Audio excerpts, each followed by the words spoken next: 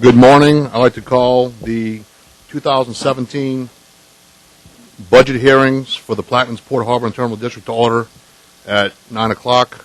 Need a roll call. No. Councilmember Bartholomew. Present. Councilmember Black. Present. Councilmember Lapine. Present. Councilmember Juneau. Present. Councilmember Roussel. Yes. Councilmember Burt. Present. Councilmember Salvant. Councilmember Edgecombe is absent right now, and Councilmember Williams. Present. All right, let the record reflect that all 9 council members are present. I'm sorry, no, Mr. Edgecombe is not present. Let's get right to business. Mr. Sanders, I guess you can sit there. You're already set up, and Mr. Pennison, I appreciate the entire staff being here. General Sanders, do you want to begin with the Sure. introduction? Good morning, Mr. President. Good morning, Mr. Chairman, Mr. Vice Chairman, members of the board, and ladies and gentlemen of the audience. My name is Sandy Sanders. I am going to read to you my budget message. I'll follow up with a few admin remarks, and then I'll have Sean Brell-Riley walk us through the budget. Prior to that, I just want to let everyone know that a copy of this budget was placed in all the parish libraries, and it's also on the Port website if you would like to look it up. 2017 budget message, October 27, 2016. Plaquemines Parish Council Governing Authority, Plaquemines Port Harbor and Terminal District. As the Executive Director of the Port, I herewith submit to the Plaquemines Port Council the proposed operating budget for the year 2017 and the proposed capital improvement budget for the years 2017 through 2021. The budget serves as a financial tool to track the accuracy of last year's forecast and to game plan next year's financial roadmap as the Port steadily implements the Port Strategic Plan. As required by Parish Charter, Article 7, Sections 7.03 and 7.05 in the Local Government Budget Act, I present a budget evidencing a complete fiscal plan which contains the following: budget message, general budget summary, detailed estimates of revenues, detailed estimates of expenditures, 5-year capital improvement plan, manpower tables, delinquent taxes, current and projected retirement fund obligations, statement of indebtedness, and adoption ordinances. As required by law, this is a balanced budget. The total estimated revenues exceed the total proposed expenditures. This budget maintains services to the Port at the current level. It includes financing for all filled and vacant positions in majority of vacant positions on the current manpower table. Also included is funding for merit increases for classified employees and cost of living increases for unclassified employees. The Port uses the accrual basis of accounting under which revenues are recorded when earned and expenses are recorded when the liability is incurred. The budget basis of accounting does not materially differ from the financial reporting. The proposed budget presents a fiscally sound approach to Port finances. The Port will strive to provide efficiency and continue to promote fiscal responsibility. Please contact my office with any questions regarding the budget as proposed. Sincerely, Menard J. Sanders, Executive Director, Plaquemines Port Harbor and Terminal District. A few admin notes. First, I would like to comment on last year's budget performance. Last year's budget, and we also have 2 months left in the forecast, we forecasted $8.394 million in revenues and a corresponding $7.565 in expenses.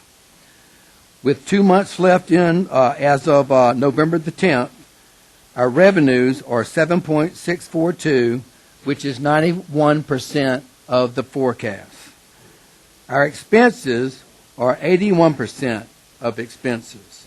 So these interpolated numbers reveal that we will exceed our forecasted revenues and we will minimize our forecasted expenses.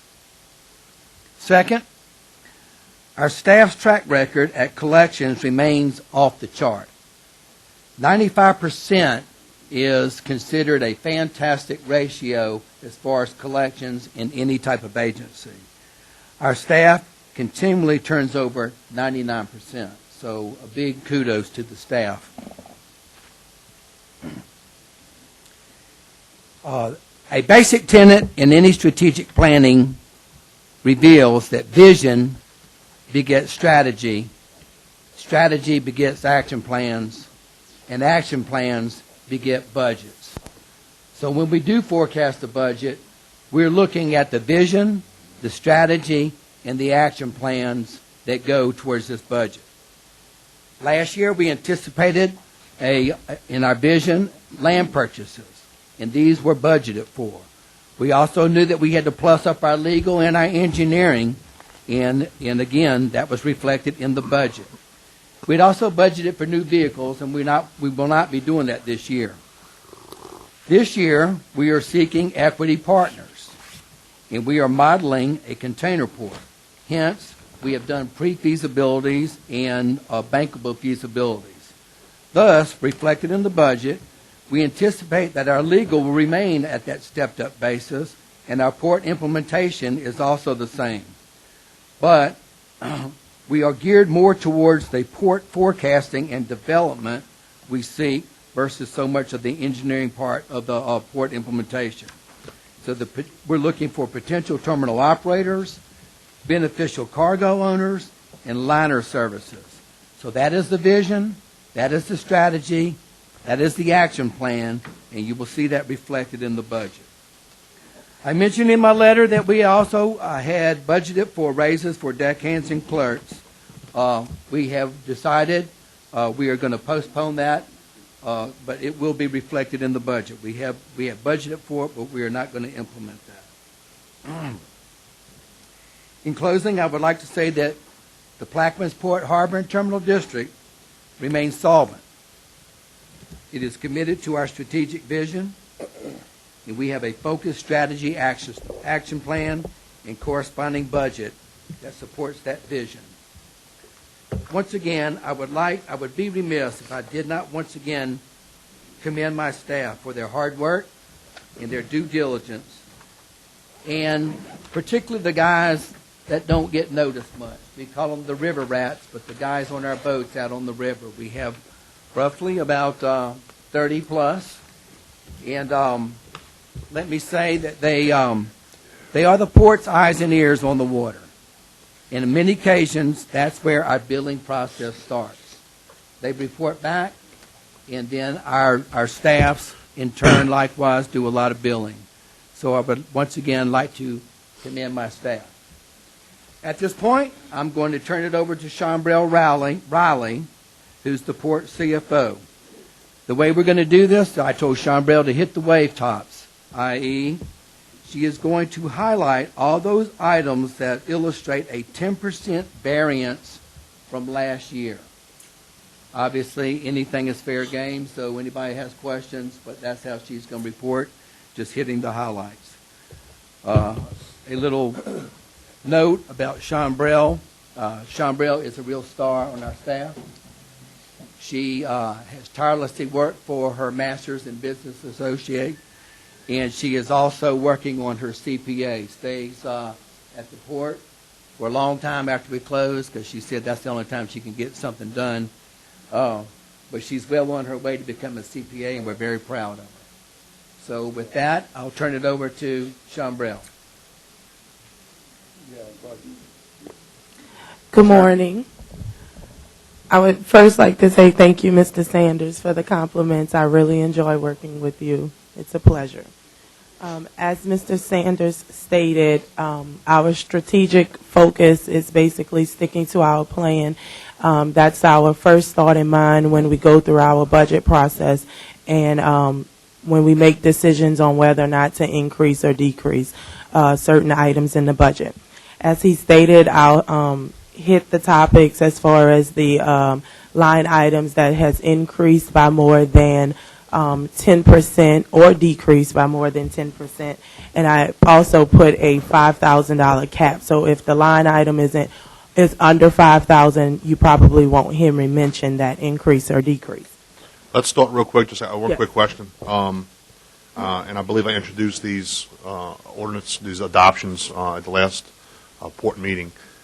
We're going to need to do an amendment since General Sanders decided to make a very, and I really applaud you and your staff for doing this, I think it shows good faith, especially to your colleagues over at PPG, not to take the 3% raise this year.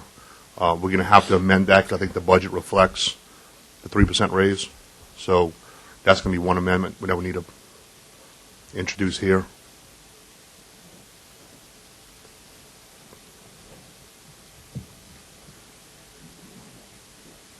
Hold on one second, Schumer.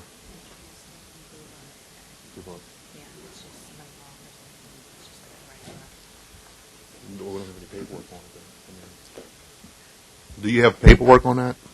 On the 3%, not taking the 3%, because the proposed budget reflects a 3% increase, and we're not going to do a 3% increase. So we just need legislation amending the budget to reflect that the 3% increase is not going to be in this proposal. Okay, you can do Rochelle's pretty good at this. I'm just, operating amendment. especially if you're paying an intergovernmental service charge. Right. Okay, she can write up an amendment to the Okay. proposal. Well, we'll get to it later because Okay. we're going to have to vote on it here today. Okay, So, all right. I'm sorry. You can continue.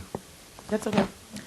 Okay, so the port increased its port tariff security cargo fee by 11%, and that was due to the October 2016 increase by the Gulf Seaport Marine Terminal. Okay, and then You on the green tab? I'm just hitting the detailed line items as far as if anything increased. None of the revenue increased besides the tariff security cargo fees by more than 10%. Okay. That had an increase of 11%, and that was due to the October 2016 increase by the Gulf Seaport Marine Association.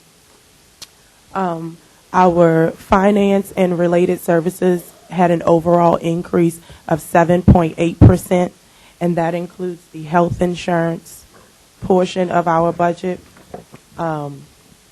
Operating expenses, we had a 41.6% increase in operating services for legal notices, and that was basically due to now televising the port committee meetings, and the port takes full expense of that. It's not split between the parish and the port. We had a 37.5% increase in membership dues. That was due to Mr. Sanders and the staffs would like to participate more and be more active in the market, again, sticking to our strategic plan of growing and development. We had a 100% increase in rentals and lease software. In 2016, we implemented a new document management system, and you'll see later on we show a decrease in the capital outlay portion for software because we, after doing research and shopping around the market, we found it more cost efficient to actually lease an online paperless system due to our size and volume instead of purchasing it. Instead of purchasing a software that was a bit more costly. Maintenance and maintenance on the buildings in the ground had an increase in that was due to, it had a decrease, and that was due to the recent ordinance we had originally put in the culvert project in maintenance and grounds, and we've moved that over to the capital improvement budget.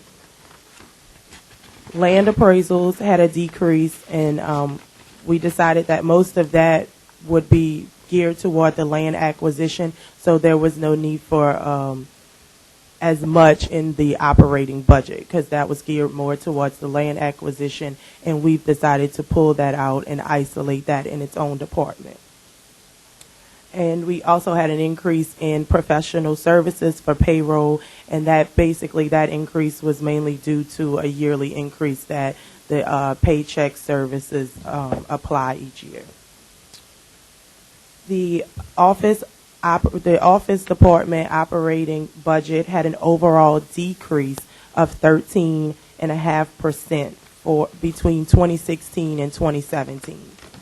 So again, we increased revenues by 1.1%, and we decreased the operating expenses by 13.5% overall. You'll see a decrease between 2016 and 2017 in the Avalon principal payment, and that's basically due to the millage reduction.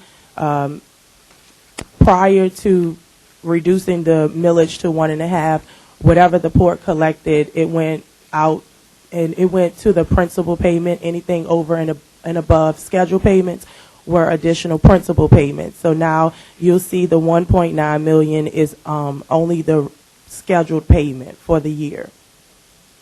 Again, like I mentioned, the office computer software and the capital outlay budget, you will see a decrease from 2016 to 2017, and that's due to our choice of leasing the software instead of purchasing the software. The office capital outlay budget had an overall decrease of 87.2% in expenses. Moving to the rescue boat department, the financial and related services budget had an overall increase of 18%, and that's due to the average increase of cost of health insurance. In the rescue boat department, we increased the utilities budget line item by 13.3%, and that was due to the Authority 3 being out for most of 2016, so we didn't have that much in the budget, but 2017, we are expected to have it in full service for the entire year, so we had to increase the utility cost for that. The maintenance on the boats had a decrease of 28.5%, and that's due to the port recently getting 2 new vessels. So we felt that we wouldn't need as much in the budget for maintenance with brand new vessels. Parts and supplies had a decrease of 9.2%. Fuel on gasoline had a decrease of 15%, and fuel and diesel had a decrease of 6.6%. Again, that's due to the new vessels, and the port felt that we would not spend as much on vessel maintenance and parts and supplies. The rescue boats had an overall total operating budget decrease of 8.23%. The rescue boats capital outlay had an overall decrease of 44%, and that's mainly due to in the 2016 we purchased a new barge, and in 2017 we're just going to focus on getting it up and running in service. I do want to note that in the VG land acquisition department, we had a 25% increase in lease option revenue, and we kept our we had no increase or decrease in the projected expenses in that department. And that concludes my wave top overview of our budget increases and decreases. Shambar, I really appreciate it. Very detailed. I'm going to open it up to the table if there's any questions. Mr. Sanders? Yes, in closing, once again, the PPHCD remains solvent.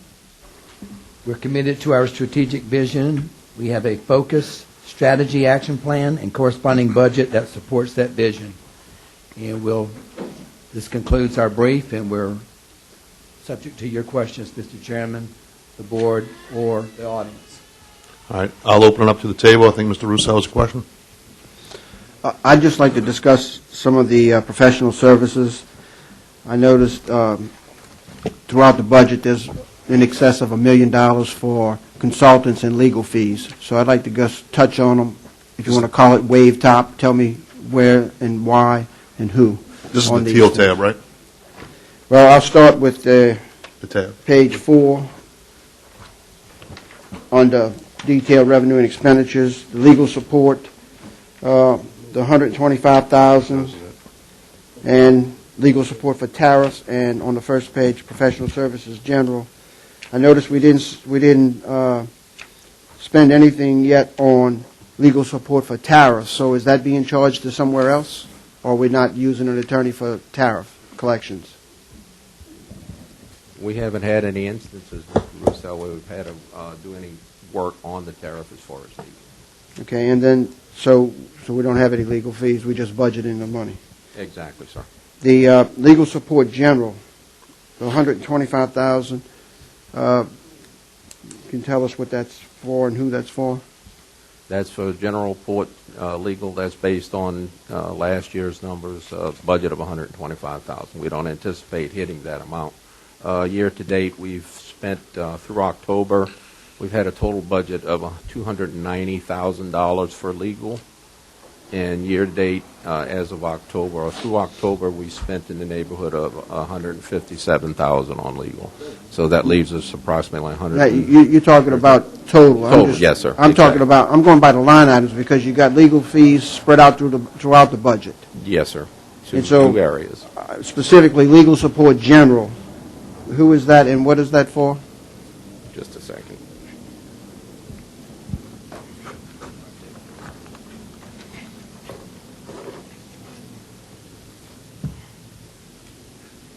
Let's see, legal support general, we've spent year to date, now this is not just this line item, this is all expenditures. I know, but okay? I want to go page by page because, like I said, throughout the budget, you sprinkled in probably in excess of $1 million on consultants and legal fees. And I'm just trying to break it down in my mind because when we get to the back, for instance, when we get to the VG, you still were budgeting $150,000, $300,000 or $400,000 there under acquisition under VG when we've already purchased the land. So my question kind of specifically goes to the line item that you're budgeting as to what purpose is it for, or are you just parking money in these items? No, sir, this is, that's what we budgeted, I guess you could call it parking. Well, We, then let's go ahead and answer the question then. So what does legal support general, the $125,000, who does it go to and what is it for? Year to date, we spent $29,000 in venture global efforts. That's primarily wait. This is for Dwyer, Cambria, and Suffolk. I'm working off of a budget that you presented. Yes, sir. Can we work off of the same document? Sure. Okay. On page 2460, general operating, legal support general, $125,000. Yes. That's the first question, as to where and who. It would, right now, we have a contract with Dwyer, Cambria, and Suffolk. Okay, so this would be Rathburn. One of them, yes, sir. We've incurred expenses for a labor attorney. That would be the there as Kuhlman well? firm, yes, sir. Coleman again? Coleman, Kuhlmann. Okay. And then we had a minor expense of $280 for a court reporter for a civil service hearing. So that's what you charge there. Then Yes, sir. you already answered the tariffs. We don't have any tariff collection. As so to date, no, sir. We're not doing that. And then professional services general was $65,000. Hang on just a second.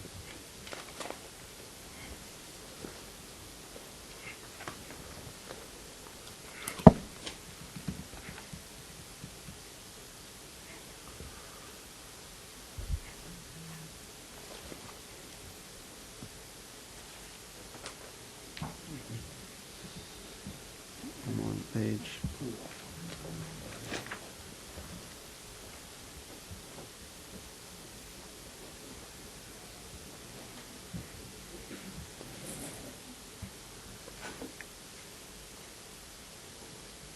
Mr. Roussel, I don't have that information with me. Can you pull it up? Well, Cabril's pulling it up, sir. okay. So far, we've spent in that category almost $42,000 according to this report, and you got $65,000. So I was just curious to know what that professional services covers. And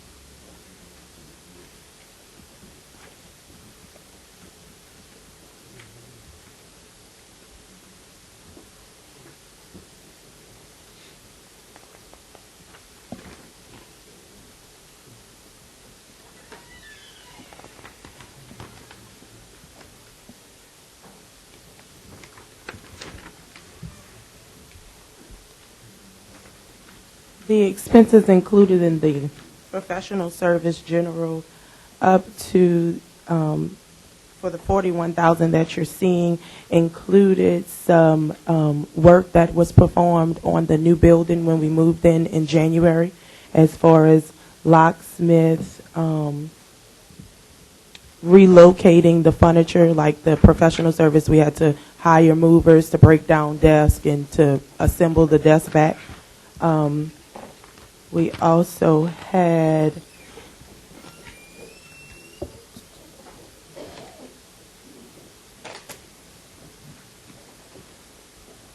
the professional services for the 2015 audit is included in that 41,000.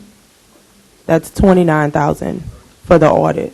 29,500. That professional service is included. We have strategic planning for the air cargo was included in that. Who was that to? That was made payable to.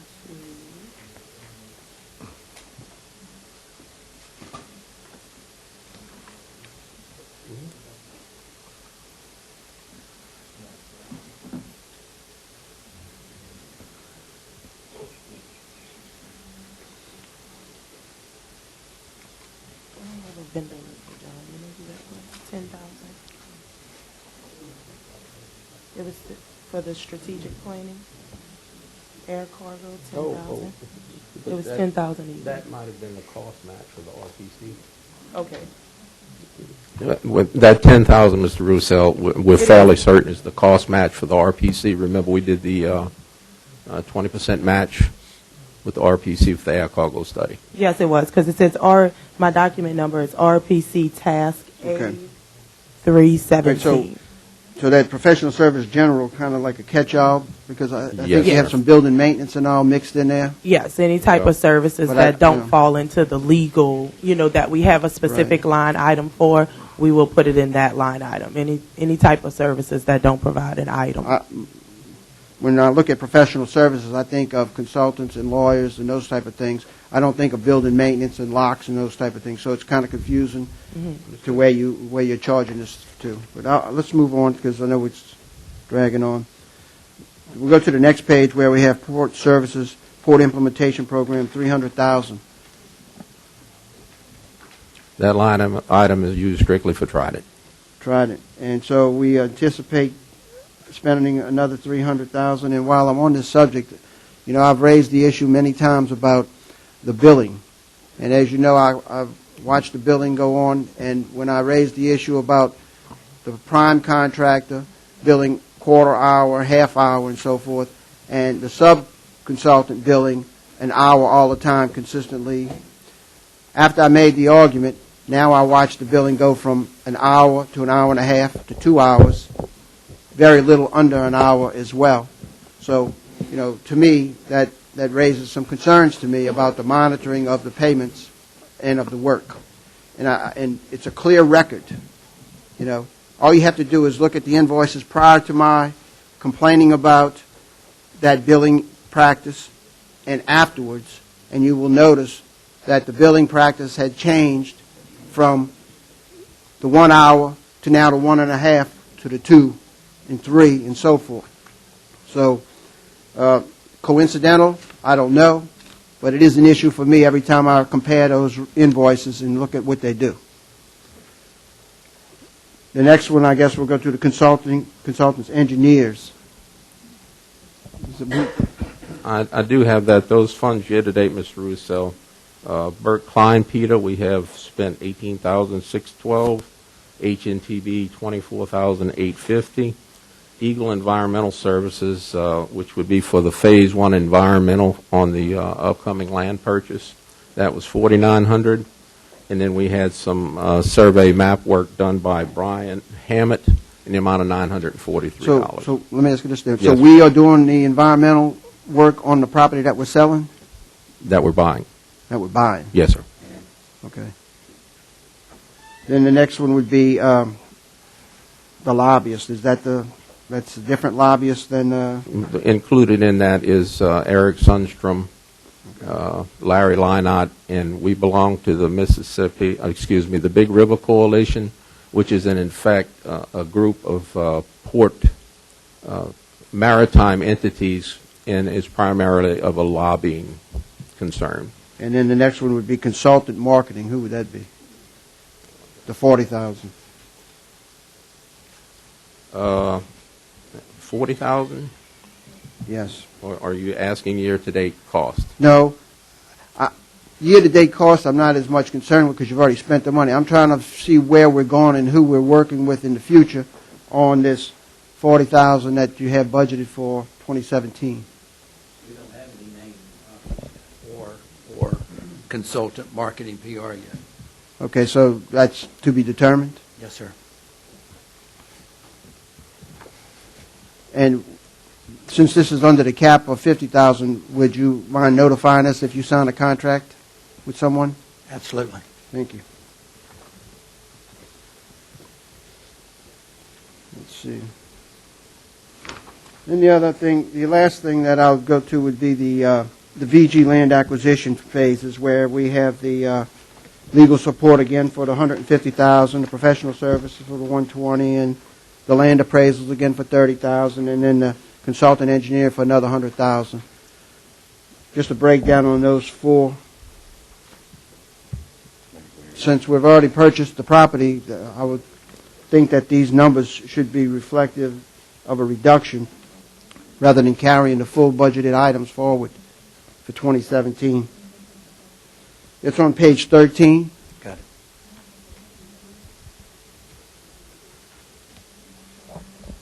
These are expenses that we have allocated towards VG in the event that we do work specifically for VG. It was a way that we could track it and also track it for VG as well. No, I understand the purpose of it, but I'm looking for what the intent is. In 2016, we budgeted $150,000 for legal support, and to date, we spent $43,000. Same thing with professional service, $120,000, spent $28,000, and so forth. Land appraisals, $30,000, spent none, and then consultants, engineering, $100,000, and spent none. So I guess my question is, we are duplicating those appropriations for 2017. What do we intend to do? Or again, is that just parking money in these line items? For instance, the $150,000 for legal support on general. If we've already purchased the property, phase 2, what do we intend to spend that money on? In the event that we do purchase more property, that is available, we're not just parking money, we're anticipating what we may do and ensuring that it will be funded. Okay, so then, if that's the case, then on professional services legal and professional services general, what would the difference be between those two? One would be, General is the day-to-day operations of the port. That is NDAs, getting a legal smell test, one different things that we do. That would be the general. well, that's why I asked the questions in the beginning, under general in the beginning. That's where I thought we were charging those items to on page 4. That is correct. And then So- we come back to page 13, and then we have legal support general for another $150,000. That is for Venture Global. Mr. Russell, for tracking purposes, we broke the budget down to reflect the Phase 2 land purchase. Okay? And it is really for tracking purposes. If we get invoices in from Rathburn, he breaks out Phase 2, the actual efforts going towards the purchase of the property. That's what goes to that line item under that budget. We just did this in order to, getting the option money from Venture Global. We actually cut checks out of a separate account for that purpose. So we just have a handle on what kind of legal services, what kind of professional services we're designating or we're trying to purchase land. That's what the difference is. Okay? We just did it as an internal control measure so we would know what we're spending towards land purchase and what we're spending in-house as far as legal services. And I think to clarify, the difference between the professional services and then the legal services, any legal services would be specifically a lawyer. The charges that we charge to professional services would be any type of consulting, like with the real estate agent when it comes to additional purchases. So that's how we separate the two, natures. If it's with a lawyer, it goes to legal. If it's with any other type of profession, whether it be an accountant or a real estate agent, any type of services provided in that manner will go under professional services. And we keep it general so that way we don't have 10 different line items that says real estate agent or, consulting or finance, or if you have to talk with a financial advisor as far as, financing the purchase or something like that. And the engineering is separated by the next category, the 100,000, correct? Exactly. And to date, for instance, we're doing the culvert project right now. We anticipate an invoice from the parish at some point from Mr. Dugas Engineering Services that will be obviously budgeted to that line item, professional services, land improvement, if you will. And not to the capital improvement budget that you have changed this to? What's that? Yes, sir. That specific project is moved to the capital improvement budget. So it won't be charged here? No, it won't. Okay. My mistake. All right. My only issue was that, we're duplicating the legal fees and continuing to carry on the same amounts with, in two cases, nothing being spent. And so that's why I was wanting to know what it's earmarked for. Thank you. Anyone else from the table have any questions, comments? Chris, do you have a amendment? I'll pass it down. We'll just, just, Donald, you mind handing that to me?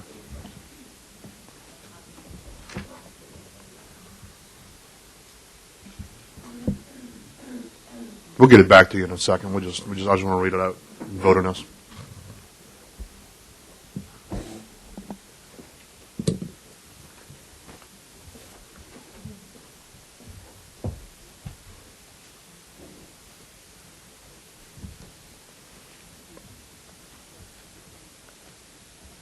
I guess we can take these two in global.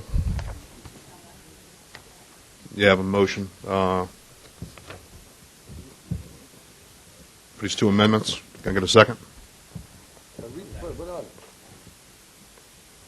Well, I just said, I'm sorry, John. It's a motion to amend the 2017 original operating budget, both general operating and rescue boats, to reduce by 3% in salaries, wages, taxes, FICA taxes, retirement PERS. Got a second by Mr. Lapine. Get a roll call vote, please. Councilmember Bartholomew? Yes. Councilmember Black? Yes. Councilmember Lapine? Yes. Councilmember Juneau? Yes. Councilmember Roussel? Yes. Councilmember Burt? Yes. Councilmember Salvant? Councilmember Williams? Yes. And Councilmember Edgecombe is absent right now. All right. Let the record reflect it was 8-0 with Mr. Edgecombe absent. Do we have any other amendments to be proposed?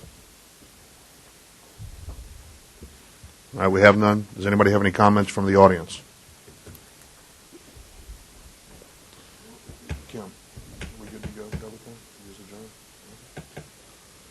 I can get a motion to adjourn. So be it. Offered by Mr. Bartholomew. For the second. Second by Ms. Salvant. Get a roll call vote, please. Councilmember Bartholomew? Yes. Councilmember Black? Yes. Councilmember Lapine? Councilmember Juneau? Councilmember Roussel? Yes. Councilmember Burt? Yes. Councilmember Salvant? And Councilmember Williams? Yes. And Councilmember Edgecombe is absent. And with an 8-0 vote, we are adjourned at 9:45. Thank you, guys. We're going to take about 5 to 10 minutes. Thank you, Council.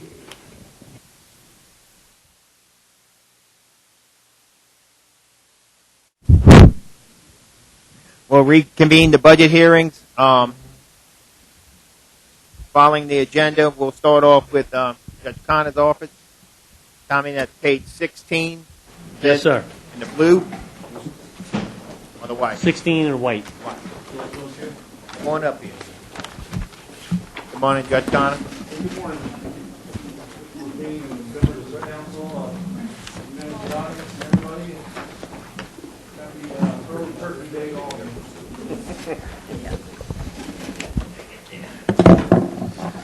With the 16. Here as well. Okay. Hi, Guy. I haven't seen you in a long time, sir. How you doing? Good. Good. Feels like old times. Okay, you got a brief overview, or? Just a brief one, Mr. Lapine. I think most of you guys know why I'm here. I understand that the administration has cut across the board the budgets by 10%, and I'm not here to argue or quibble about that because I know the hard times that you guys have, the difficult decisions that you guys face, and the fact that if this is a team concept, which I believe in, everybody's got to give. And so I've always subscribed to that philosophy, and I've always pretty much tried as best I could to keep my budgets reasonable and to do my best to cooperate with you. I'm really here for two reasons. The first reason I'm here, I'm actually here, and I'm going to let Judge Clement speak for himself on Division B, and I think the district attorney is obviously here to speak for himself. But the first thing I would like to inform you that Judge Clements and I have a fund that is a DWI fund that you may or may not be aware of. Hopefully you're aware of it. We have never used it. It's been sitting idle for years and years and years without any use, and apparently it's accumulated up to the tune of $88,000. We have not touched that fund. We both got together recently and realized that we were going to use that fund for a rainy day. And based on the 10% across the board cuts, we believe now that rainy day has occurred. So what we'd like to do, first of all, is propose to this council to help on our part to offset the cuts you're making against our budget without coming to you to ask for additional money to cover that, is for each division is planning to give 44,000, I believe? Yes, 44,000 apiece back to the government, but asking a credit back on our budget correspondingly. So technically, we'll take care of that portion of the cut. It'll save us from having to ask you, and it'll fund it. Now, we realize it's a one-year fix because the money accumulates at such a small amount that after this year, we'll certainly have to come back to you next year, but hopefully by next year, we may be in a different posture. We may not, but at least it'll help us out for this year. And my understanding is that I think Finance is already looking at preparing the necessary amendment for both A and B on that.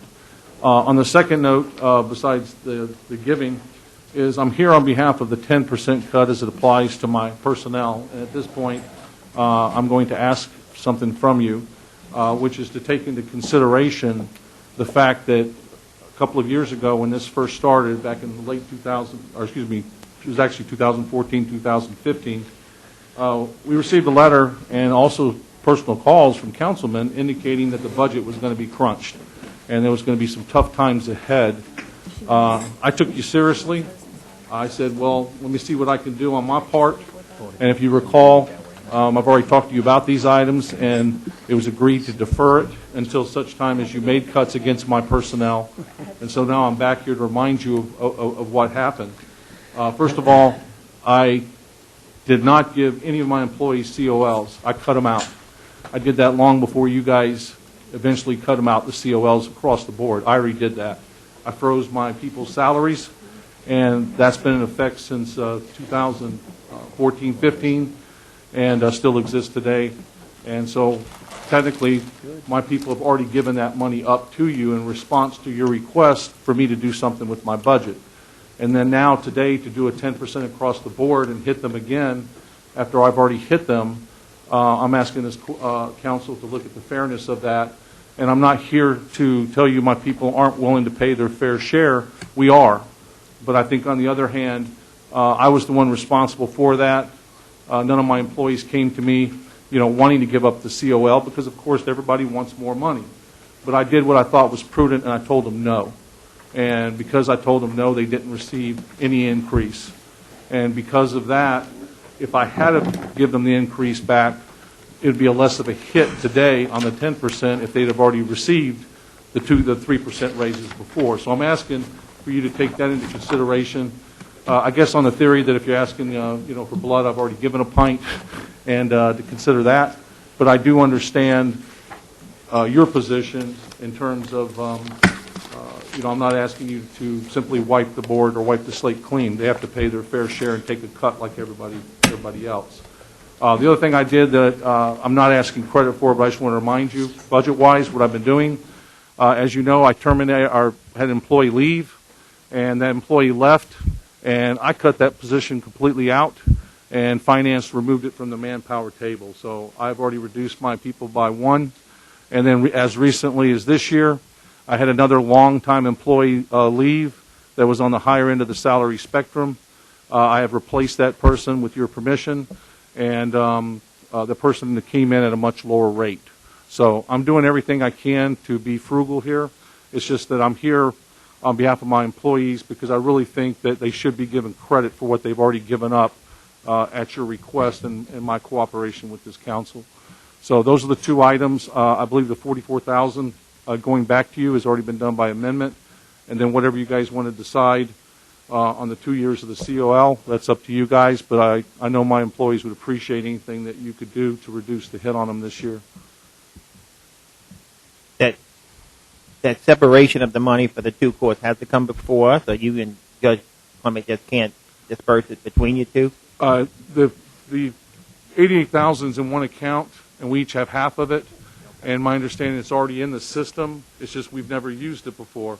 And yes, it can be divided out. If you guys recall, I forgot to mention this, but a couple of years ago, I had inherited a windfall of over $100,000 in my probation fee, and I wanted to see if I could give that back to the parish. So I had to go to the Attorney General and got an Attorney General opinion that authorized the payment to you guys of my probation account. And the theory was, since you guys pay for all my expenses to do everything I need to do, then you're entitled to get paid back for that. Same thing with the DWI.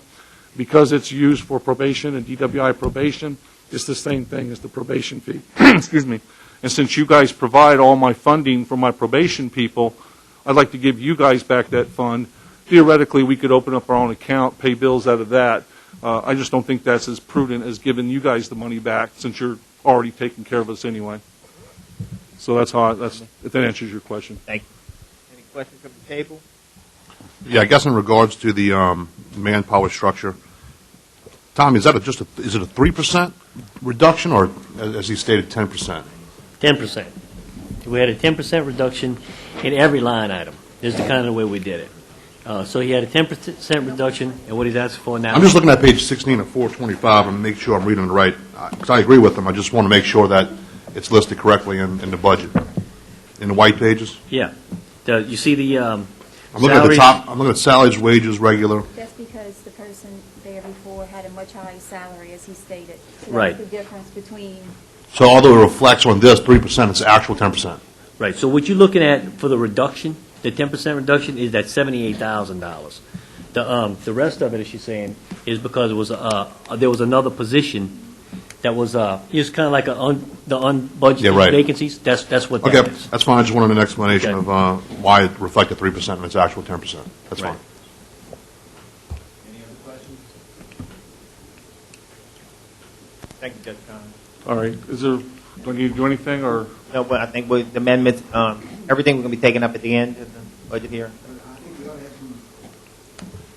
I think we ought to have some discussion about how we are going to handle this, because at the end of the day, you might not be here, and we'll have enough amendments on the table to where somebody's going to get left out. So without having some discussion here as to, and I appreciate the fact that you didn't give the COLs for the last 2 years. The problem is going to come when we have votes at this table, how they're going to deal with the district attorney and the other judge who did give COLs, and how we're going to handle that fairness issue. So it's going to have to be dealt with through an amendment of some type, and if we're trying to keep you whole and be fair, then another amendment needs to be drafted besides this amendment that we're talking about for the $40,000. So if there's some discussion at the table that wants to be had other than me, I mean, I get out here on this limb all the time trying to be fair, and at the end of the day, I'm the only one on the limb. So I would like to see some discussion from this table as to how we want to handle this. Yesterday, didn't I have an excellent amendment to drop his 3% to 7%, since he already gave 3%, for him to have 7% instead of 10? That's what we did. We have That's one. what you did, right.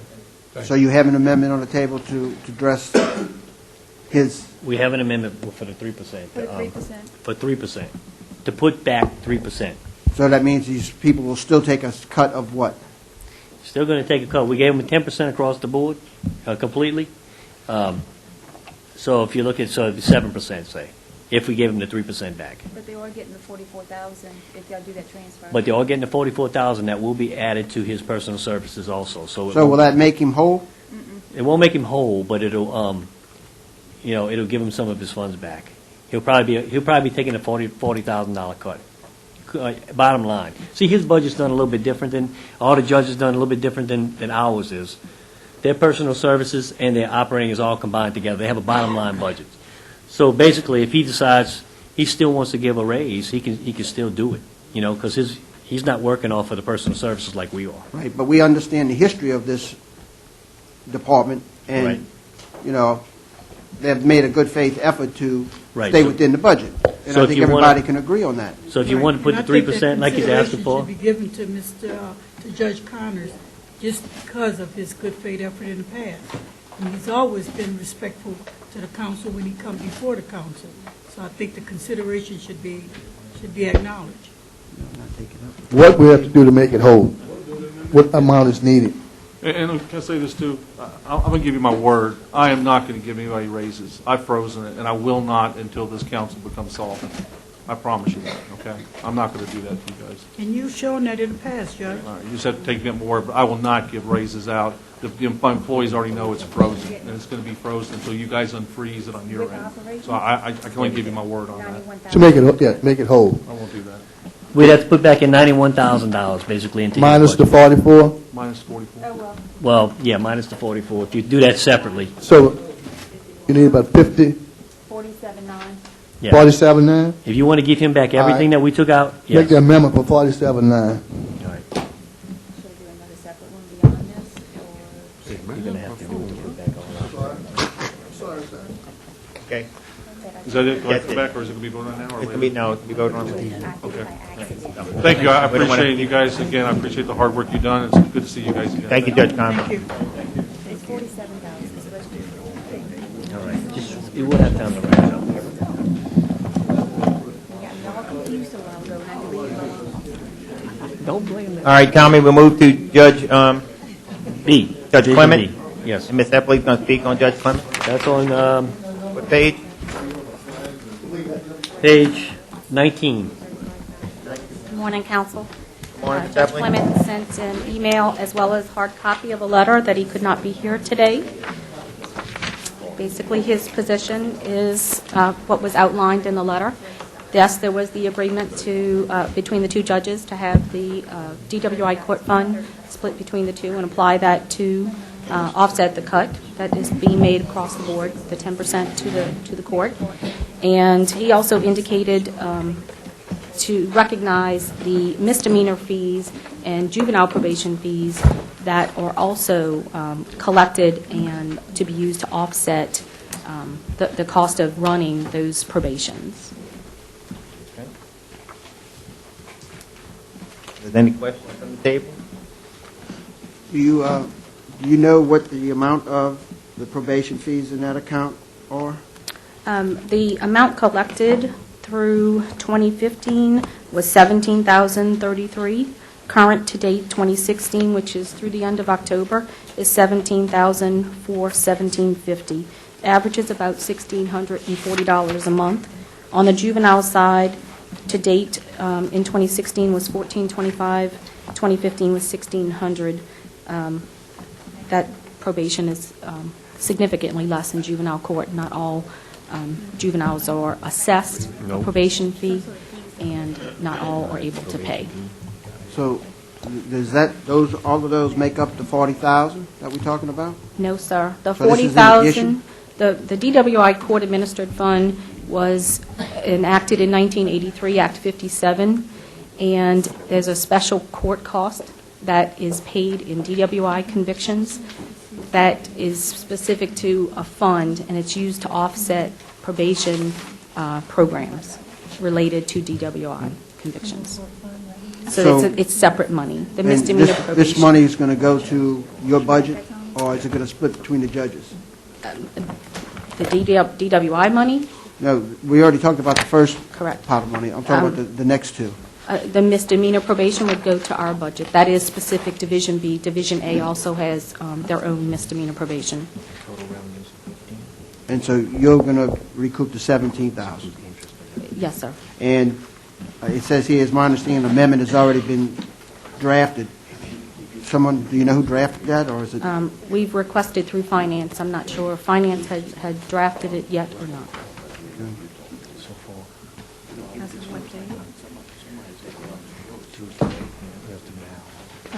Any other questions? Yeah, 532.001, professional services general.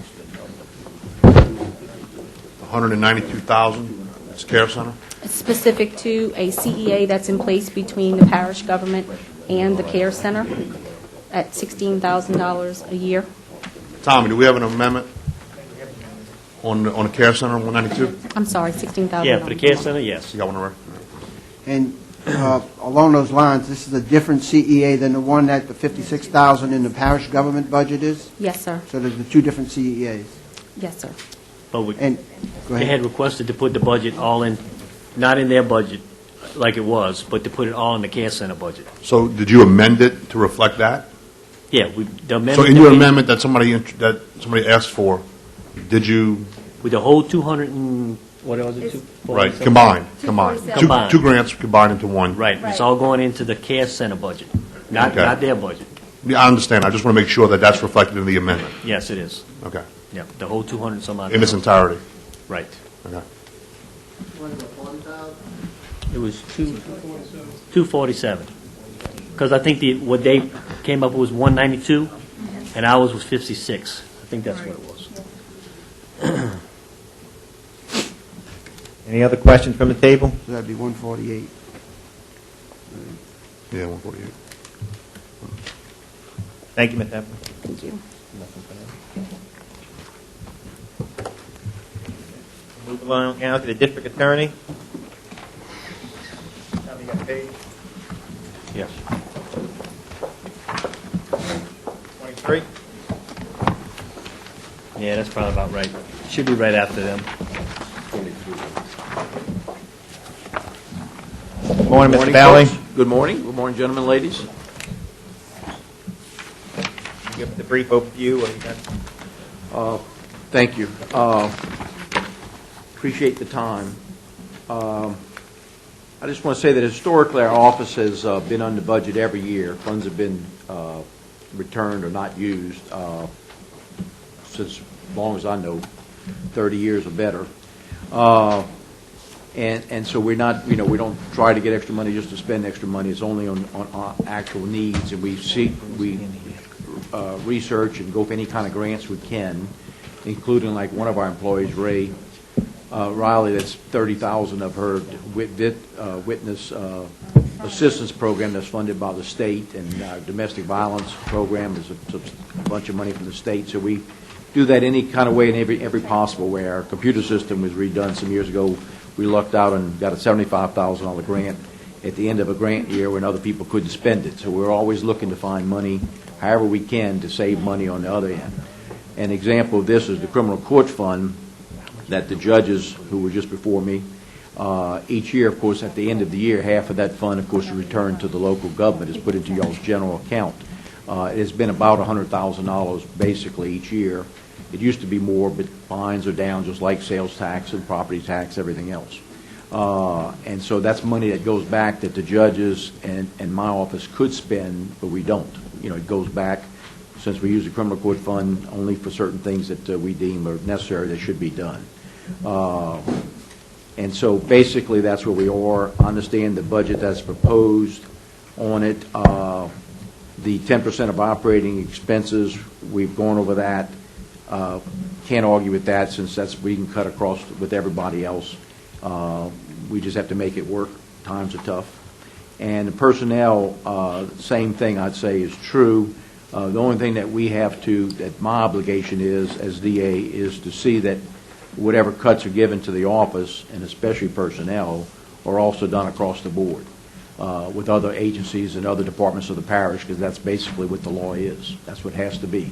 And I will say, with the exception of what was just done with Judge Connor, which I would agree is correct to do, and so I'm not going to use that as an example that he wasn't cut 10%, because, I mean, I think it was fair just to put back what he didn't get maybe a year or so ago. But outside of that exception, it's our duty, of course, just to see how others are treated when it comes to personnel services and expenses. And if it's done across the board, so be it. We have to live with it. We don't have any question about that. So that's where we are. There was only one exception that we have, too, and I have an employee, Rosemary Bondi, that was out last year. Temple, she's still Temple. Oh, she's still Temple. Okay, she's married to Bondi. And that was out on maternity issue last year. It got a little complicated, had a few problems, and as health care laws go and maternity issues go especially, we don't, pry into it or get into it too much, and so went on a part-time status that still is and will be through about the first quarter, I understand, of 2017. After that, I understand, would be back full-time. She does our in-house IT work, records, archiving, and all that work is her duties. So that's the only exception that I have, that I see with the proposed budget, is that pay for that particular position.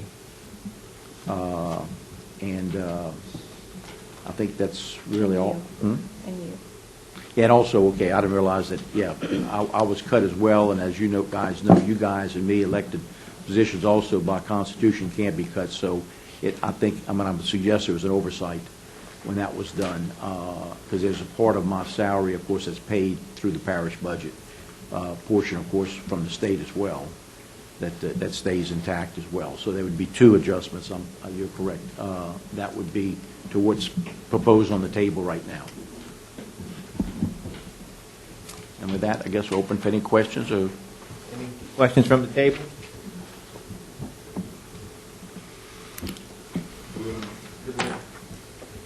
Yeah, do we have an amendment to correct Mr. Ballet's salary? No, we don't have. Draw one up. Yeah, we could draw one. We don't have one yet. So we need to know exactly what we put back in there. Do we have any figures that we know?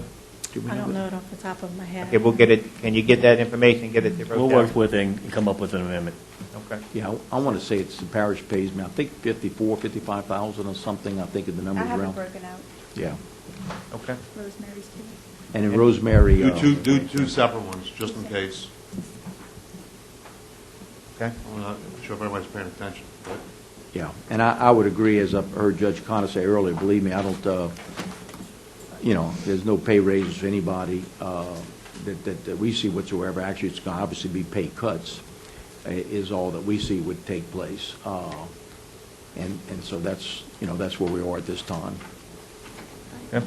Any Would other you questions? give the 30 When would you give the 30,000 back? The what? The 30,000. Yeah, well, as you point out, we do give back the grant monies we get, like for raised position, y'all get that, it's 30,000. I know it goes to the parish because the parish funds our position, so it goes back. Now, of course, if the state would cut some things, it'll be what it is. We, can't, we fight for it up there, but we can't control it, that's for sure. No other questions? Thank you, Mr. Balley. Thank you, guys. Thank you all. Y'all have a happy Thanksgiving. Yep. Thank you. All right, we'll move now with the assessor. Okay.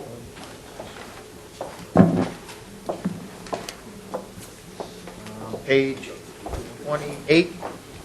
Right, Tom? No. Well, hold on. I can give you what I have.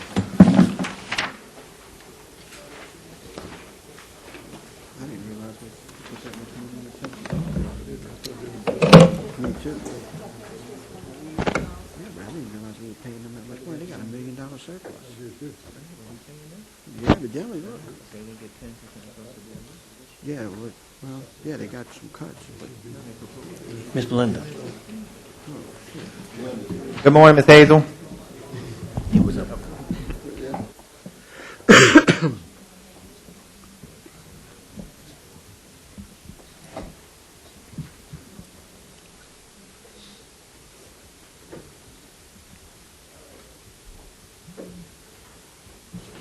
Good morning, Ms. Hazel. Good morning. Thank you. Brief overview. Give us a brief overview.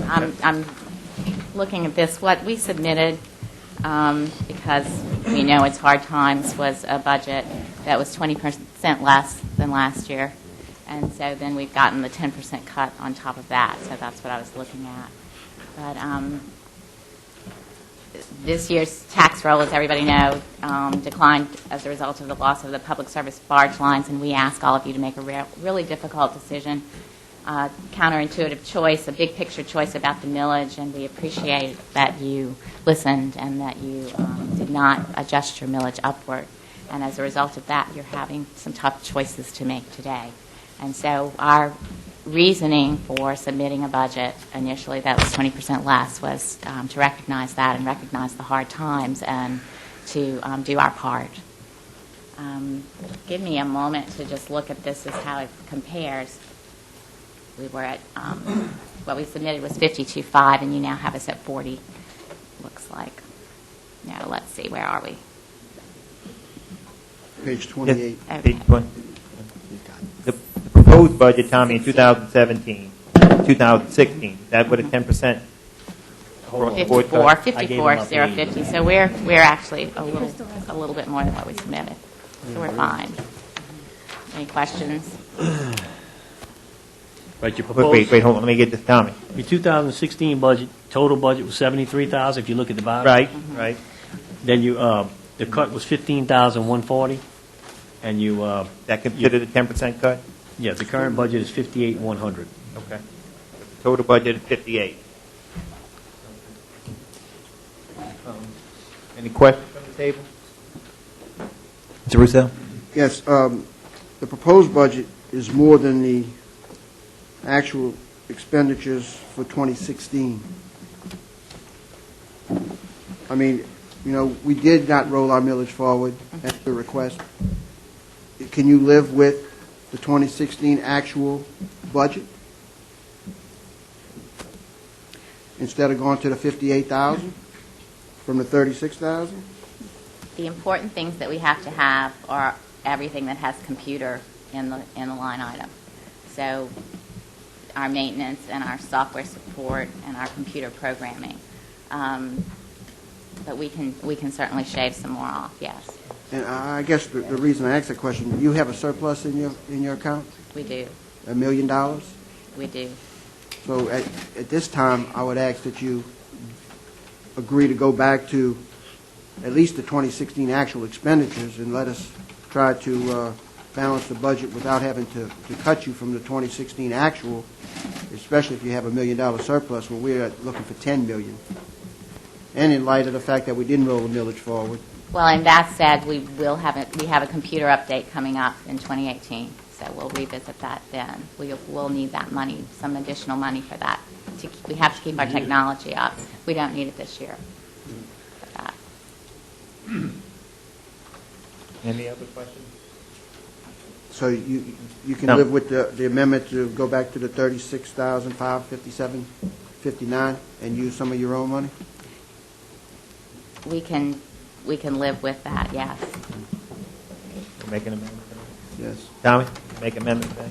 Yes, I'll make an amendment for 21,005, round it off. Okay. We'll just take it out of some of the different line items. Thank you for your cooperation. As long as we don't take it out of the computer line items, but we can bounce around. But that's where we need our money, Thank you. computer technology. Any other questions from the table? Thank you, Ms. Hazel. You're welcome.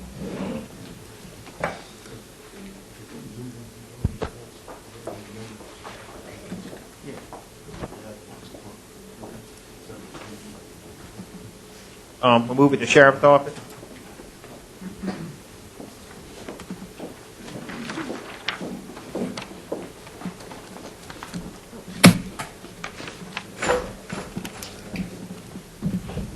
Page 29. Page 29.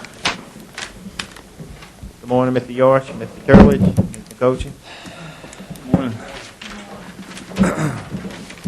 On page 29 of the budget, we have a brief overview. Yeah, I'll have- Good morning. Thank y'all for having me. appreciate it. Basically, this is probably, I'll give you a little bit of background on some of the things that me and my staff have been doing, and this is probably the last thing that we tackled.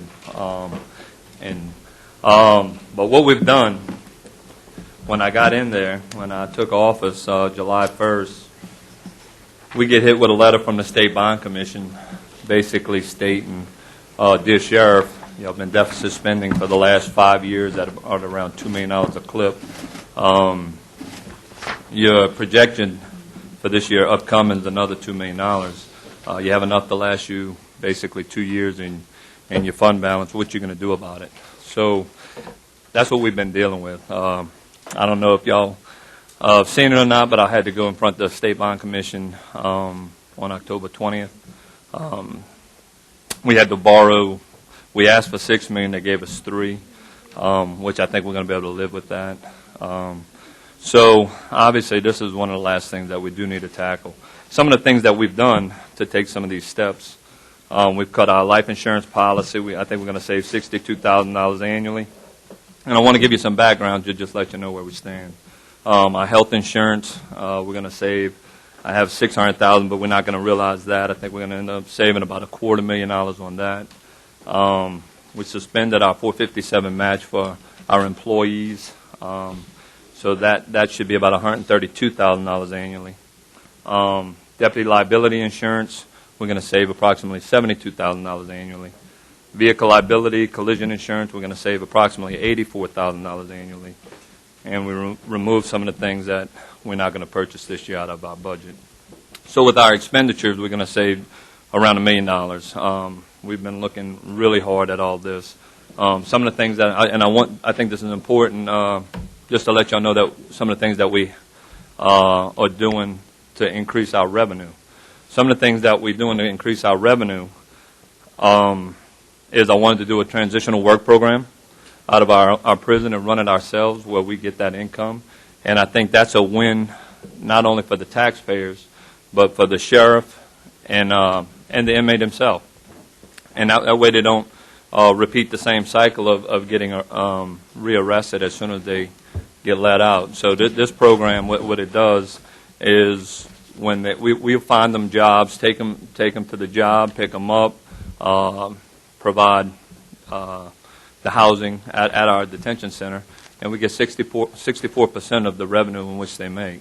It's a win for the inmate because instead of being incarcerated, they can earn a living or earn money, so when they get out, they'll be able to afford rent or housing, and not likely to go back to stealing or selling drugs. So I think it's a great program. The next thing I did to increase revenues to stop the burden on the taxpayers and this government is the federal application was sitting on the prior administration's desk for 3 years. 3 years. And you know how many pages they did? None. They didn't do not one page. Whether or not it was because they didn't know how or what the reasons were, I'm happy to say it took me about 5 weeks to get it done. It was very intricate. It was very tedious. It was a lot of work. But we did get it done, and I'm excited to say, matter of fact, I took the U.S. Marshals down there with me to go look at our facility. And our facility is the only one like it in the world. I mean, y'all are familiar with it. There's no reason we can't market it. So I ended up taking my chief of administration, Monica. I think I took legal. I took our maintenance program director there. I took our IT person. I took our chief of corrections. And I told them, I said, look, if they ask any questions, I think it's important for us to show that we know what we're doing down here in this prison. So we passed with flying colors. So we are expected to get federal inmates. Matter of fact, when we finished, they were ready to send 20 to 25 inmates, and we negotiated a rate of $50 a day. So I think that's going to eliminate some of the burden off our taxpayers and our government. That should be at least $500,000 worth of revenue. The third thing I did was the very next day. That was October 11th. I took the U.S. Marshals. The very next day, on October 12th, I had Marlon Gussman, the sheriff of OPP, along with Gary Maynard. He is the director of compliance, who was appointed by the DOJ to oversee the consent decree for OPP. I had them there the next day, same thing. I took my staff. I said, look, guys, I said, if they have any questions, make sure y'all answer it. If I don't know it, y'all answer it. We passed out with flying colors. They were ready to do a CEA. Gary Maynard was ready to do a CEA as soon as we completed the walkthrough. So we have a gentleman's agreement with Sheriff Gussman for 200 to 250 OPP pretrial inmates at $28 a day. And once we get, we're gonna do that in installments, because right now we don't have the staffing or the facility, but we're doing an extensive training program at our prison, and we negotiated a rate of around $28 a day, with them doing or handling half of the transportation costs. So that's some of the things that we're doing just to get us on our feet, because the Bond Commission, and y'all can go look at this, it's on legislative website, legis.la.gov, and you can see, if you want, you can go see the auditor that was under the previous administration and see the tone and how the chairman of the Bond Commission related to him, and then you can go see how they related to me, with knowing that we had a plan that is well on its way to working already.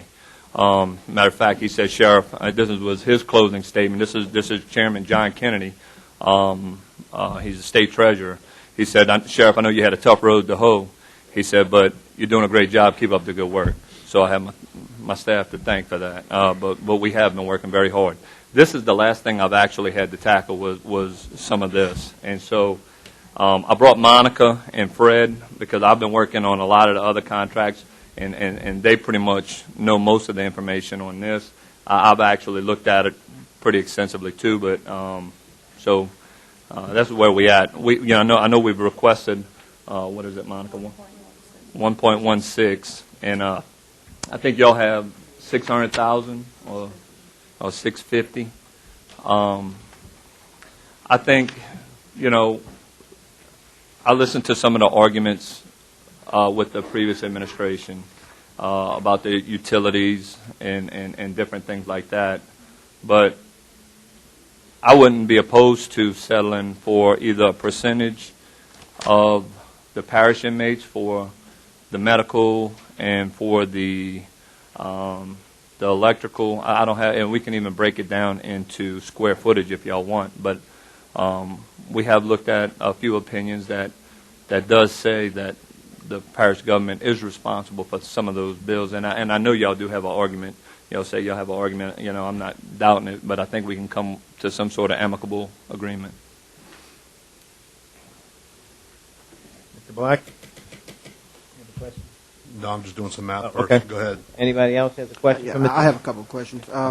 Do you see the law enforcement district ever becoming independent to where all we do is feed and maintain our local prisoners, as is the obligation under the law, as far as my opinion is? Well, Freddie, that's what I'm trying to do, Benny. I'm doing everything I can to try to relieve the taxpayers or the government from helping. I'm trying to get self-sustaining now. Obviously, when I got the letter from the State Bond Commission basically telling us we've been doing a lot of deficit spending for the last 5 years with the projected $2 million. I just got out of my exit audit. It was $2.4 million we actually lost last year. Right, but I mean, the historical position of the sheriff's office, not just the last 5 years, right, but for the last 20 years, has gone to the Bond Commission to borrow money. Okay, I understand that. On anticipated revenues. Right. So it's a systemic problem, not just because of the last 5 years, but the last 20 years. Always borrowing money in the middle of the year, anticipating the revenues that come in at the end of the year, and the hole kept getting deeper and deeper. So, I mean, I'm hoping... And I don't have no problem with that, and you're exactly right. But don't go say... Well, the problem was that the previous administration went out saying in the Gazette, first sheriff to balance the book. That isn't the case. If we I talk just about, want y'all to know that. We're very familiar with previous Right. administrations. That's why we're Right. here today, because of the previous administration and the debt we're in from the previous administration, Right. including people at this table. Right. So, I sympathize with you when you use the previous administration.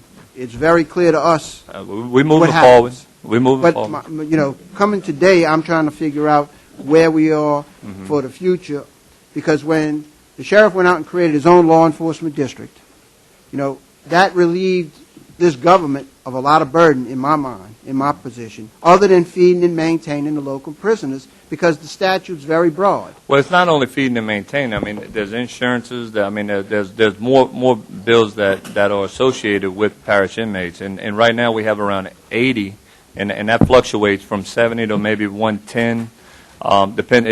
Crime is very cyclical. You know, in the winter months, it actually will go up. Right now, we have about 80 inmates, of parish inmates, but I do want to. That's what I'm striving for. Is to not be a burden on the parish government. Is to not be a burden on our taxpayers. That's why I just told you. I think, you know, when all that revenue that I just described gets realized, that's about $3 million worth of revenue.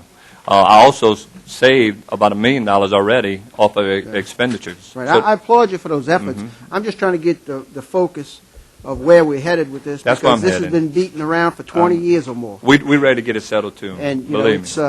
it's an issue that comes up every budget hearing for sure. I know. And it comes in the interim when we have to have meetings about who's going to pay for this and who's going to pay for that.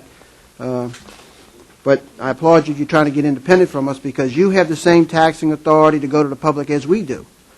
And if your law enforcement district is not making ends meet, then I feel it's your obligation to go to the public and ask them to help you make that. Just like us. You know, we have to go, and we haven't gone to the public. We didn't even roll the millage forward because of the request. Right. And we're strapped with a $10 million cut today, trying to find the money to balance the budget on all of these departments. And at the end of the day, the local government is always the last in line for anything that comes about as far as revenue comes. Okay. So, you know, it's a tight situation. I understand.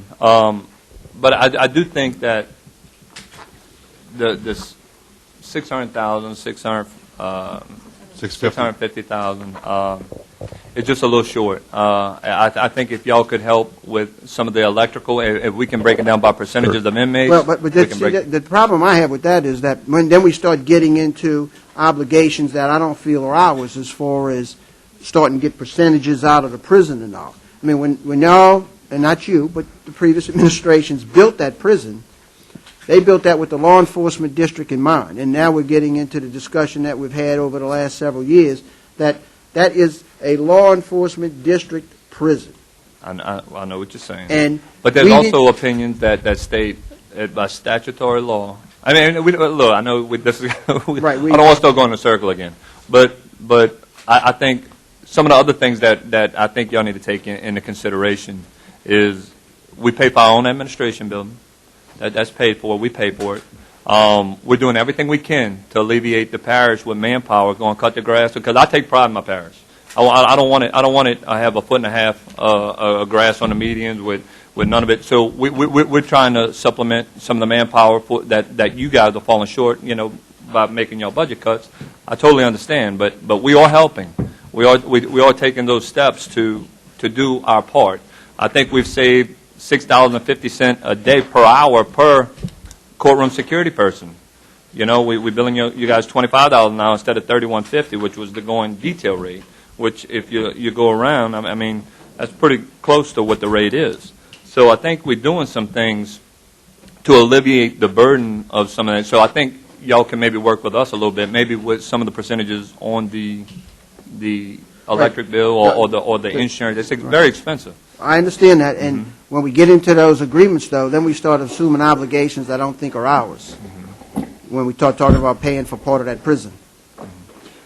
Wait, okay. So my take is, Fred, if you're really familiar with some of the opinions that we've gotten. Yes, sir. Respectfully, we disagree with that assertion. It does not alleviate the governing authority of their responsibilities, and that is to establish, maintain, operate a jail, and for all expenses of feeding, clothing, and providing medical treatment. If you go to Louisiana law, it also says that you're supposed to provide a good and the exact word is sufficient jail, which as of right now the parish hasn't done. We have, the law enforcement district does. So what we're looking for is a compromise here to say, hey, please come to the table, help us with some of these expenses of operating the jail, because you haven't had to go ahead and provide one. We did. So again, it's a compromise here. We can go back and forth on what you believe and what we believe, but again, we need to reach some kind of an amicable resolution, as the sheriff has said. And I agree with you, and we are building a lockup in Port Suffolk, so who is going to pay for that? That's your responsibility. Well, there we go. Now, you can't make my case any clearer than what you just stated, because that is our responsibility. I We are building respectfully that. disagree. Can you provide? You can always fit 100 disagree, inmates Freddie, in that I facility? understand, but let me finish my comments, okay? Let's take the motion out of it. All we're Right. doing is talking here, trying to share information. Right, and so when that Port Suffolk lockup comes online, then this local government's going to be responsible for that building. Unlike the prison that y'all built in Point LaHash under the law enforcement district, with no input from the government or any other public officials whatsoever. The law enforcement district went out and built a 900-bed prison or whatever it is without consulting anybody. They Because didn't consult that- us either, but But the at the sheriff's- end of the but- day, the opinion states, Benny, that we just read it. So it doesn't alleviate the government from providing exactly what is stated. The sheriff is not asking us to provide total funding for the 900-bed facility. I don't. just What the the percentage. what the sheriff is trying to do is ask us to pay appropriately for what our statutory obligation is, which I agree with Mr. Yorsh, that we do have a statutory obligation for the parish inmates. No, the Port Sulphur lockup, nor the Bellchase lockup will be able to accommodate 80 to 100, and it fluctuates, parish prisoners. Currently, there are 80 parish prisoners. We're paying $650,000, which is the proposed budget. That's around $22.25 a day. Sheriff Guzman has offered the sheriff $28 a day to house his 240-some-odd prisoners. I know you'd probably want to get to that number of around $28. You know, I would like to try to discuss amongst us maybe a happy median in that, because I do believe we have a statutory obligation. It doesn't have anything to do with the law enforcement district. The law enforcement district, anything up and above the parish prisoners, yes, that's the obligation. We'll handle all of those. I know, but look, I understand that this is a tag team here, that we are on different pages here, okay? Let me say this. Why would you make that? I would like to think I'm friends with every single person on the council. This has nothing to do with friendship. And so, you know, Wait, but don't make that assumption, because I mean, I could, you know, we could sit here and throw verbal jabs. I never threw any verbal But, jabs, well, other than yeah, saying but that I you need to do understand that, this man. is the same. What is that, a tag team? He's just Because- stating a statutory obligation, which we just read. Right, and I disagree with that opinion, just as many people have disagreed with it over the years. And that's what I'm That's saying. what the law states. Well, that's what you interpret the law to state, and I understand that we haven't settled this issue in 20 years. So if it had been that cut and dry, it would have been settled. But, okay, so I'm not asking. That's what I'm saying. I'm not asking y'all to pay for the whole thing. I'm asking y'all to pay for the percentage of parish inmates. Sheriff, I understand. All right. You know, I'm not thick. I can understand what you're saying. Okay. And I would hope you would understand what I'm saying, that I don't think I that do. I it's know you our have an issue. obligation to pay for that prison other than pay you a per diem rate to house the local prisoners. That's what he's asking. The per diem rate of what we have proposed is a per diem rate of $22.25 a day per prisoner. That's what he's asking. He's not asking for any other expenses. That's what we propose. Well, that's what I just heard. He wanted us to pay a percentage of the. No, he wants us But to it pay is a per percentage, diem. but it's the percentage of the parish inmates. It's You see, based on well, the parish. that's different than what. Well, no, that's, I may have stated it where it wasn't easy to interpret, but I did say the percentage of parish inmates as opposed. That's what I meant to say. The percentage of parish inmates as opposed to the total population. I know. But In reality, it's a per diem. My position is that if you got 100 prisoners in there, we're paying you so much a day for each prisoner, period. Yes. Not a I'm good with percentage that. of the electricity bill, the water bill, and all of that. Because I understand it, you but I have own- to do it. But now what we need to do is take the percentage, multiply it times the bill, and we can do that. I mean, I can provide that. But Well, I think it's going to be a little bit more than the six. The way you come up with the per diem rate, Mr. Russo, is by looking at the different operating costs and all those other factors that go into how much does it actually cost a day to house these prisoners, feed these prisoners, provide medication for these prisoners. That's where the $25 a day or $28 a day that Sheriff Guzman has proposed came from. So we're not just coming up with arbitrary numbers. I think we're past that point now we understand what our obligation is, that we have to pay a per diem rate for every prisoner, which we'll base it off of 80 prisoners. That's what we have now. I don't think the sheriff, I'm not sure if you'd have a problem with that, but what it's currently set as at $650,000, which is $22.25 a day. Sheriff Guzman is paying you $28 a day for his prisoners. I don't think we have the money to pay that. If we went up to $25 a day, it would be an increase of $80,000 to that budget. If we went up to $27.50 a day, it would be a difference of $250,000. So this is where just doing the electric bill, just for instance, I did a percentage, and it was about $105,000 annually. So, you know, I didn't do the medical at all. I mean, the medical, I'm going to tell you, the medical, if I'm going to make this thing work where it becomes not so much a burden on the government and not so much a burden on our taxpayers, the medical has to go up. It's going to go up right now. I think they negotiated a rate, the previous administration, this is the very previous administration. I think we paid $385,000 for health insurance for the medical for the inmates. And then they were charging us $1.80 a day. So whoever did that negotiation was awful. I mean, because it's $70,000 on top of the $385,000, and that was a while back, and we got more inmates since then. So it's just costing us out it's at $500,000. So we're doing everything we can to I would like to curb get a that. definition of jail or prison, because the statement says jail. It don't say prison. A jail is a jail. A prison can handle 700, 800, 900 people. And on the paperwork you just read, you said a jail. You didn't say a prison. Now, are we responsible for a jail or are we responsible for a prison? Well, I mean, we're making a play on words, but I mean, it's well, then if we're responsible for a jail, then we need to build a jail. Right. So, it's all statutory. No, we don't have two jails. Not that can hold 80 Mr. Irvin, people. It's all interpretation, and then I really I think it's cooler heads prevail, and I think sharing information and talking about it intellectually can solve issues. Because, like I said, we're doing things for the past. We assumed different bills and stuff like that, but it does say. I mean, if you want to just go back to what the opinion says, it's pretty clear cut. Okay, like I said, I appreciate everything you're doing for us. We represent the people, just like you do. And we don't want to be a Grinch for Christmas, but we got to make some tough decisions. Right. And we're trying to work with everybody. We're not trying to fuss with no one or do anything. But when we have to cut, we have to cut. The coal plant just cut 72 people. Shell cut 150 people. Everyone's cutting people.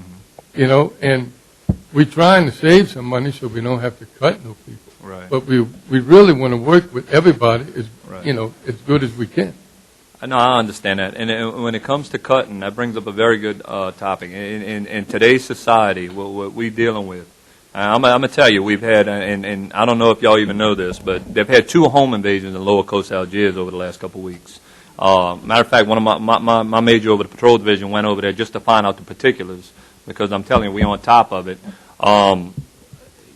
You know, that's close to home. I mean, that's right down past English Turn. There's 2 home invasions we've had, where a couple guys broke in with shotguns, and that's what we're dealing with. I can show y'all a profound video of 2 males and a female on strung out on crystal meth, don't have even control of their actions.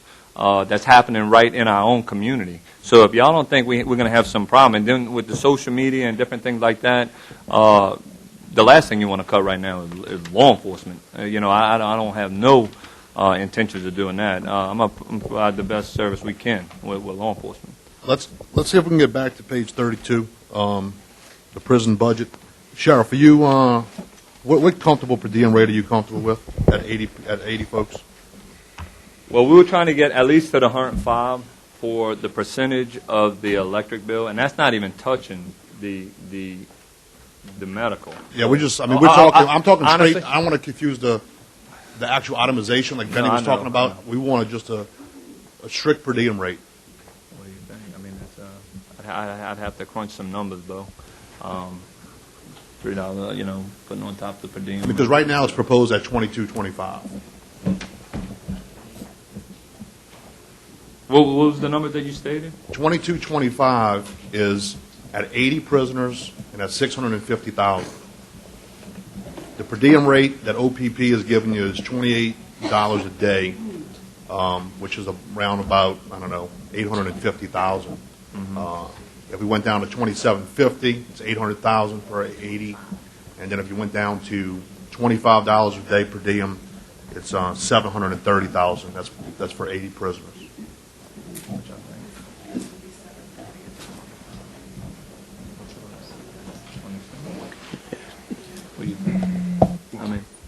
I mean, it's I ain't gonna lie to you, it's tough because I mean we definitely taken a loss and we're trying to mitigate $2.4 million worth of loss as of last year.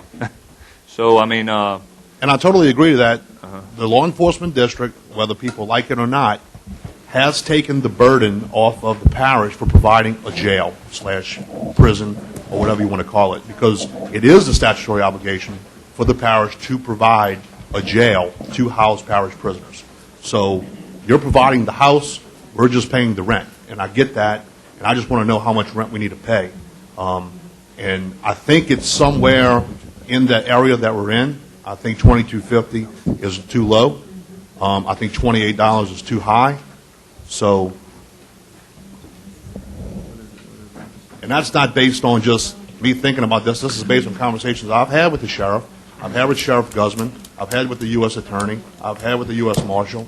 So we've done with the Criminal Justice Committee for all these parishes, for the City Council. with all due respect to the whole council, if we do the 25, I guess we would reserve maybe to revisit this because everything's up for revisiting later on. We would like to revisit it because the insurance is going up tremendously. The fee, I mean, all of it's right. And if the per diem rate fluctuates, we'll have to revisit it. But we need to get a set per diem rate now. All right. Tommy, make sure my math is correct. Just do 80 times 25 times 365. 355, you said? 365. Yeah, Per year? 365. Okay. 130? 730, so that's an increase of $80,000 from the proposal. Yeah. Give me an amendment to Plus the $80,000, please, on that line item. All right. Yes. See, Mr. W., the council has been having a problem for a number of years. I think we need to get this to a closure. And our department, legal, whomever, need to get with the sheriff and get all this stuff straightened out, and what it is at the end of the day is what it is. And we don't have to have these confrontations about what we're supposed to do and what we're not supposed to do. But once it's resolved, we know every year we need to appropriate X amount of dollars to the sheriff department based on whatever number of inmates that it have that lived in the detention center. It's a detention, that's right. So, not a prison, not a jail. It's a number that we renamed. Rehabilitation center, whatever you want to name it. Right. But the fact remains that we need to come to a closure. No, I agree. We need to do that, and what I like our president to get the legal team to start organizing that dialogue with the sheriff and his team to resolve those discrepancies that's constantly being existing. And we need to eliminate that. We're too much of a professional organization, both of us, not to resolve issues. And the longer it stays like it is, the longer the problem's going to prevail. And whenever you have those type of problems, it's very negative. And those are things that we can control. This council and the sheriff department can control that. So we need to get the understanding, we need to come to a closure. And the only way we're going to do that, we've got to get down and get the stuff out right and be done. The amendment? That's all I have, Mr. Chairman. The amendment's in on the prison. I mean, we have 7 other pages. I don't know if you want to. Is there any other amendments? Well, I don't know. Hey, not on the prison. It's 7 real other quick, pages. Council, it does fluctuate from about 70 to 110. So I know we had 80, but it probably stays closer to 90. I know. I'm just saying. But it does stay closer to 90. I'm just saying we'll talk about it more in the future. And I'll get y'all an average of what it takes yearly. That was the prison. Is there anything else you want to address? Well, Okay, the Mr. factor Bowman. for determining the amount that is paid per individual, you determine that based on the cost of operation. Yes. And you have to take all that together, and whatever the number divided into the number of people you have housed at that facility, and then each person that's in it, you divide that into that, tell you how much the inmates would have to pay. Parish. Yes.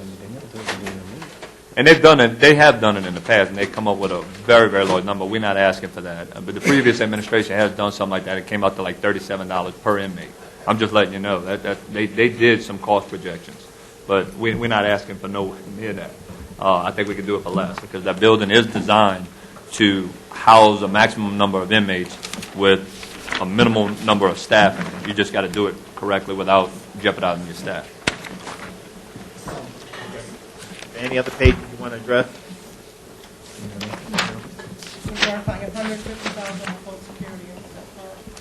No.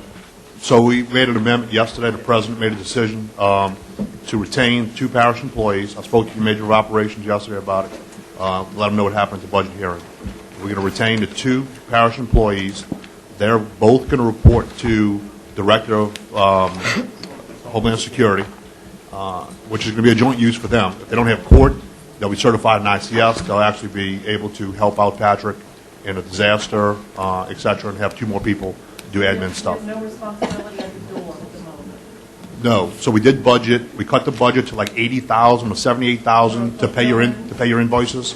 Yes. Well, yeah, not just villains, but they have 2 personnel based on the budget. So whoever Patrick decides to do those scheduling, the scheduling for the courthouse security, we have budgeted in this budget the money to pay those invoices. So we'll pay your bills. You do And that's have, at a $25 an hour rate. I think you do absorb some responsibility. Because when we're short, we have to call you, send somebody over there. But the 2 people we have, one of them may be short, and we have to rely on the sheriff department to fill that position. So that means you are part of resolving the issue. You still have that problem to deal with. And we have a CEA So in we place. still, I understand that, but I'm saying we still owe. It's not like we don't. Okay. We know we're not depending on you all. We are. So that would have to be added to that as well. The time we use your person, we have to pay you back for that. And y'all still working that, we're going to work that as a detail. At a detail, at $25 rate, and that CEA has already been executed. Well, all we did was just reduce the amount that we had originally budgeted for it, because we needed 4, now we just need 2. Okay. The only other question we had was about how that was going to work. Any other questions from the table? Yeah, I do. Before the sheriff leaves, the budget proposal has a reduction of $248,000 for the care center. I mean, you're the law enforcement entity of this parish. What, if this government were to cut that budget, pretty much decimate it, and not have mental health care, drug abuse care provided to all parish residents who have issues, what would that do? What are the effects of not providing that kind of treatment and not having this program? I've sat on several boards and with Julie Olson, and I pretty much have an intimate knowledge of what the care center provides, and I can tell you from firsthand experience, I've actually referred people myself, families that either couldn't afford it or that needed just a voice to talk to. That care center is I'm gonna tell you, if y'all, I would like to show y'all some of these videos that are just popping up of some of these people we arresting. We have a serious drug problem, crystal meth, heroin. We have some serious issues that I don't think there's. Over the last few years, there's been countless of thefts going on out of boats and out of pickup trucks. They're stealing a lot of things just to go get that next high. I think the care center is very important to have. I really do, and I think it's going to play a bigger role in the future. I truly believe it. So, I mean, if you think we don't provide mental health counseling or drug abuse counseling, I mean, I guess my question is, then we're going to be paying for more per diem for more prisoners because they'll be in prison, right? And then we'll be paying for. And I think we're hypothetically speaking now, and I have the greatest respect for law enforcement. Okay. But if we're going to start pitching, doing this pitch for certain programs, and I mean, if we lay folks off, if we don't address the council on aging, that could be depression. That could be these folks that rely on this service every day. We can pitch whatever program we want in support. I mean, but there's a budget crisis here. There's a budget crisis going on. So, you know, we need to be fair in our assumptions here. We could make a pitch for any one of the programs that we are going to cut and justify reasons why we shouldn't or should. So let's be fair. Yes. You know, and while we're on this subject, do you believe, in your opinion, that health care, mental health care, is a federal, state, or local obligation to fund? And do you believe in Obamacare? And do you believe in state health care? All right.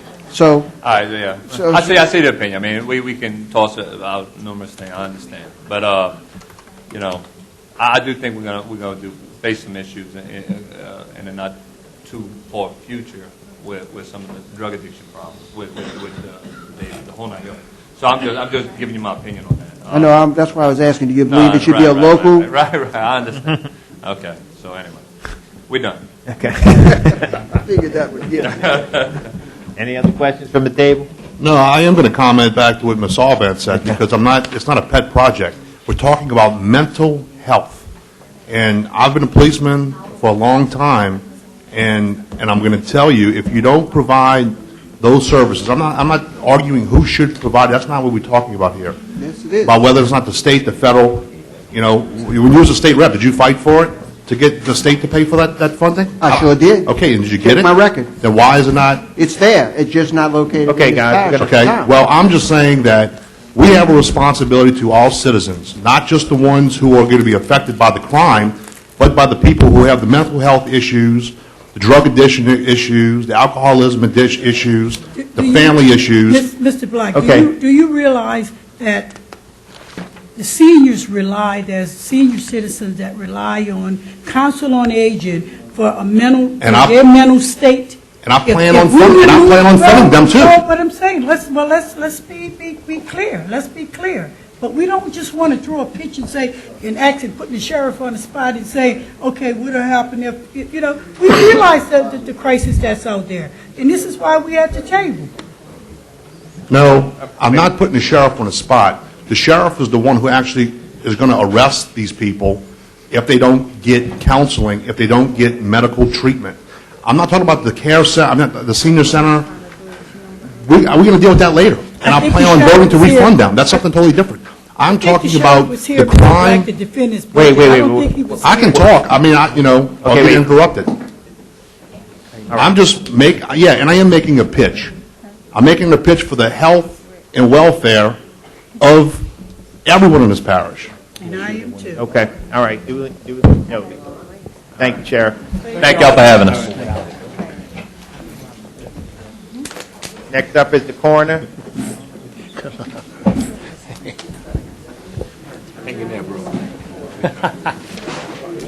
Page 37.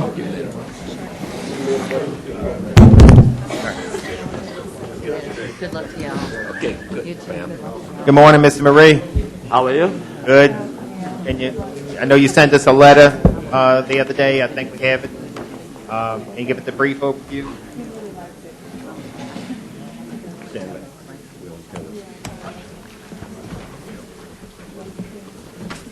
Feeling better, John?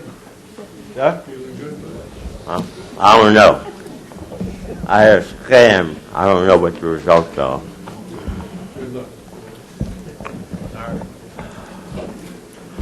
Well, it looks like for the coroner's office, I hope y'all can understand me.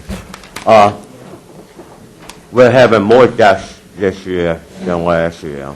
I'm lucky that our questionable deaths only had 19 autopsies so far. That's saving me a lot of money. Because autopsies run anywhere from $1,500 to $3,000. Most of our cases with the autopsies are drug related. We have a lot of, like the sheriff said, we have a big drug problem. On my mental health issues, that's 90% of what I go out on. We've had 50 orders of protective custody, and 110 out of the parish. But those are parish people, and we have to pay $100 for every exam that's done. I do the exams for free, and just bring them to the hospital. But those are our biggest expenses. The autopsies, as far as our personnel, we have adequate personnel. We have adequate equipment right now. We have we're maintaining our facility back there in the school area, but I still have a little mold problem that the parish still has to address. I can't go in my back rooms because of the mold. And other than that,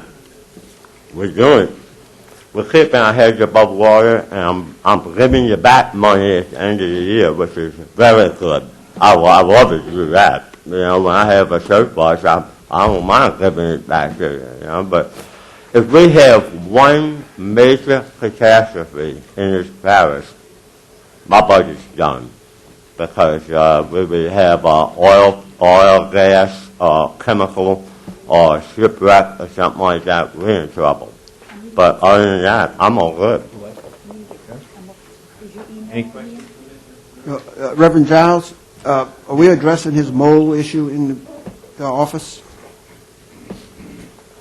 They had the mold problem on the walls. They got it all off and everything. But where it leaked on the carpet, and I have mold all under there, and I can't go back in those rooms. Okay. I'll get with James and I'll look into it. Thank you very much. The first time I heard about it. Yeah, I have a question. Thank you, Mr. Maria. I appreciate all your hard efforts, and especially giving money back to us at the end of the year. I do have a couple questions for you. How many deaths have we had this year related to overdoses or suicides? We had 2 suicides, and both young men, very young men, like 18, 19 years old. Okay. And both of them hung themselves. And it was like 3 weeks apart. They hung themselves. I had most of my 19 autopsies all showed drug abuse. We had 1 murder. I didn't put that on there. Oh, yeah, I did. Yeah, I've seen it. I'm just asking him a question. And unnatural causes, we had 10 definitely, all overdoses. But we're having a lot of problems with heroin and fentanyl. They mix them, and they're dropping like flies. So this total of 21 deaths from suicide and drug abuse overdoses, I mean, is that a direct correlation from of mental health issues? And well, all of my almost all my OPCs are mental health issues involving drugs. People don't want to take the prescribed drugs. They're taking heroin, they're taking cocaine, and fentanyl. Okay, and so, Mr. Maria, I know your background. You've been a policeman for over 30 years. 48. 48. I apologize. I was just giving you a little younger thing. You have been a policeman for over 48 years, and you've been with the coroner's office for quite some time as an investigator. I mean, in your opinion, do you think mental health counseling and drug abuse counseling and addiction abuse counseling would lower these numbers? It would if we had it, but we don't have that. In fact, most of the hospitals don't have the beds. I'm talking about places like the care center. I mean, you know. Yeah. Nah. So you don't think that facility is going to help reduce? We have so much. Oh, it's I understand we have so much, but my question is, if you defund it, you have none, right? Right. So all I'm doing is referring them to hospitals, and the hospitals refer them to a mental facility if they have a bed. But it's real bad. I can't begin to tell you how bad it is. And over the past 4 years, it got worse. All right. Thank you, Mr. Marie. Any more questions? Thank you.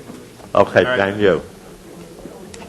Tommy, before we get to Director of Public Service, can we do Mr. David and, Yeah, we can do whatever you want. okay. Let's go to the senior center. Okay. What is that? Let me find Come on it. up, please.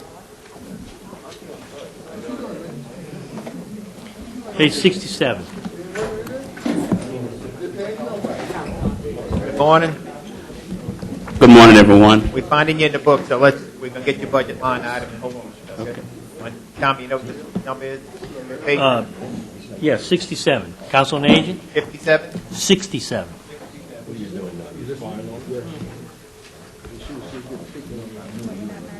Can you give it, come on, Ms. Lewis, can you give us a brief update? Thank you for allowing us to address you this morning on behalf of the Plaquemine Council on Aging. A brief overview is a letter that I had prepared. Plaquemine Council on Aging primary mission is to enhance and increase our seniors' choice for independence and to provide delivery of nutritious services throughout the parish. Although our Council on Aging has other operating expense, but my address to you primarily deals with meals, transportation, and the recreational activities that we provide for our senior citizens. Our meals, we prepare approximately 165 meals per day, 265 days a year, to our seniors, both homebound and for those who are visiting our centers each day. The meals, we have a contract with the Sheriff Department that provide the meals to us daily at a total of $3.75 per meal. And that comes to somewhere in the neighborhood of $150,000 a year that we pay for our meals to our senior citizens. Our transportation of our senior citizens, we do in two aspects. We transport our senior citizens to our 4 centers. As you may know, we have a center here in Belchaz on Main Street. We have one in Port Sulphur. We have one in Boothville, and we have one in Devant. So those seniors that do not have transportation to those centers, we have a driver. We go pick those seniors up and bring them to our senior centers every day for their recreational activities, for some craft that we have, and also for the meals that we provide.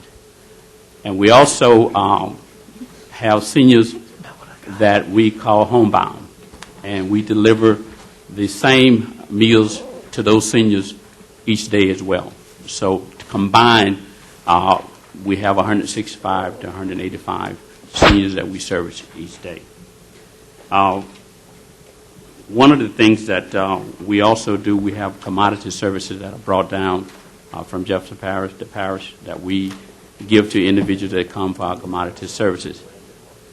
And that's as part of what we do daily. Our budget for the Plaquemine Council on Aging is about $558,000 per year. You do not have that. That's what I have in my hand.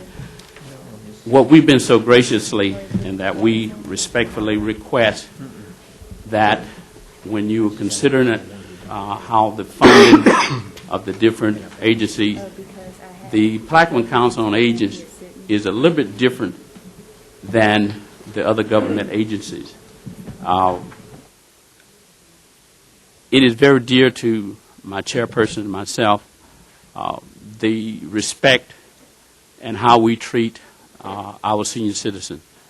Our senior citizens are our backbone of where we are today, regardless of what you're doing or what we're doing as individuals. Without those individuals and who have paved the way for us over the years, we would not be where we are today. And it is a passion to me, and I'm sharing that passion with you, is that I recognize, and we recognize, the tremendous responsibility that you have as our government officials. But we want you to, when you recognizing that, is to consider our seniors and consider the welfare of our citizens. And let me just share one other thing with you. Many of our seniors come over to our centers. They have daughters, sons, and relatives that can provide for them, but they choose to come over to fellowship with their fellow citizens. But we have a percentage of those seniors who come over there, and that's their day. They get up and live by coming to that center. Just share one old gentleman with you, Mr. Wani Ankor. Mr. Wani is 92, 93 years old. He had some medical problems a couple weeks ago, but guess what? Monday morning, he was at the elevator coming over. The services that the board, the Plaquemine Council on Aging, provide for us and have made the way for us gives us an opportunity to give something back to our seniors. One thing I want to share with you, part of the budget, as you may be aware, may not be aware, we do get funds from the state. And the state cut the funds back 2 years ago, but they decided that they're going to maintain those funds this year. So we're relying heavily on the funds that, if you so graciously to continue with us. We have 13 people, and one of the questions came to me the other day about the salary. I just came on board with the council back in June, and it's my understanding that there have been no raises and we don't propose. We are 14 people, and the total salaries for the 14 people throughout the parish is $238,000, which is about $18,000, $19,000 per person throughout the parish of the 14 persons, including myself. So we're not asking for any money. We're going to do what you asked us to do with our seniors with the funds from a salary standpoint that we have. And that is part of the total budget. So as I close with my comment is that we recognize the responsibility you have. But when you're considering where we are with our seniors, we hope that you continue to include us in your funds. Any questions from anybody? Thank you, Mr. One question, and you touched on it briefly. The homebound people who receive a meal daily, and I get a bunch of calls from constituents. How is that determined? Because, I mean, I don't want to get into a process where I don't feel like coming out for a meal, send the parish truck to give me a meal, okay?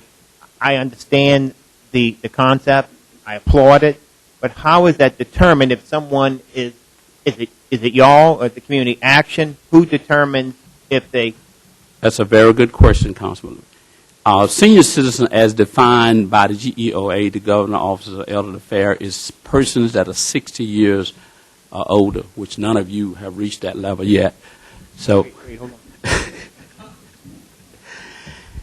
the homebound person, as it defined to us by the GEOA, is a person of that age who's at home that cannot drive, that cannot get around by him or herself. We had a situation just yesterday. So what we had to do was revisit with them. One of the persons cannot drive. He cannot, but she can.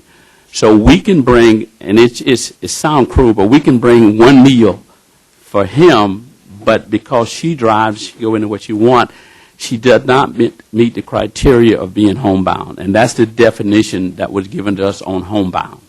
Okay. And I applaud you, the direction you're trying to take the senior center, because it is a worthwhile cause. I don't want to get into a contest where Yes, sir. I get it every day, you know. Well, my neighbor gets a meal. Why is she eligible and I'm not? Yes, and sir. I wanted some clarification. Yes, sir. So, I mean, I can explain to the people this is the way or the criteria it's done. Yeah. Okay. We've had situations where individuals that 45 years old, homebound, but we have specific instructions and definition. It has to be a citizen 60 years plus. So even though that person Okay, may and qualify. I guess that you're showing some clarity, because I guess if I have a younger version who may be handicapped, homebound, It doesn't They meet does the meet the criteria criteria. of the Council on Aging. Okay. Yeah. They go to the home and assess the situation. Okay. But who, now who is they? Is it Our Community office- Action or? No. Plaquemine Council on Aging. The Plaquemine County, okay, they make the determination themselves. Based on a set of criteria, Councilman, about a quarter of an inch thick. Okay.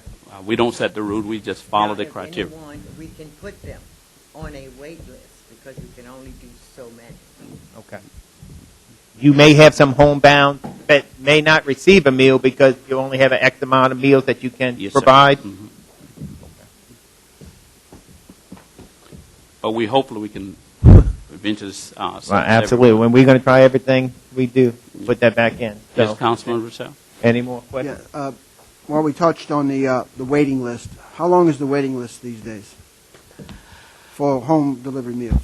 Well, as I understand it, Councilman, it's not a specific time frame, and as soon as somebody's on the waiting list, we keep them on it. As soon as a vacancy become a place, No, that's what, the number of people on the list is what I was kind of curious to know. Is it 100 people waiting? No. I have to get back to you on that, but I would say no more than 10 or 12 right now, Councilman. It's not a lot. Matter of fact, if you recall in the paper the other day, I put an article in the paper, and I have it posted on some of the bulletins, that we're looking for seniors to join our center here on Main Street. Yes. Now, that's not homebound, but that's to come to the center on Main Street. The reason that homebound, Councilman, is limited is that we have only 3 drivers there, young ladies, that delivers their homebound meals, and they're delivering 25 and 30 per day, and that's tough for one person. You know, I only have one young lady on the East Bank that delivers all on the East Bank, and I have one young lady that delivers from Ironton South, and then one young lady that delivers from Ironton North, and each one of those have 20 to 25. I think it's about 80 total, so that averages about 25 or 30 per day per person for the 3 people. Being new to the Council on Aging, do you see any opportunities to be able to coordinate with the Community Action Agency resources to be able to either improve the efficiency of the operation or? It is always open, Councilman Russell, to work with other agencies. I did have a meeting with the Community Action recently, but we have not gotten to where you're talking about. But absolutely, that is also on the table as well. Well, I would encourage you to pursue that to Yes, be sir. able to see if there's some efficiencies that we can coordinate with the Community Action Agency and the Council on Aging to streamline the process and improve the services. Well, Okay. right now, the most active unit is Fort Suffolk. They see they're about 30 a day go there. Okay. Mr. Bartholomew has a question. Yes, sir, Mr. Bartholomew. The area that you need is finance to increase the services. That's the reason why you can't accommodate those 10, because there's not enough funding to increase the service. Partly, but the primary reason is that we only have very limited resources. As a matter of fact, as far as my staff, many of us are, and I have one young lady double dipping 3 times, and I am as well. So most of it, Councilman Bartholomew, is that we don't have the resources to get out to all the home. Need the money. And the money. The money or the resource, which one is it? Well, we got the money, we can get the resources. That's what I'm talking about. So the bottom line is the money. Yes, sir. Yes, sir. I apologize. You're right. You're right. Okay. So we need to get the money. Yes, sir. Any other questions from the table? No. Thank you all very much. Hold on, Mr. Russo. I just want to make sure, Mr. Surpass, you've already got an amendment for this? Got an amendment. Thank you all very, very much. Thank you, Mr. Lewis. Thank you for your hard work. Thank y'all. Welcome. Mr. Bond. Yes, ma'am. I can tell you, when I was at the Plaquemine Medical Center, and I think it's still going on, they did have counseling 1 day a week through mental health for Metropolitan. I appreciate that. Thank you. All right, Tommy. We're going to revert back to Director of Public Service Department? We can do that. I mean, we got a couple other ones to go catch. We can catch those at the Okay. end, I guess. Mr. Giles, you got a few here? Yes, they're here. Who wants to come up first? Okay. Tom, you got a... Good morning, Mr. Horton. How you doing? All right. Page 290. 290.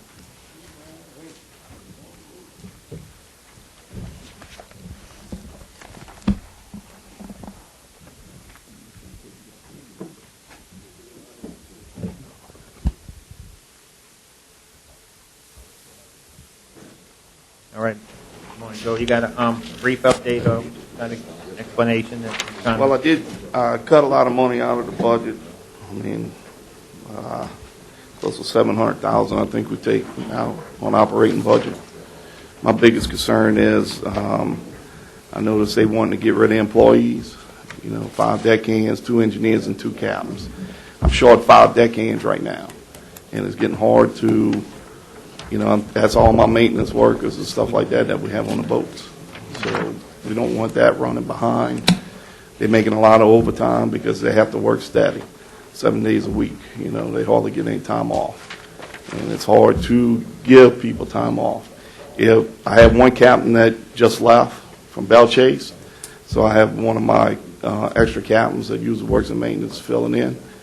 I have 2 in March that's retiring, and I have another one that could go right behind it. The problem is if we get rid of any licensed personnel, I doubt if you're going to get them back because it's hard to find licensed personnel right now because we are Licensed, that you mean, is the captain of the boat or? Right, captain and engineers. And the engineers are licensed? Right. I know it was mentioned, there's rumor going around about shutting Point LaHash Ferry down. Problem with that is, y'all got the courthouse coming in, you get rid of all those personnel, you might not have personnel to operate it when time comes. And I know with that captain, short up here captain, it's getting hard to fill it when people have vacation or sick leave or anything pops up.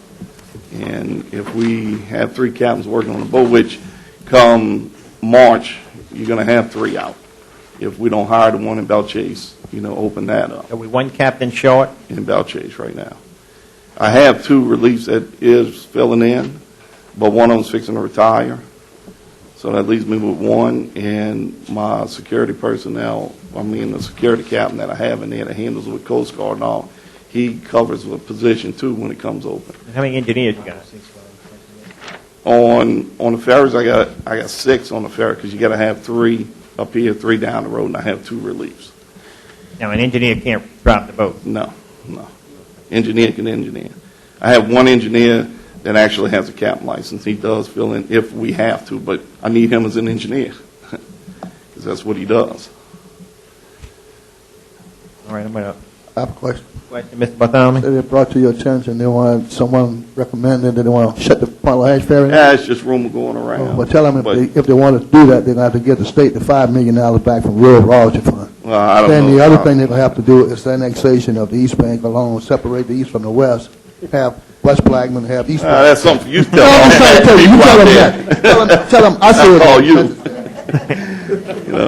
But I'm more worried about getting licensed personnel because we are way lower paid than any other marine vessels on the river or ferries. Can you give us the hours of operation, please, on both ferries? Bell Chase, we start running at 5 in the morning to 12:30 at night. In Point LaHash, That's Monday through Friday. That's 7 days a week. 7 days a week. In Point LaHash is 6 in the morning. We start running till 10:30 at night. And that's 7 days a week. 7 days a week.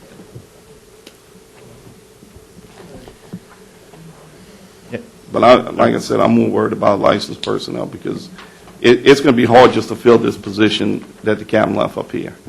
And then, like I said, we do have for sure 2 of them leaving in March, retiring, and we have 1 that could go any day.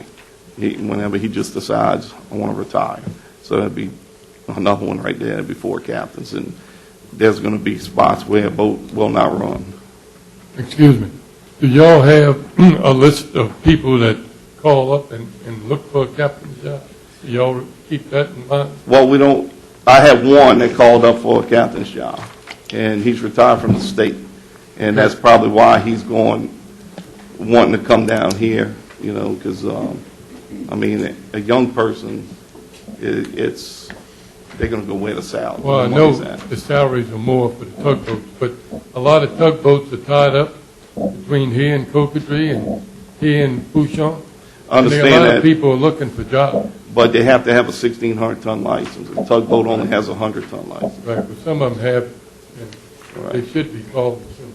Well, we got to advertise. We don't advertise because we can't hire. What is the possibility of us getting some of our staff, employees, trained to become captains? That's a long process. I mean, that's years. I'm saying, I'm sure you have They someone would have- go through the process. Well, they would have to go to a smaller vessel to get any sea time. They can't get the sea time on ours. We could work on an engineer, but on captains, it can't happen, you know, because of the vessels are too big to start with. You have to start from the bottom to get your license moved up from 100 ton to 500 to 1,600. That's how that works. 500 to 1,600? Yeah, 100, 500 to 1,600. I guess that was my question too. There's many different captain licenses, Right. We have to have 1,600. 1,600 tons. And where do you get an engineer license from? Well, most of the time it's just studying, and you got to go to the Coast Guard and take your test. So that's true to Coast But Guard. you have to have time on a vessel to be able to get your engineer's license. You have to have sea time. And we have in the past promoted people that did get their license, deckhands that did get the license, but I hadn't had any come forward saying they want to go to school, and right now people don't have the money to pay for it because the license is expensive. It's not cheap. You know, it's a few $1,000s. I have a finish. With these proposed cuts, is that going to reduce, I guess I'll talk to you, Mr. Giles, is that going to reduce the hours of operation for these two ferries? What? With these proposed cuts, and instead of paying overtime just continuously, to operate during these hours, is that going to affect the hours of operation on these two ferries? No. The only thing that's going to make an impact and cut down on the overtime is to hire more deckhands, to be honest with you. So cutting back on the hours wouldn't affect overtime? You're only going, we look at Bell Chase, we're talking about cutting that. Hold on. I just want to bring up, I want to make sure they're looking at the same thing, that this, if you look at the total page on page 293, there's a total cut for this department of $2,117,000. It's cutting the budget in half, basically. Right. And that's what I'm looking at. Right. So how can you operate the same amount of And hours? that's what I'm trying to say. I mean, Joey and I have talked about this several times, that, you know, they're going to have to, the operation's going to have to change some kind of way. But I don't, you know, this is basically cutting the budget in half. It's $506,000 of employees only. The rest of it's coming out of the operating budget. So, I mean, I just wanted to bring that up to make sure that everybody's on the same page. What we've looked at, in Point LaHash, we modified the hours. We've done that. In Bell Chase, we're looking at maybe shutting down at 10:15. But then there came into play with the hours, and we're working with civil service on that. So we're looking at some different options. But other than that, I mean, I'm sorry to cut you off. Go It ahead. doesn't seem like there's a sense of urgency of how drastic this has to be. well, listen. I mean, because cutting 15 minutes from Bell Chase, I'm not sure if that's going to save $2.5 million. Well, you have to start somewhere.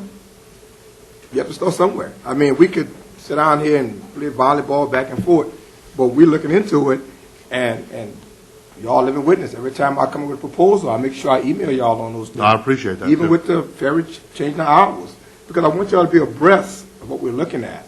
Because a lot of times your hands are tied on things, and I talk to Joy a lot of times, and it's a drastic cut.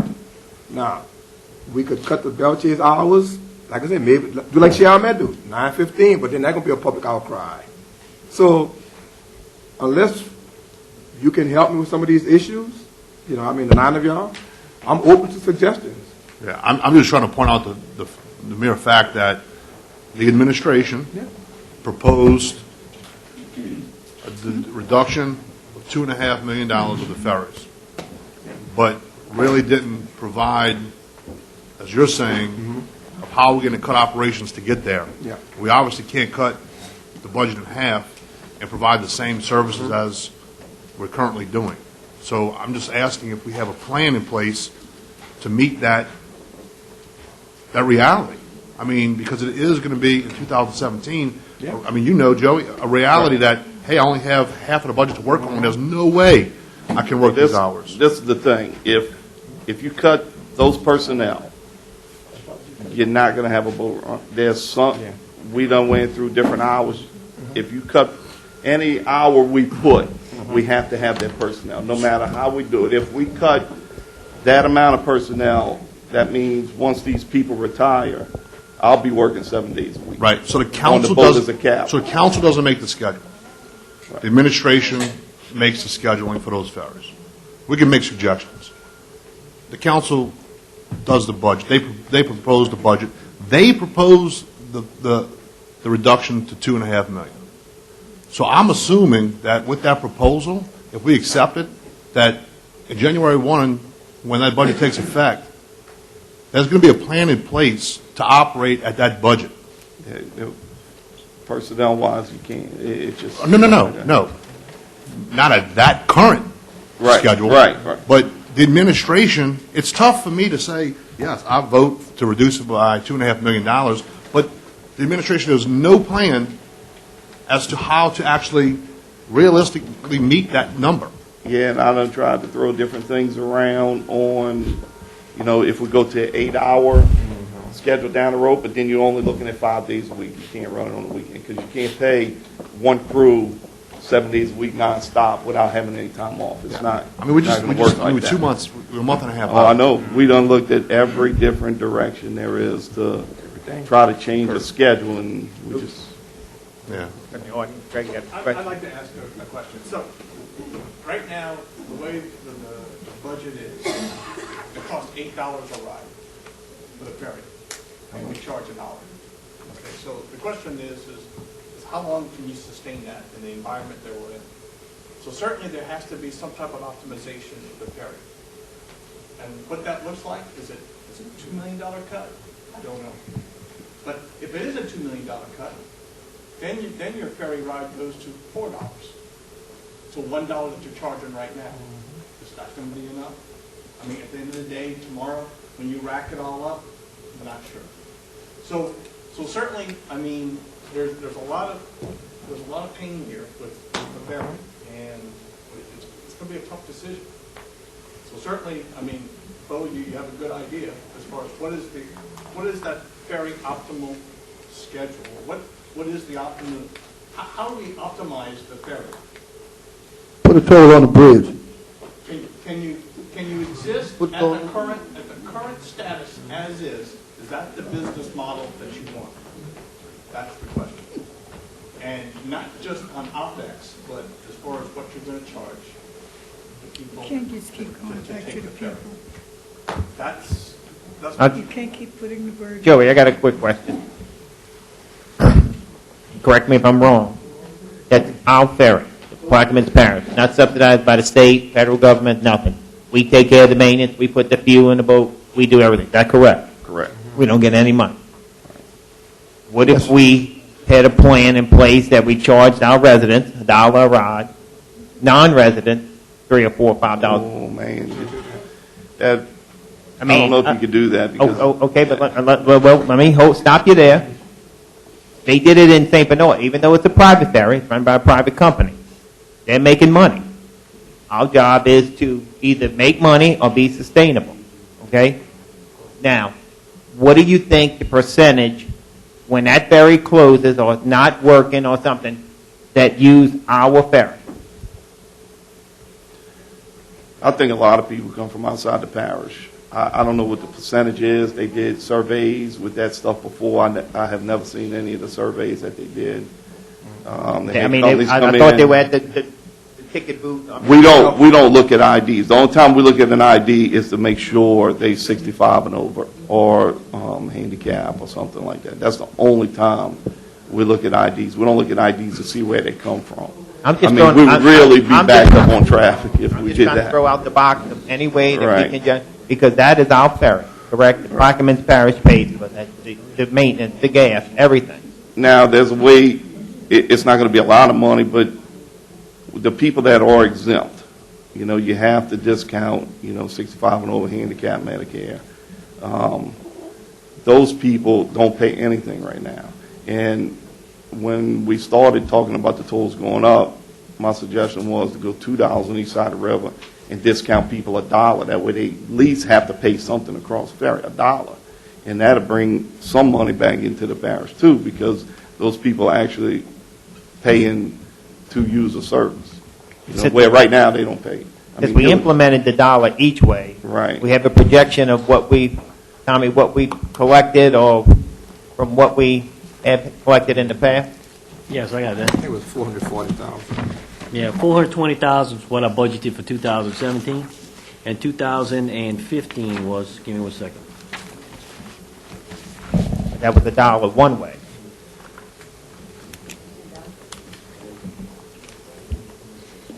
In 2015, we collected a total of 110,000. That's before y'all increased the fees. So far in 2016, and this is through middle of October, 316,000. So I budgeted 420 for the year, and that's what I budgeted for 2017 also. So just hypothetically, a budget at $2 a ride, just saying, that would be close to 800,000. Yeah, I mean if you Well, you- same riders and you just increased it to $2 a ride, exactly what the dollar is net. Yeah. And then you'll be more because of the 840,000. exempt. Be paying $1. Then the exempt will be paying $1. Won't be exempt no more, you'll pay $1 because we Everyone- have to discount that. That is federal. We have to discount those people, but we don't have to let them cross free. From what I'm understanding, we don't have to let them cross free, but they get discount. Question. The road royalty fund, and that's supposed to subsidize some of that? That just goes straight into the general fund. Well, wait, but it was designed before. It was designed specifically for that, wasn't it? I don't. You don't know. I don't know, Mr. John. I remember it said transportation. That's what it was designed It was, for. you know, It was- it's been there as long as I've been here, so I mean, I know I saw That- transportation. Yeah, that on it. revenue comes from the oil prices throughout offshore. And that was designed to assist the parishes for the highways because of the use of these trucks and things of that nature to keep the repairs up and to extend whatever connection that needed to be done. And the ferries should be receiving some kind of federal assistance under transportation, some kind of way. And I don't know if they are or not, but maybe we should apply because it's a connection avenue from east to west, from one highway to the next highway. And if not, if we're not receiving any funding for that, we need to look into that. I know there's some grants that Joe, correct me if I'm wrong, Joe, that you get from the federal government for emissions and things like that. Right, we don't have any more now. That's what, remember I talked to you about those grants that I wanted to try to move some money to pay the 20%. Right. We have $800,000 in, but that's only preventive maintenance. That's anything that's done to the vessels. And y'all know, if we're going to shipyard one time, that's a hard hit. You know, $800,000, that's a lot of money, and that's what kept us going to do all the overhauls on the engines and things like that. When we went to shipyard, we did a lot of maintenance and updated a lot of stuff on them, and that grant money is what helped us with all of that. And we could get $800,000 now with 20%, you know, that we have to put up. So I talked to Tommy about moving money in my budget to get that, but it's only for preventive maintenance. It cannot be used for anything else, just preventive maintenance. So we getting that now? No, I got to go to y'all with that to get the 20%. Me and Tommy talked about that last. You had it last year? I don't Is this know. every year? I think, no, not every year, because the money we had in the past, we didn't have to, some of it we didn't have to match. But when the things started tightening up on the government, they wanted you to start matching. So in the past, when we had the new engines and all that, a lot of money was grant money. We would have never been able to do that if we had we had to use our own money, but a lot of it was grant money that we had all the upgrades done to the vessels. We never petitioned the state at all for assistance at all. I don't know, you'd have to talk to Ms. Hills on that. I don't really know how that goes. Just like any highway we do, and extensions or whatever, we petition the state, we put. Right. Now, these Yeah, grants, you know, unless it's just the grants that she applied for, that's what, you know, we need the 20%. Maybe the administration check Ms. Lottie and see if there's available grants from the state and federal government. But I know I have talked to her in the past, and a lot of it is, you have to have the 20%. And the parish don't have money now. 20% is better than no percent. Well, yeah, definitely. Get a whole bunch of money. Definitely. Mr. Chairman, if I recall, the ordinance that we passed earlier this year to increase those ferry fees was strictly dedicated for preventive maintenance. I think it was. I don't know. You might want to check that. I don't remember. Yeah, since we're the only parish in Louisiana that runs our own ferry, the state takes care of everybody else, and I know now they're starting to sell them to individuals. But I think we have to, as the administration and the council, we have to kind of like protest against the state to try to help us, even though they are the money. They got to realize that we've been doing this for all these years, and we're still the only ones that don't get any money. Now, I don't know what can we do, but we're going to have to do something. And that, to me, that's the only way we can get out of this, because it's a mess. We've been in debt for $4 million for the past 20 years, probably. So we got a serious problem here. And we can't do nothing until we get some money. Right. And the money with the grant and all, we have, every 5 years you have to go up for inspection on the shipyard. And, I mean, you're looking at $300,000-400,000 a lot of the times right there. And that's what a lot of the grant monies, we have overhauls that we need to do on the engines to stay on top of, so we don't get set back like we did, you know, in the past, where we couldn't get overhauls and stuff, and things just kept, you know, getting worse and worse. And, you know, that's where it helps you out. The problem with using grant money, a lot of times, if you don't go to the shipyard for a problem or something, you have to get everything okay from the state. Everything you do, you have to be okay from the state, because you have to get 3 quotes on everything. Some things you can't, because if you go in a shipyard, they're not going to let you get 3 quotes on a welder, because that's what they do, but they waive you and let you do things like that. But any major thing we do here at the dock, we have to get 3 quotes to use that money. All the boats are certified, right? Right. And that's a big problem, too, because every month we have inspection on one of the other vessels. And if the Coast Guard says you're not moving it, you're not moving it, so you have to stay on top of everything. Yes, sir. Yeah, the grants and all are good, but we're talking about operational costs Right. now to try to keep the ferry running. Yes, sir. So I think we need to kind of focus in on that and decide how much money are we going to put in or take out to be able to operate in some type of a fashion that makes sense. And that's where we really need to drill this conversation down to. So with the $2 million cut, what do you see happening to the ferry service? Well, that, from what I understand, that's all in personnel that we're cutting that. The operating part of the budget, the operating part that we, from what I saw with Tom and with fuel and stuff like that, I think we can make it. You know, to operate, I mean, things we can cut back on if we need to would be fuel, and because we could always put the smaller boat in service if that's where it comes down to. If we really get in a So I problem. guess But we have personnel-wise. Right, we have to decide, right now you're short of personnel. Yes, sir. So with this $500,000 being taken out for personnel, we just exacerbate the problem. If we could keep hiring the personnel that we need, you know, what? I know.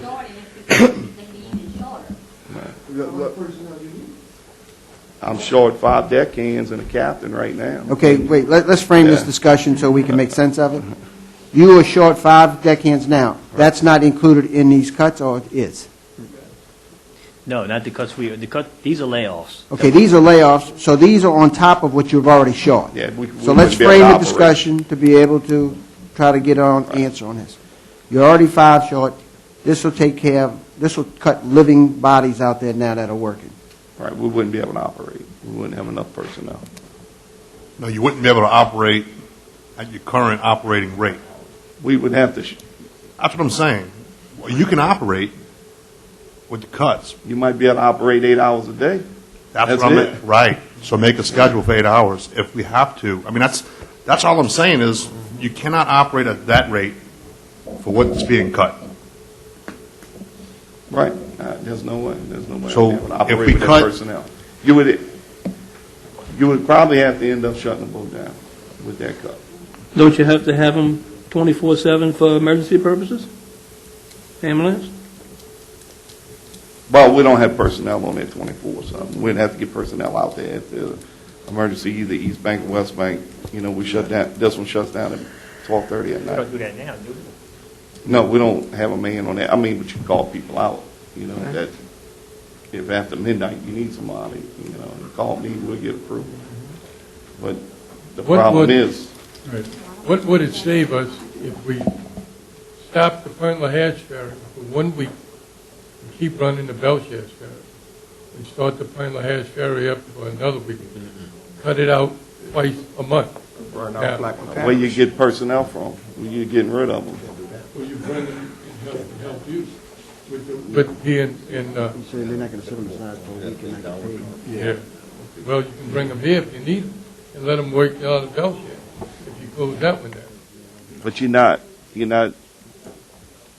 you're bringing who? Because you're getting rid of them. You're getting rid of the whole boat down the road. You're getting I rid of the agree. whole crew. I agree, but if you need them, and we can't get rid of them, then you can use them. In Belchase right now, to have full crews, I need 2 deckhands and a captain right now, and that would fill me with my 3 crews in Belchase. But you're getting rid of 2 captains and 2 engineers and 5 deckhands. So that would all you'd be able to move. The rest of them would be laid off. And I wouldn't be able to say, okay, these guys, time for you to go down the road because you're not going to have enough crew members. Right, what, the situation is that we need to make a decision as to how much of the ferry operation we're going to continue. Obviously, you're already shorthanded, Right. and all this does is make it to where you shut down a ferry, obviously. Right. So that decision has to be made whether or not we're shutting down a ferry or not. If not, someone needs to make an amendment to restore the funding for those positions to be able to keep a ferry running. Is that the bottom line? That's what I need. Don't lay these people off because we need them. Right We now, need with the 5 deckhands, we're making do because if we, you know, I'm sure anybody from another department want to come deck a day for us or something, they would. We keep going in this continuous circle, and I agree with Mr. Russo. What he's saying is if we go with this budget, we're going to have to cut 1 ferry. Or the alternative is, if we go with this budget, you're going to have to reduce your operating hours. Yes, if we cut if we do layoffs, you will not be able to operate at those hours. So either one, tell us you're going to cut a ferry, or give us a proposal on what the new hours of operation will be if we indeed adopt this proposed budget.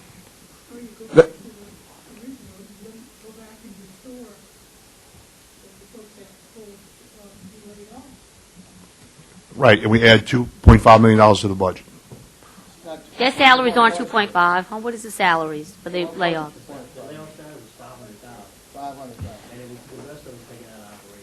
And he said he can live with his operational budget as is. I had to make an amendment appropriate $500.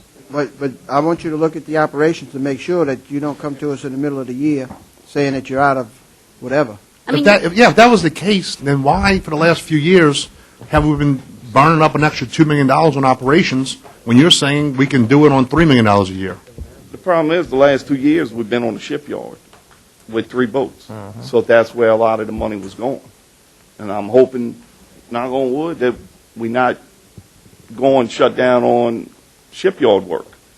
You know, we're fixing to put the pride on the shipyard to get the new propellers and all put on.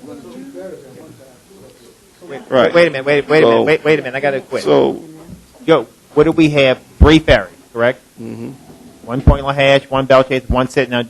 Right. That's the small ferry. The Right. small ferry is operational right now, or Yes. there's something wrong with it? No, it's operational. Okay. Now you And just actually, said like, something to get ready to go on dry dock. The Pride. The big one. Right. We had some work Coast Guard needs us to do because of the vibration on the vessel. When that's going to happen, I'm looking to put it up, I think the week of the 12th next month. and how long will that be? Because you have the little ferry and everything. Right. Well, that's the reason we're doing it then, because holiday, school's out for 2 weeks, so we hope to have it back by the time school's back in. Greg, you got a question? Yeah, so I mean, I've been working with Tommy all year on just budget in general, so I know the ferries, they've had an exceptional year this year as far as they're under on cost, and part of that is just, repairs. We've been very fortunate this year that we haven't had, repairs like in the past, and that's what we call like preventive maintenance. So if you don't have preventive maintenance, then you're going to be susceptible in the future of getting some big costs. But the other thing I wanted to say is this. So if you're gonna, the proposal was to cut $2 million, right, of OpEx. If you can't do that, let's say it's $1 million, then the other alternative is that you've got to raise the levy, the fee from $1, the ferry, from $1 to $3. You got to look at it in both ways, in my mind, on the revenue side and the OpEx side.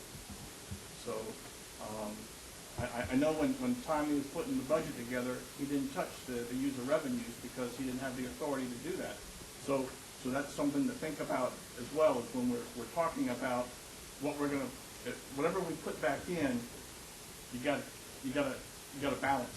And one of the ways to balance it is your user fees.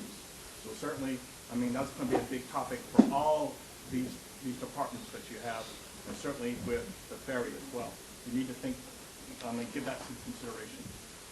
My biggest amount on your budget is fuel, usually, and salaries.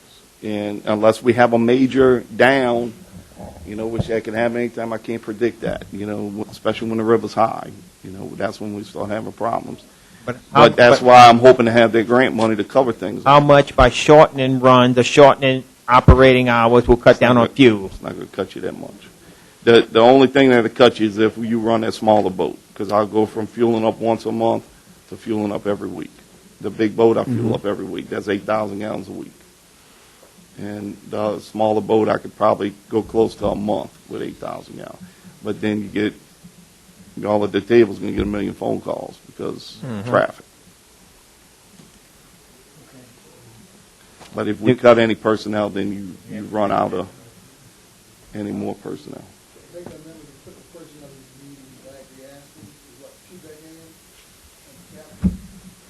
Well, it's 5 deck hands. 5 deck hands, 2 captains, and 2 engineers.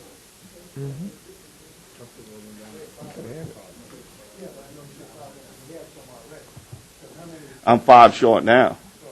Yeah, yeah. But if you take 3 from me, we leave the 3 in now. You still survive. no. You're paying overtime, right? Oh, I'm paying overtime, plenty of overtime right now. Yeah. Because those guys are working 7 days a week. What's that? Well, that's what they talked about before, but then they said, Kurt. I don't know. I remember this, a year and a half ago or so, Mr. Burt initiated an audit. Do you remember, Charlie? I can't recall what the audit entailed. Did we count vehicles, like after hours? How many vehicles cross Point LaHash Ferry or Belle Chase Ferry? Let's just say 10 o'clock on Tuesday, 10 o'clock on I have Wednesday. all of that. Do you have an idea in your head? Not in my head. But I could. Charlie, you remember? I can try to pull it up real quick. But we keep track of every vehicle, the amount of vehicles that cross every hour, every trip. We have a count on. Now, we did a while back. We did do all of that, but I can't remember. What just a it was. guesstimate, kind of Right. after hours, after 9 o'clock. How many people cross the ferry? How many vehicles? You thinking? I don't want to throw out a figure and be way off, or Is it typical to have a ferry without a vehicle on it? Sometimes the last trip or something, we will. You know, not all the time, but you will, but then you cross maybe 2 vehicles, 4 vehicles. But people adjust their times. If ferry shuts down at 9, they're going, okay, let's catch the last trip. And let me share this. We look at shutting the ferry down at 10:15. We look at that. That'll save 2 hours. We look at running the smaller ferry instead of the Pride. That will save a lot in fuel. We look at all of those things. Even just this week, we had 400 hours overtime. 400. And so it's imperative that we get personnel because we have engineers who, I'm just going to say, maybe making $20 an hour. If they're making 30 hours overtime, you look at their salary compared to a deckhand that comes in at $10. And so that's why we need these deckhands. But everything we're discussing today, we already looked into that. We got with Ellen. Ellen told us something about the hours. We had to match up. So I promise you, in a week or two, we'll have something on y'all desk so y'all can look at. I have engineers at deck, Yeah. sometimes. Yeah, I mean, I was out there yesterday throwing the rope a little bit, and it doesn't matter. We try to keep the boat going. So it's just, I mean, we do what we have to do, but eventually you're going to run out doing what you have to do. Yes, Ms. Laverne. Do we have an extra, how many crews we have to operate shift? You have to have 3 shifts. How many we have now? 3. 3 employees? Mm-hmm. What is to have 2 shifts? You would have to go 7. You would have, the problem with that is you have a day crew and a night crew. You can't have them working 7 days a week. So if you have 2 crews, that third crew is when they have their off week. That's when they have their week off. Right, 10 hours. 10 hours. Mm-hmm. So 4 days a week. 40 hours. So, well, you can run a boat only 4 days a week. No, I'm saying for the crew, how much they allowed to make before overtime? They have to make over 63 hours. 63 hours. Right. Their regular day is a 9-hour day. Mm-hmm. Right. So we go 1 hour. They make 1 hour every day overtime. Mm-hmm. Both, the morning crew and the evening crew. Well, let me ask you this. Could you squeeze the schedule down so that overtime would be eliminated? Right. We could shut down 10:30. And can you operate with reinstatement of the employees that we're talking about that are being taken out of the budget, not including the 5 that you're already short? Well, we're doing it now. It's tight, but we're doing it. I'm talking about putting them back in the employees that are on the layoff list. Yeah, if we keep those, we'll just have to do what we have to do like we're Let me doing ask you this. now. Would this make sense? But it'd still to get be off paying dead overtime. center? Restore the personnel and cut your operating budget in half to restore some of the funding for operations? I don't know if we cut it in half, my operating budget, I don't know if we can stay operating. Well, he's got it right now. You've got it cut, how much?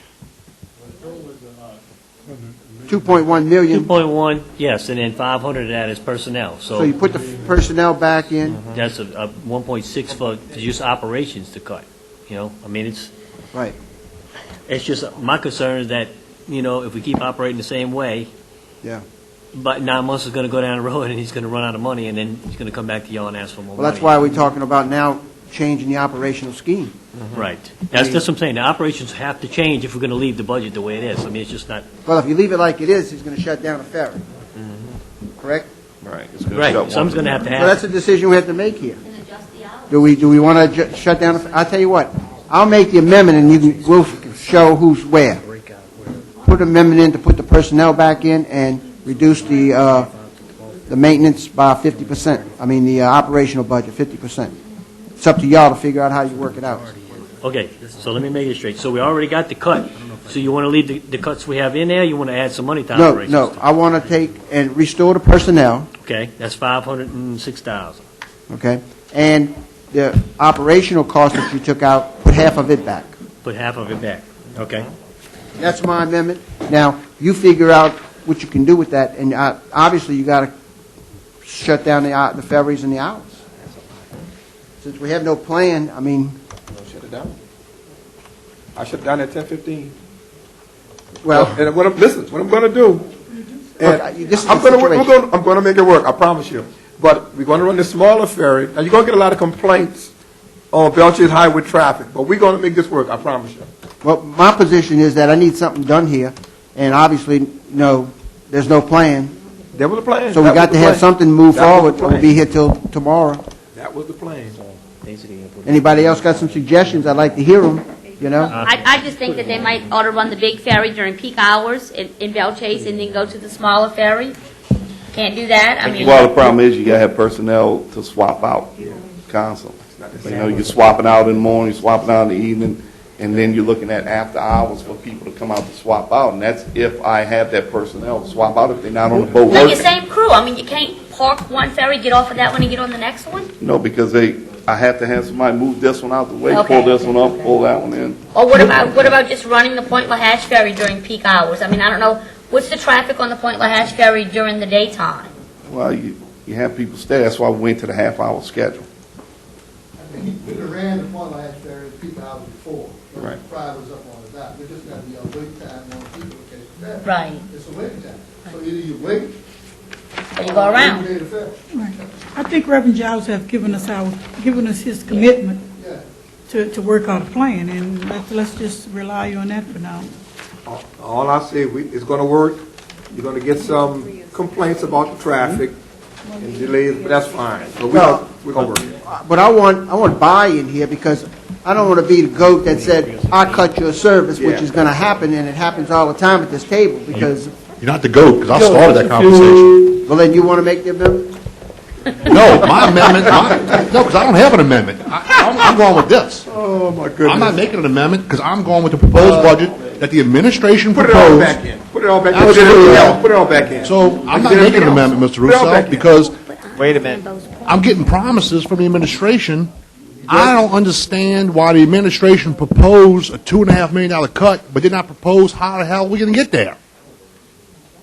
I mean, Director Giles, I apologize. All right. But we do not have I understand. any plan in place for what you proposed. You'll have a plan.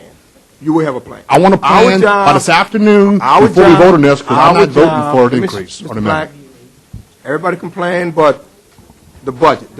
Our job was to present the budget. Maybe it wasn't done to the satisfaction, but I have something for you today. Okay, I appreciate that. I have I would something- suggest cutting the I'll have ferry it for operation you. hours from 5 a.m. I'll have and Belle it. Chase I'll to have probably about 10 o'clock I would have p.m. it. And then I Point would- LaHatch, Now Monday you through give me your Friday, 6 to suggestion. 6. I just told you we was going to do that. Okay. You All telling me what I already told you? We're going to shut it down at 10:15.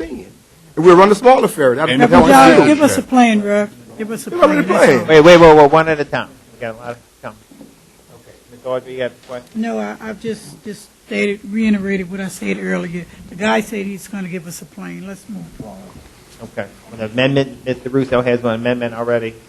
Put down. So the amendment basically, the amendment's going to be putting the 500,000 back for the personnel, and then putting another 800,000 in there for operations. So you're looking at about $1.3 million. All right. From the 2 million cut. Right. Right. I took the operations and cut it in half and put. Anybody got a better game plan? I want to hear it, you know? Joe, Okay. Any other? Joe, Any? Mr. Horton, Yep. Mr. Horton, Oh, I'm sorry. what's the fuel savings between a big boat and a small boat? We could possibly go close to a month on 8,000 gallons with the smaller boat. We go 8,000 gallons almost every week And with what's the the big boat. capacity of each? Of what? What's the capacity difference? Big Oh. boat, small boat? On passengers? Hmm? You're probably looking at 40 cars to 63, 65 cars.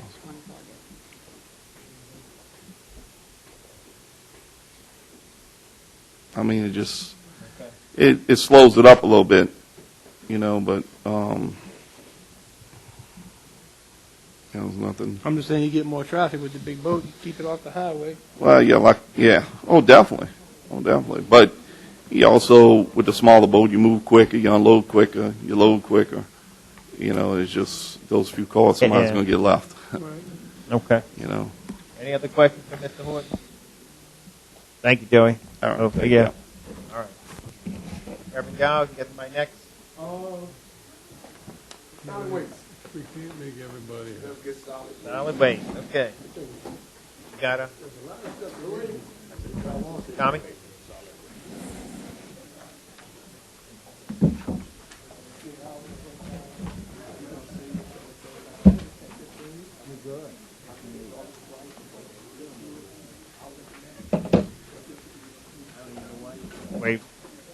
Good morning, Mr. Russo. We're finding the page first. Page 352 is the start of solid waste fund. 352? Page 352.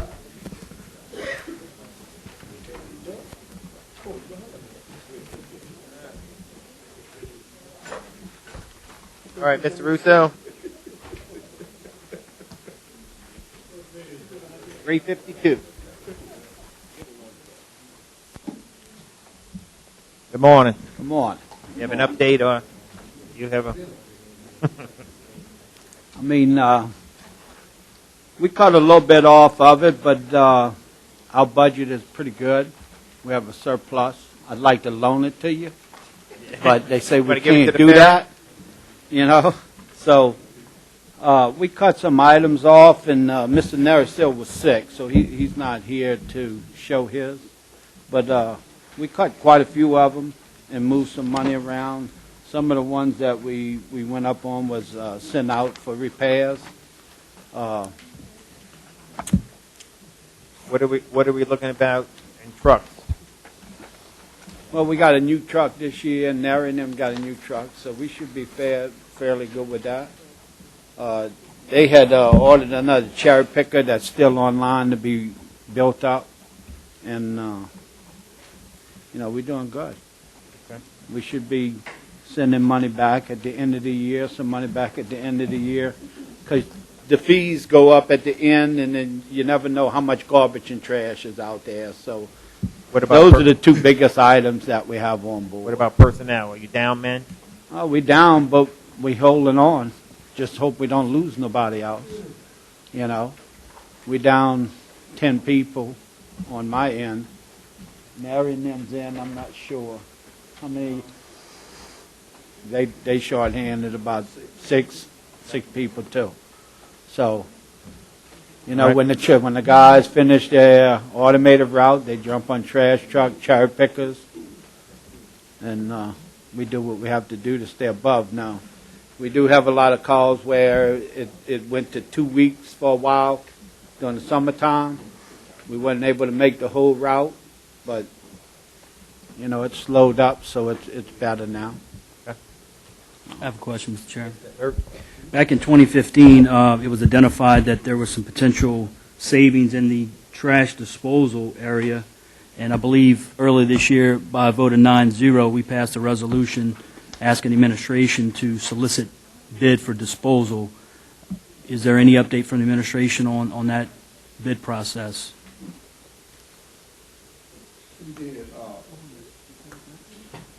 Legal is working Yeah. a proposal to go out and Yeah. get bids. Shane's working on that. Get quotes, yeah. So here we are 2 years later, and there's a $250,000 potential savings on the table today that we cannot use because we haven't acted on that yet. We'll check and have an answer for you tomorrow. Thank Any other questions from the table? No, it's still getting personal today. Just an observation.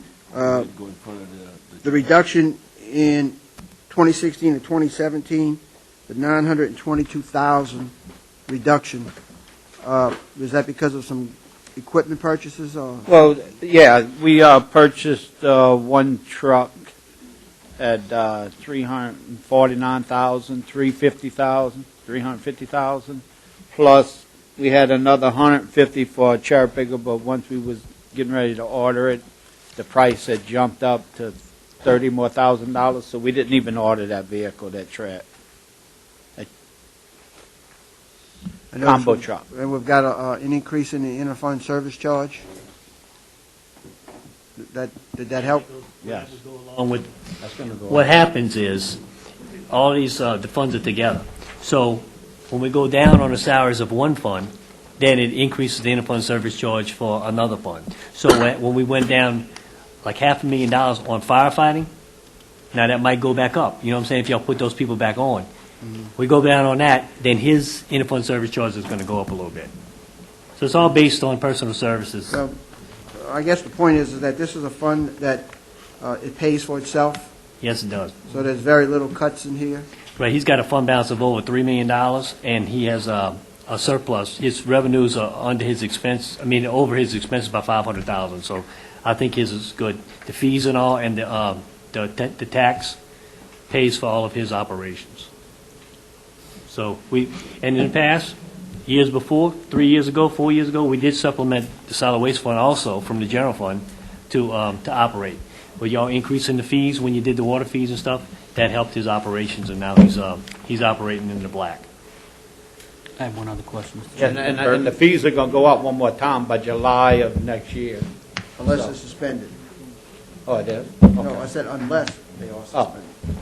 One more question. Scott, what percentage has the commercial activity picked up in the last year? What I mean by that is commercial businesses dumping at the landfills and Yeah, also a lot. roadside. We have a lot at the landfill, a lot of commercial business. Percentage-wise, I would say over half landscaping companies, they all come. DMV services, electrical companies, air conditioning companies, unless we say actually shut it down, somebody tells me to shut it down and don't let them in the yard no more. Because if I did it on my own, they'd have all kind of complaints and moan and groan. So if somebody sent me a letter, say shut it down, we would in commercial businesses. But I think they had a notion on the board, if a small commercial business had 4 cans or less, we would pick it up for a garbage can. If they had more than that, then they would go out to commercial. They should get dumpsters like a lot of the companies in Belchase do, like Burger King and McDonald's and all of those. Those businesses, we don't pick up garbage there. But Salvo's, we don't pick up. But like John Fro's and Balesha's, we still pick up garbage there instead of having dumpsters, commercial dumpsters. And that's front-end load dumpsters. So. Also, Mr. Russell, I know you're doing a good job because you let us know when commercial people cut trees down, they Yeah, should that haul them too. off. They should haul them off, but they pack them real pretty in the front and expect you to pick them up. And this is what we got to start charging. And all these people that come in from out of parish comes in and just dumps. You know, that's the problem we got to do. But you're doing a good job, but we're going to have to reinforce it to help you to do a better job. That's my point, Mr. Juneau, is by ordinance, it's very specific on commercial operations and what they can and can't do. And so I guess, is there opportunity for us to start taking advantage of that? You know, if you got commercial people coming to the landfill, charge them for it. Don't let them come for free. Well, I don't know if I can charge. That'd be up to y'all to make that determination, or administration to say, charge at the landfill, which is our yard. It's not a landfill because we go to environmental operators, which is on Woodland Highway.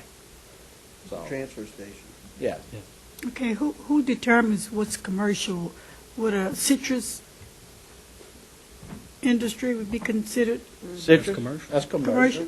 They make money. Are we currently picking up citrus trees along the highway? Pick up everybody. Yeah. Yeah, we do. I mean, some of the council members call and say, hey, let's get the trees picked up. They don't say, oh, it's a pile of orange trees. They just say it's trees. We go out there, it's orange trees, Yes, that's commercial. They might leave a stack of pallets out there that's sky high and a stack of plastic on top of the pallets. I mean, nobody in their household has 20, 30 pallets and a stack of visqueen that covers all of the greenhouses. So, nobody actually says don't do it. They ask us to do it and solve all the problems in the parish.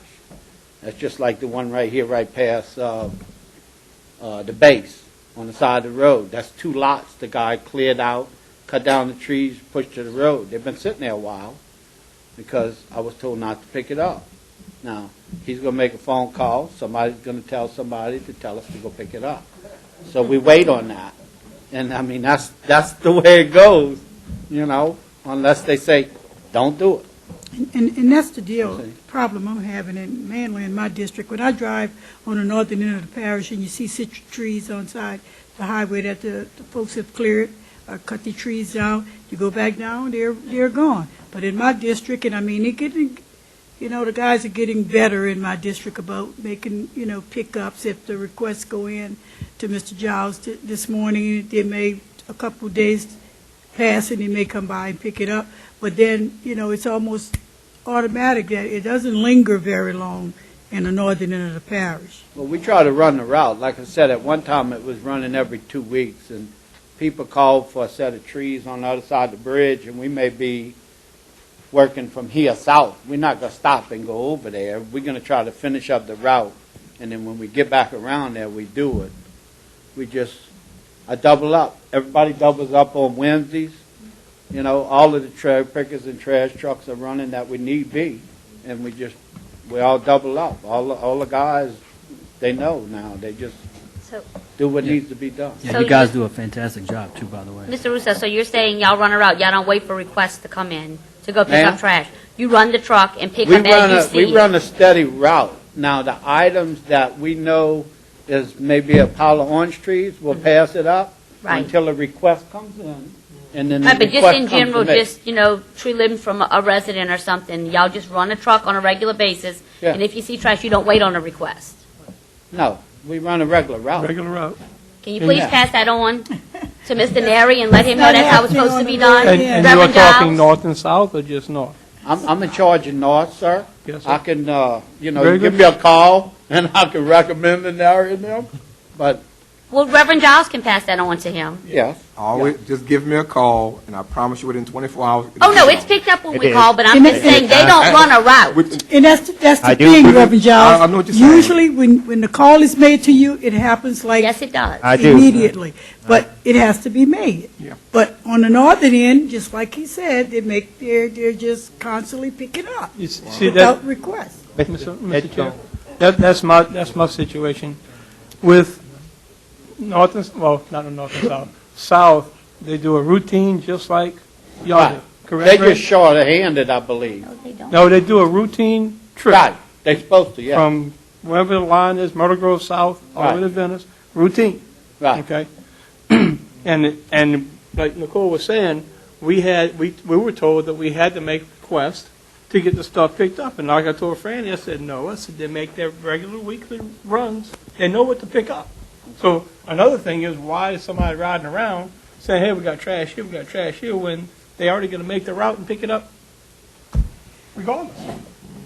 And if And somebody their does have distance is a commercial little stuff on the further. road, charge them. The mileage is further, but like I met, Reverend Giles knows about the one right here, and I made a recommendation, we need to send the code enforcement over there to tell the landowner he needs to get that removed off the highway. But, The issue is the guys on the truck know that the stuff needs to be picked up, and they do pick it up. Pick it up. But their supervisor is telling them that they need a request to pick it up. I don't know that answer, ma'am. So Reverend Giles, I would I don't appreciate it if you would relay that information. Wait, hold on, we got it. I don't know. You're lucky down the road. Because let me explain to you about apartments up here. What they do, when they clean out an apartment, they throw everything on the street. Yeah. They're supposed to get a dumpster.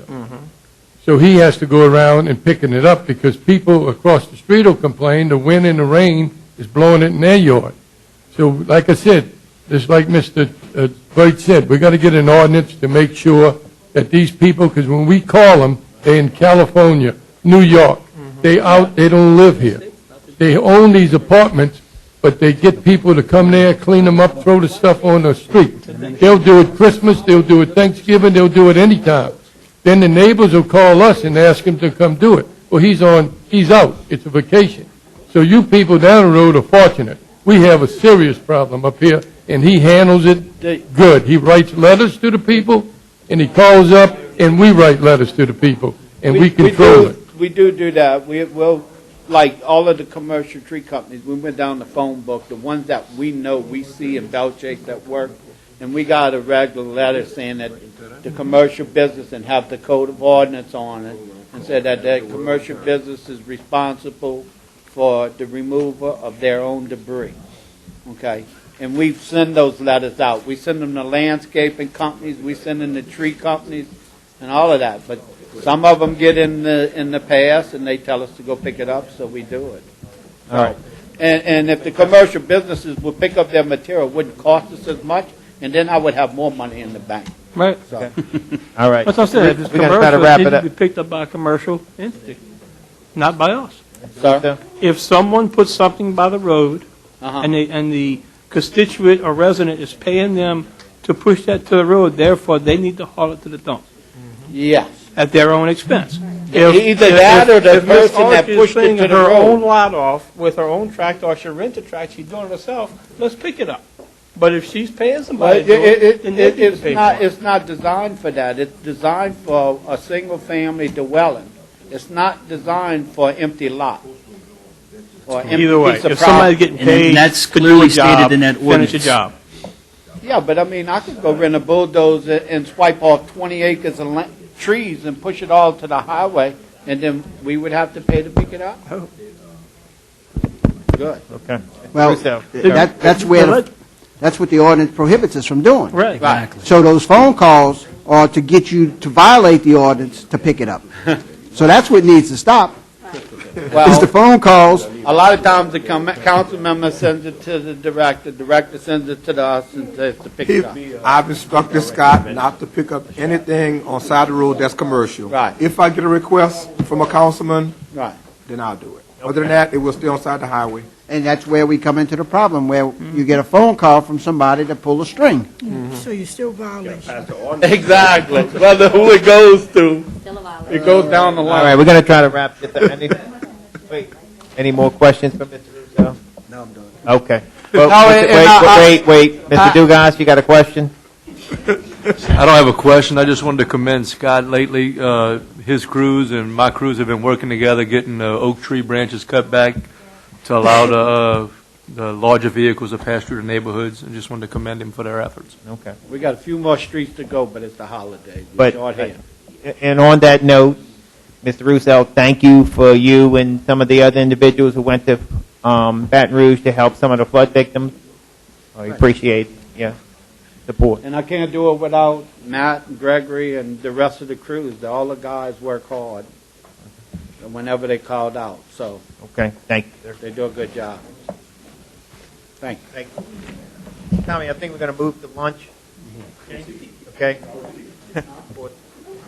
All right. It's 12:23. We still on them, so we'll be here about 1:15. 1:15. We'll recess till 1:15.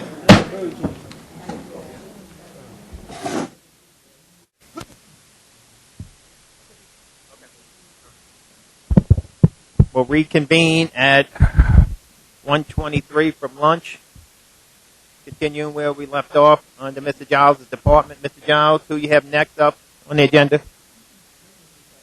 Maintenance. Okay.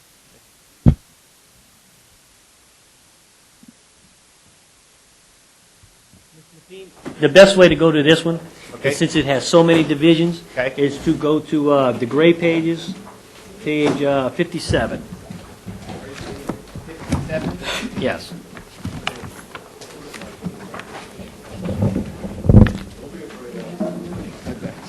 Good afternoon, Mr. Griffin. How you doing? All right. Page 57. All right, Tom, this is just the general of maintenance. The This different is, departments. this is everything combined, all the divisions combined together. Okay. All right, Mr. Griffin, you got an overview, or you got just you got the thing in front of you? All right. Proposed from 16 to 17, dropping your budget down about $100,000. Yes. All right. Are you losing workers? One position. No layoffs. No layoffs? No, he just has some unbudgeted vacancies. Yeah. One position I'd like to try to get filled, though, is electrician. Electrician, huh? And it's starting to get kind of expensive, contracting it out.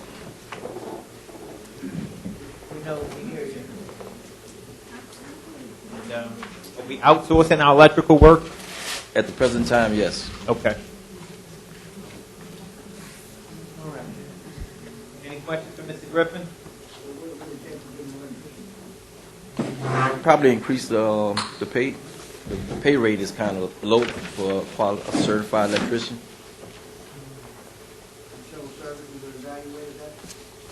I think it was brought to their attention. Not that I know of.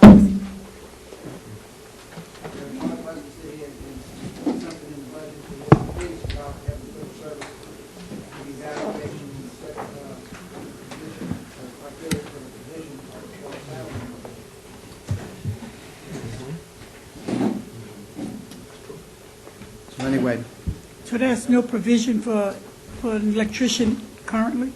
There's no provision for, in the budget right now? I'm not sure. I don't know if the position was We didn't refunded. remove that funding, did we, Tom? That position? Yes. We did remove the electrician? Yeah, it's vacant.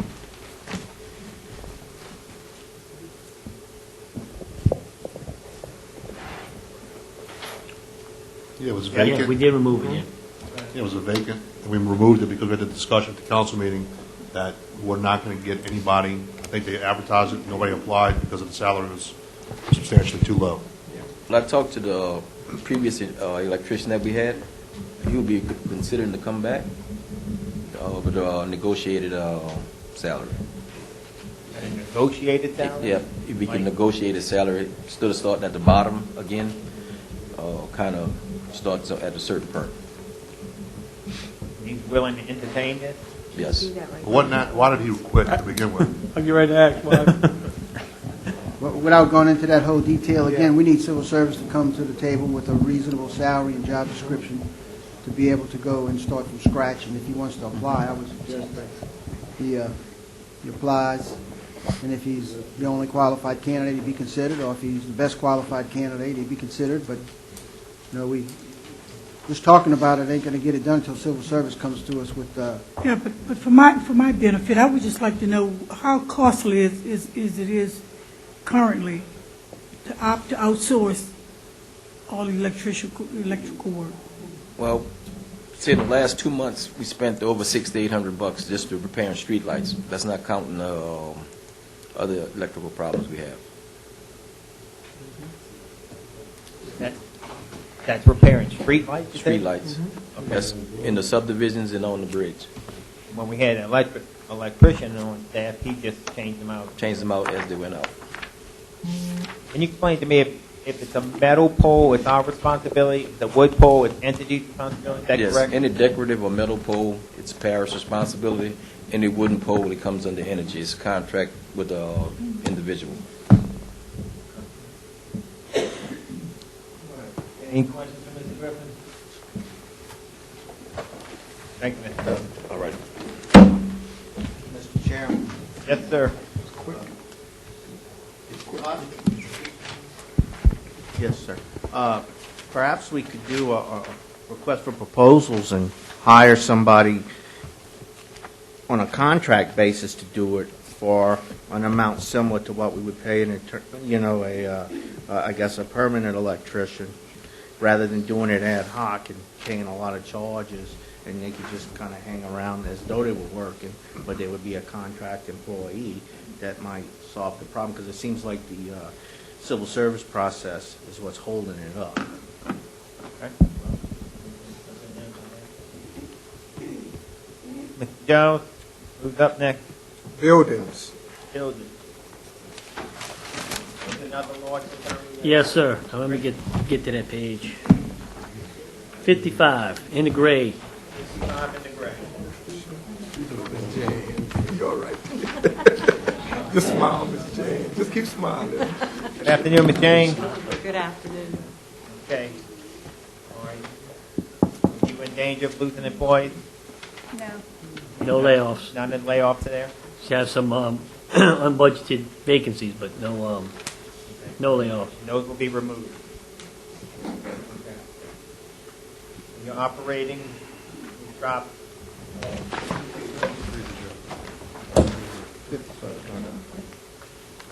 3.6 and 3.2, is that correct, Tom? Yeah, if you just the operating section, it went from 1.2 to 1,058,000. So it dropped to 161,000. You have an overview, or you just, you see it, please? Okay. Yeah, just hear from Ms. Stone. How are you managing? Where's Ms. Tony? She's had surgery. Okay. She'll be back soon. Okay. Are we short people? It's difficult with the events on the weekends, because they don't get overtime for that. They have to take time off during the week. I know one of our spots, like down in the Buras area, we're real low back down that way. All right. Any questions? Jane? Jane. That's it. Thank you, Ms. Shane. Thank you. All right. Boy, quick. Wait, got Why my we name? do it with the ferries? Huh? Libraries. Libraries? Okay. Tommy? Okay, libraries is on page 360 in the white. This is another one where she has her own funding. So any changes you make are not going to affect the general fund at all. 360. Good afternoon. 360. Are you in danger of losing people with this layoff? Okay. No, is there vacancies left here, Tom? No. No. Okay. So your money is already generated inside the line. Do you have a surplus? We're doing good. With the big conference, Audrey, about the Newport Health Library, we haven't seen like been set for that, so we might have to go out for that.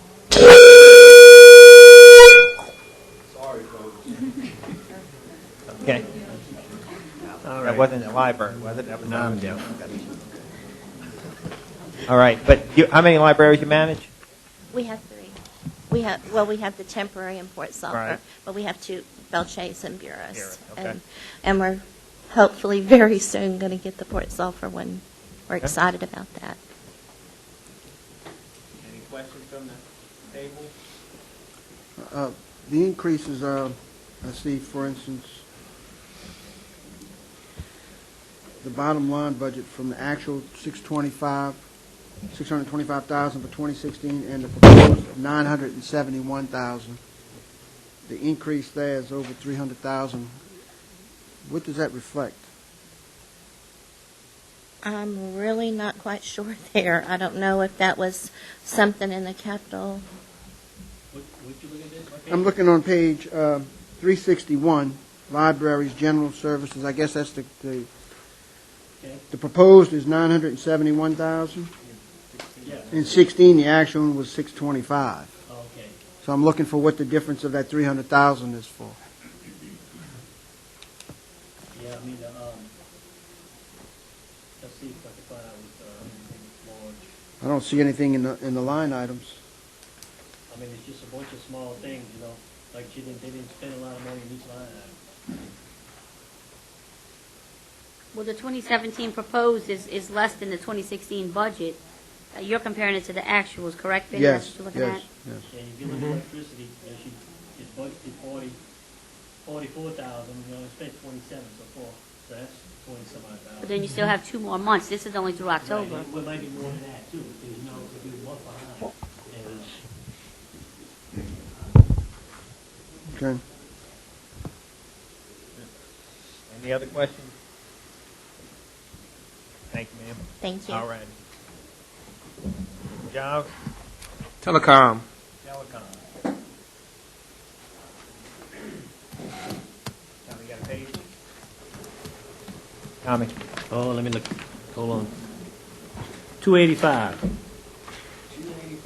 Now, keep in mind, this budget is going to be hard to compare because this is the one we're combining data processing. Charles Drago is his department with the telecommunication budget.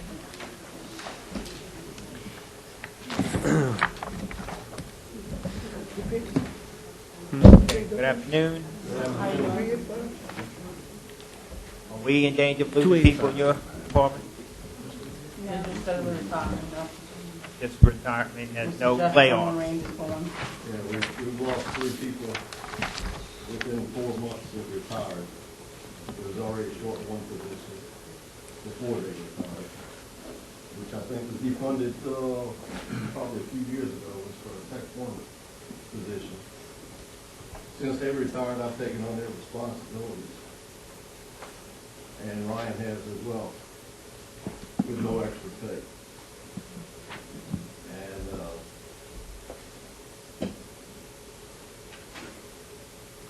don't know what else to say.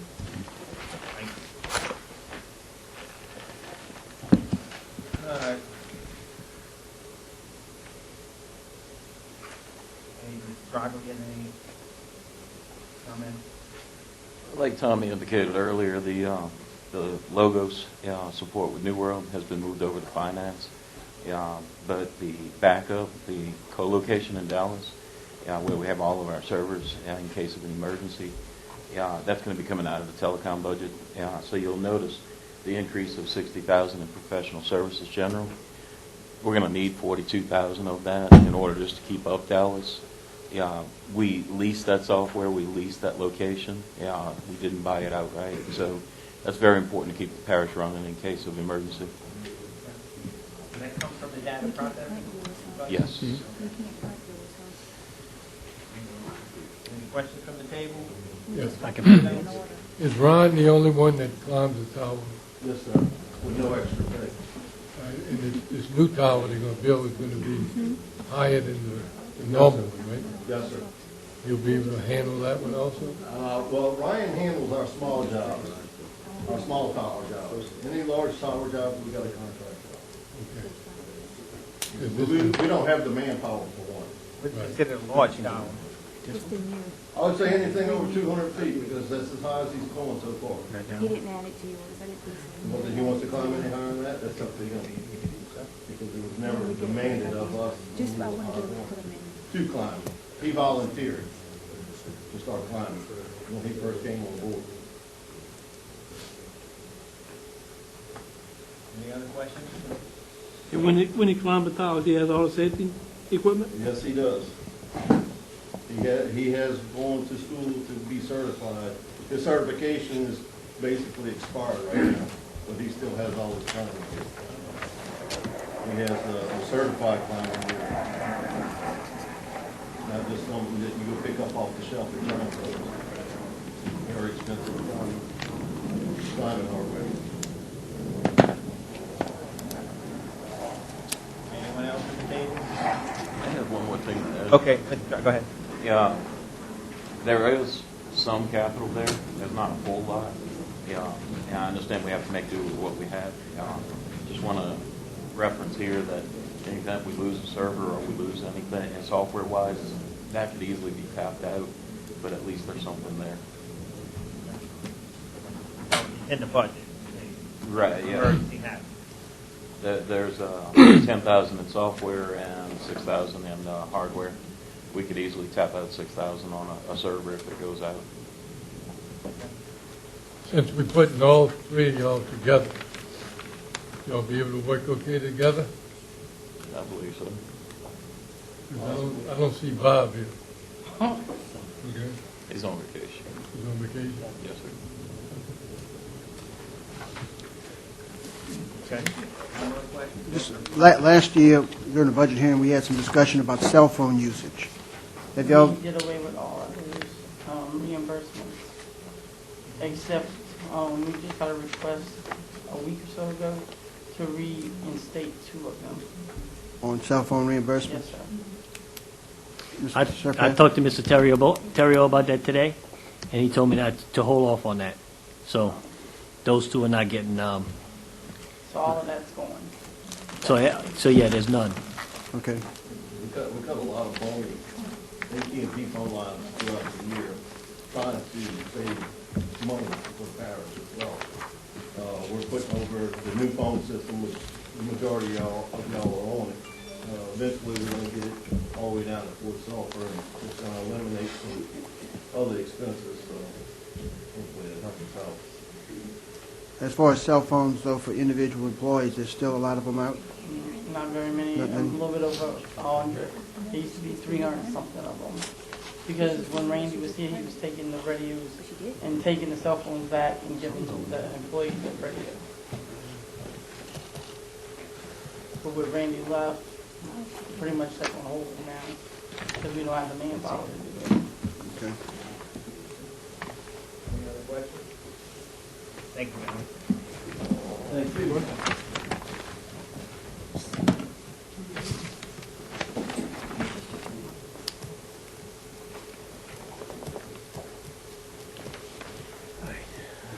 Now, What about water? You want to do water? His last department is the water department. Okay. That's another one that's got a surplus. I mean, we can go through it real fast if y'all want to, but it's not going to be any help. And I don't know if you have anybody here. I think Angie's on vacation, huh? Angie's not here. Nobody from the water. Question on the water? Water sewer fund? Okay, we can skip it. Permit, sorry.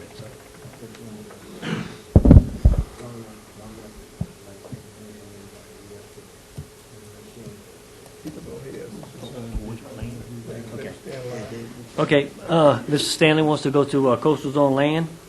Okay. That's page 321.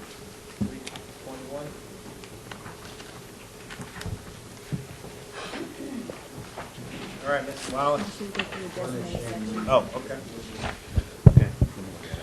Yes, council members, as you know, we're still without a permanent superintendent for the land department. Myself and LV Cooley have sort of been filling in to the best that we can, in addition to our other duties. So far, we've held the line, but if y'all were to want somebody to fill in there, it'd probably be optimal to have one person dedicated to it. We also need a new surveyor. We lost a surveyor in the land department. And so we really do need somebody who can fill that role. We have contract surveyors, but of course it's more expensive when you outsource it. Other than that, we have to work in the land department with PROM. We have to work with a lot of state agencies. We work with CPRA. We work with the Corps. We work with DOTD. There's a lot of meetings to go to, which is one of the main reasons that it's probably best to have somebody dedicated to it. In the long run, we do need that surveyor, though. And what page is it actually on the budget? 321. Do y'all have any questions or anything? I mean, it's a vital department. You have to have it. Mr. Landry, you said we lost a surveyor. How did we lose one? Didn't he quit or retire? One retired, and the other one we have is, I have him helping Shane as much as possible on the levies and the contract. So if I had to need a surveyor, I had to go to Dugas and Barry's people for minor stuff. You can't do the contract surveyors, that to work with them. They can do meets and bounds, is what you're saying? They can't, that's exactly. The meets and bounds, you can set it out, but then there's some more technical aspects to it when you're dealing with contracts and land acquisition, just a little bit more complicated than just laying out a grid on the ground. I will say that the people in the land department working really hard. They've been working very well with us. Mr. Rez has done a good job, Ms. Mayor's done a good job, and Mr. Lonnie's really stepped up. Now, Lonnie, we're in danger of him retiring. He's kind of at that stage where he can leave if he wants to. So, the more we put on him, the more likely it is he's going to just go ahead and retire, and then that'll put us in a little bit of a bind, too, especially for different, all these projects, they have meetings almost every 2 weeks, and we have so many projects. They're just constantly churning. And if I can't be there, or if LV can't be there, then Lonnie goes. And so it's, if we lose him, it could be a problem. But that's just something to think about. Thank y'all. I have a question, Mr. Chairman. The land surveyor, is that also GIS? Is that two separate departments? Or could they do the same thing? I think they're separate departments. As I understand, GIS does the data entry for when surveys are done.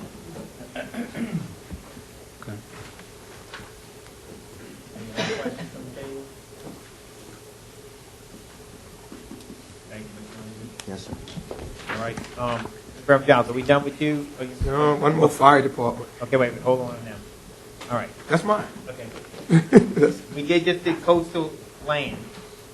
Yeah. Do coastal zone, or are we going to speak on that too? We can go to that next. I think Mr.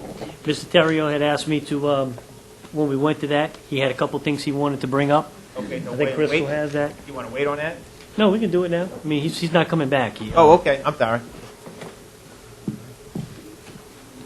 Crystal can read off what,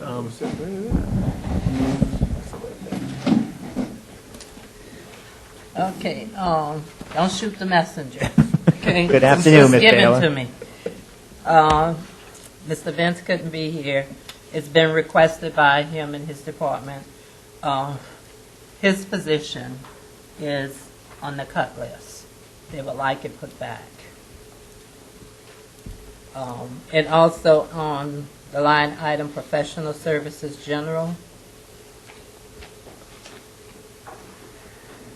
They had 23,000. Wait, hold on. Tom, we have a page for that? Page 329. oh, I'm sorry, yeah, 319. Go ahead now, I'm done. 23,000, and they're decreasing it by 18,000, giving them 5,000 proposed for 2017. It's been requested to put 75,000 there. They said they have some Restore Act money coming in, and they need 75,000 in that line item for consultants to manage that money, the funds, those funds come in.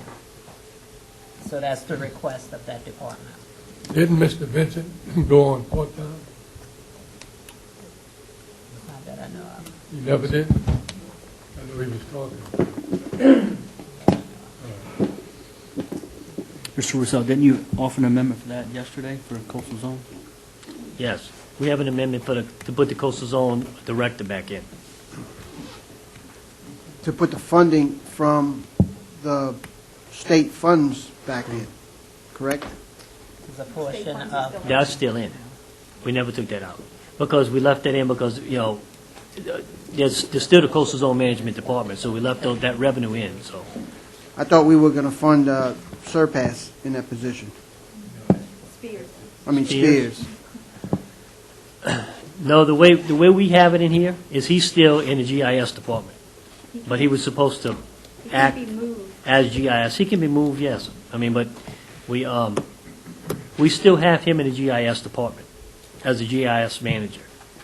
And then we had the position of coastal zone manager being taken out. And the reason that I was keeping a GIS person there is because we received funds from the state Right. to match that salary, or 30-something thousand towards the coastal zone program. 30,000, yeah. Now, they do still have the secretary there, in that department too. And So, y'all I mean, had also talked about merging those two departments together after the beginning of the year. Right. Y'all consolidated departments. Hmm? No, we No, didn't. if y'all wanted to, after the beginning of the year, there was talk of y'all. No, I thought them or whoever was going to consolidate departments, and that was two that they were going to consolidate. But no, that's not, what It's what not there in is the now. book. Just clarify for me, because I'm not part of y'all. Who's consolidating departments, the administration or the council? Who's going to consolidate? The administration was going to do that after the first of the year. Okay. No. You just said y'all, so I'm just making sure that y'all ain't getting the blame on Well, this one. we too. had talked about this before, Yeah, but anyway, so what you have now, if you don't do anything else, you have a GIS manager who will still be in that department. He had somebody working with him, and that position was going to be eliminated. The coastal zone management department, they eliminate the director, and they'll still have a secretary there. Right, an administrative assistant. Administrative assistant in that department. And that's it. So if y'all want to put y'all have an amendment to put the director back on. If y'all want to do that, we got that on there. But the GIS manager is still going to be in that department. And the GIS manager, that's Robert currently? Yes. So then we're considering rolling him over into coastal zone? And He's you will, doing- if you defund Mr. Madera, I'm assuming is the other person, Yes, the position, then you will have no one in GIS, correct? But the secretary. right. And Mr. Madera does But a I lot don't think more there's than even- just GIS. I don't They think don't- there's they even don't- a it's not even secretary a in secretary. GIS. There's only two of them in there right now. Just those two. They had three, and it was a layoff. And the first layoff, they got rid of the other position.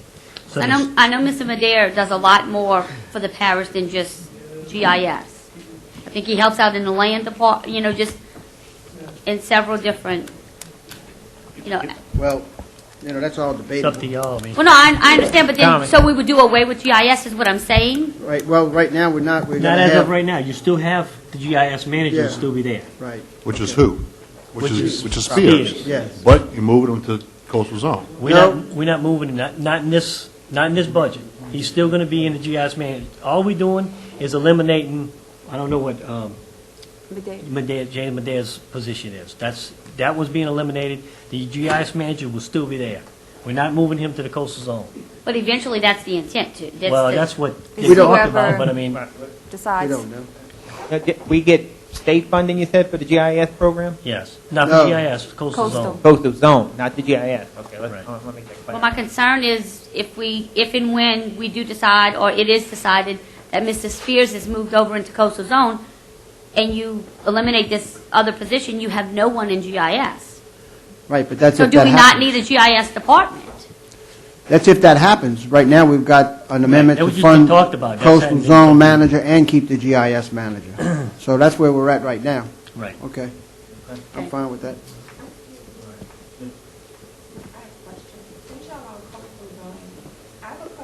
Will you come to the mic, please?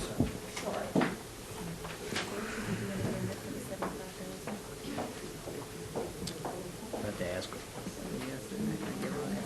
I don't know. Hi. so I'm gonna ask. Good afternoon.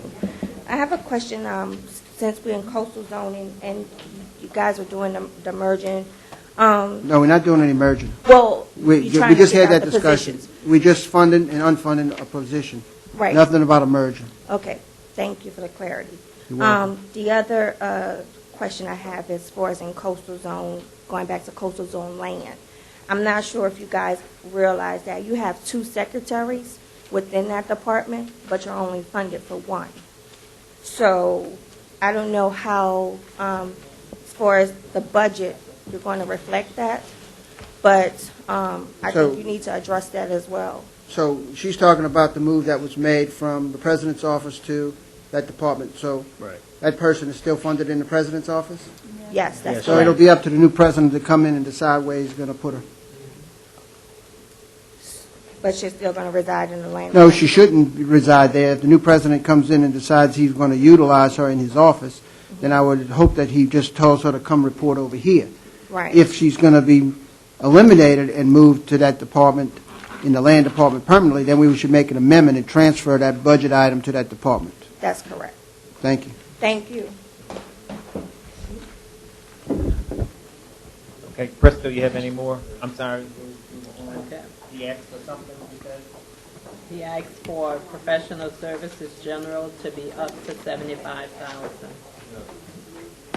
to be increased, Professional service general. Currently, am I reading right, $250?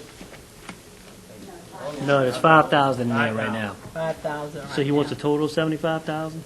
And so we'd up it by 70,000 if y'all want to do that amendment. Up it to 70,000. Yes. We don't know why.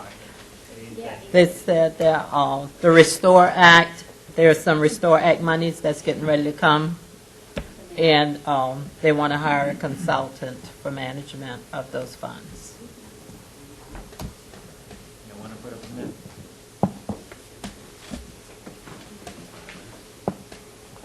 Anyone from the table want to make an amendment? How much money's coming?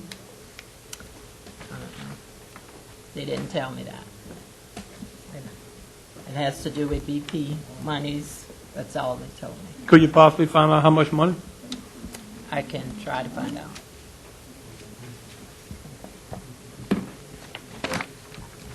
Other than that, any? I do. Did an amendment? William? No. I just, I mean, I understand some things you need to consult out, but we don't have anybody that can manage, we can't manage our own money. I mean, that's just, guess nobody knows. Just the messenger. I know, it I wasn't can addressed ask to you, the Ms. Crystal. questions. It wasn't addressed to you. Okay.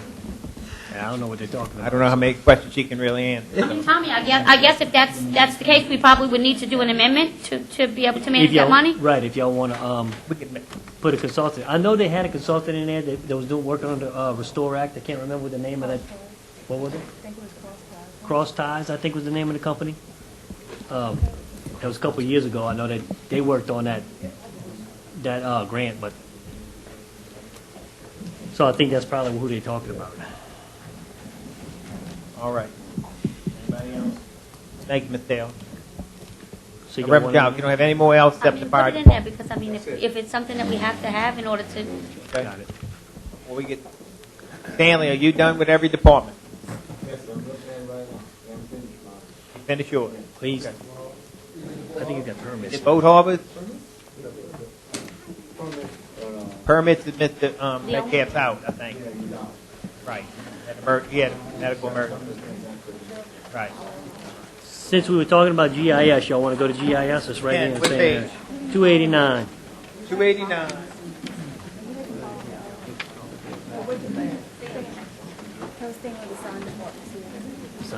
where we at, what page? Who does this fall under? 289, GIS. I know. We'll let him get up there. Wait, we'll get it. I'll get it after. What's that? Get somebody to answer? No, go ahead. No, we're just deciding which one's going to go next, but GIS is. Okay. You do that one. All right.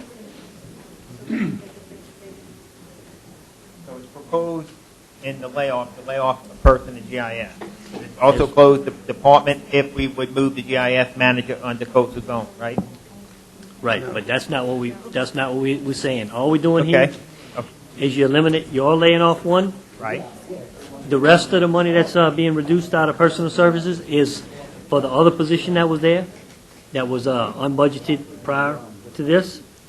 And so there'll be one GIS manager left in this budget. Just one GIS, okay. That's right, one What- employee. And what is the reduction in the salary for the one that's on the layoff list? I'm getting it now.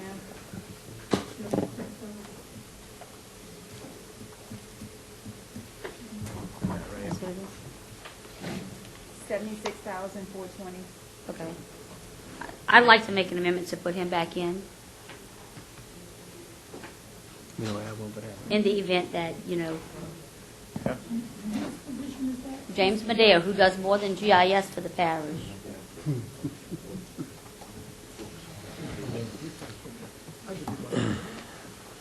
Okay. Any other questions on GIS? Anyone? Okay. Is that the last one, Tommy, in that department? Oh, That's the last one there. We got a couple of them to clean. I think Mr. Stanley wanted to go to the sign department. Mr. Sign? Moulton. Okay. What page you got?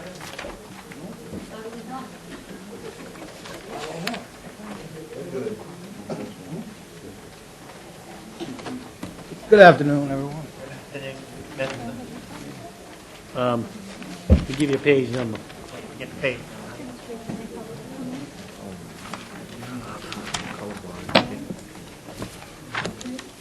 Wait, he's getting the page. 335? 335?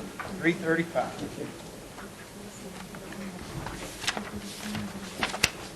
Good afternoon, Mr. Dave. Good afternoon. You don't have anybody left in your department except yourself, huh? I have one installer that's with me, and myself. And you. You do all the signs. All of them.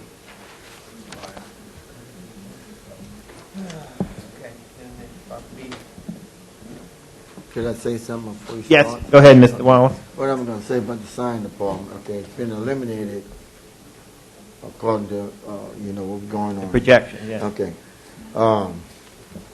This man here, if you eliminate that, there's nobody could do no more than stick up a pole or something on a post left in that department. By saying that he knows how to write it and all this stuff, puts all together, we have nobody else could take his place.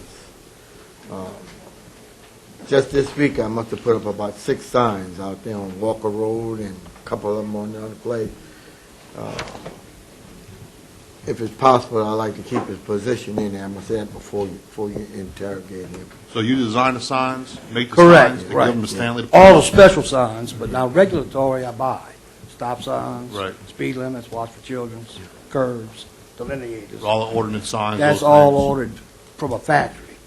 But any special signs I make in design, because I have a Maki printer, it's about a $30,000 machine. It does digital prints, and I make a lot of special signs with that. And you can manage that department by yourself with I've Stanley been Self? doing it, I've been doing it for 2.5 years now. Except for you have one installer. Right, with one installer, right. But now the installer's gone? Well, no, he's still with me now. After this budget. he Tommy, can't go what's, Yes, sir. what's proposed? Him and the installer? Do me an amendment for him. Okay. With no operating expense? That's going to. They'll put some operating in there too. I mean, I'm not sure if it can come out of Stanley's budget or what. I mean, I'm just trying to, I know. I mean, I think he's a crucial, Yeah, I and mean, because we'd have to outsource all of that. you can make an amendment for me to restore the department. The whole thing? Okay. Both positions or just one? Both.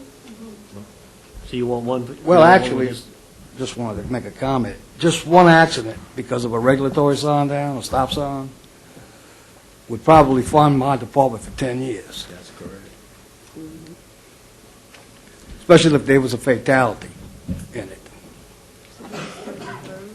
And you parish-wide, correct? Parish-wide. From- what's the operational budget on that, Tom? 48,000 for operations and 2,200 for capital outlay, about 50,000. Well, on my amendment, put 30,000 for operations and then his position. Okay. And then Mr. Russo, I guess, has his own amendment. And you want to put the whole thing back? Okay. We'll make With the two different- installer. I have something to say. He saves us a lot of money. If we had to get people from outside to do this, we'd be paying 5 times as much. Yeah, signs aren't cheap out in the public. I want to thank you because I know you do a good job. Appreciate Yes. that. Thank you. Anybody else have a question? Thank you, Mr. Davis. Is it? You good? Thank you. All right. I'll make him something.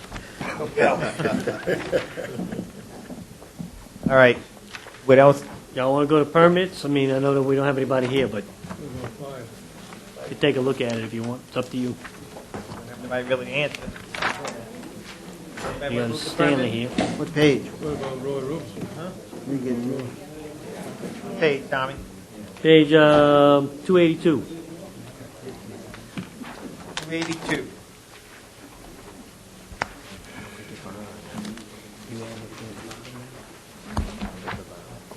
Okay. We going to direct the questions to Stanley? Stanley. I have a question. I think yesterday it was mentioned there's some revenues in here that we have not passed an ordinance on yet. Is that true? That's correct. What's that dollar figure? 200,000.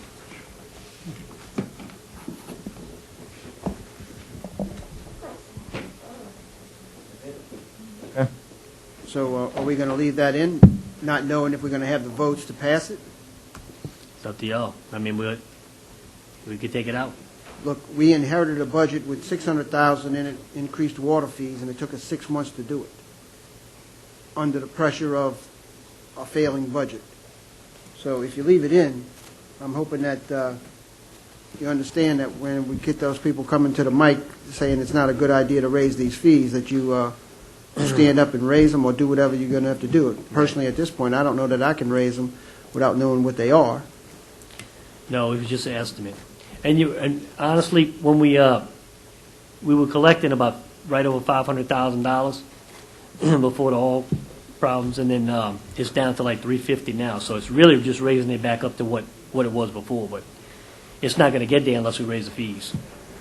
So I mean, if y'all plan on raising the fees, then we really need to take that out.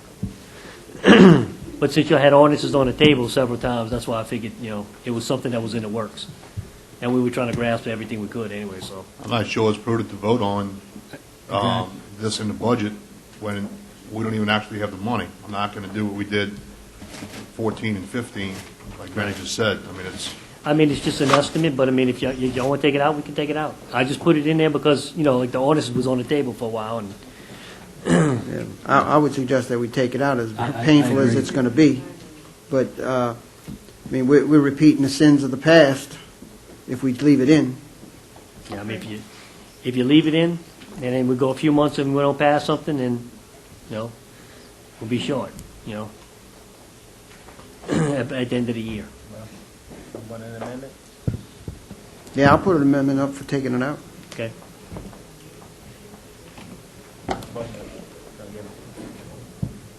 Anyone else? We go to boat harbors? Go to the boat harbor? Okay. Wait, let me make sure. Everybody still permit? All right, Tommy, boat harbors? First page of boat harbors is 415. I'm sorry? 415. 415. First page is just financial administration. Second page starts out with the billing collections.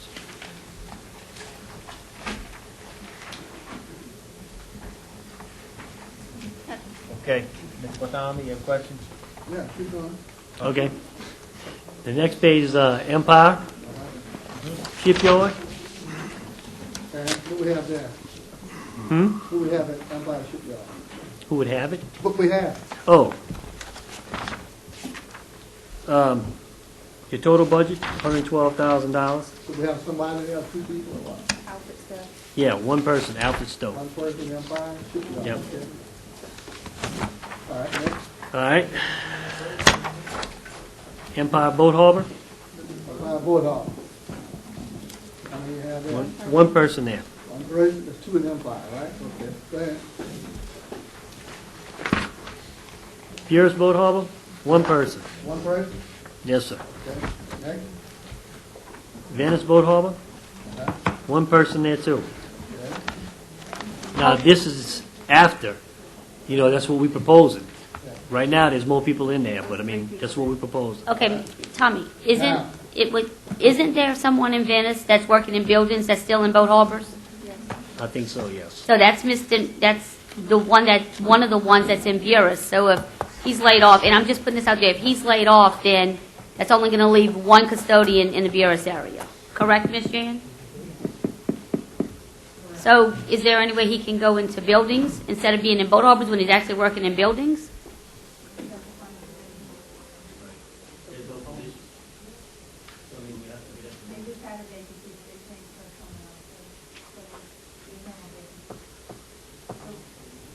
But he's being paid out of boat harbors, but he's actually working in buildings.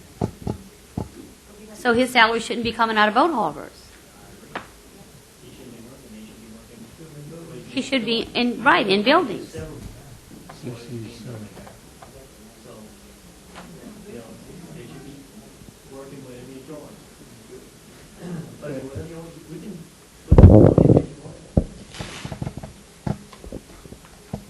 I mean, I just think they need. I think they need to be paid out of whatever the department they're working in. I agree.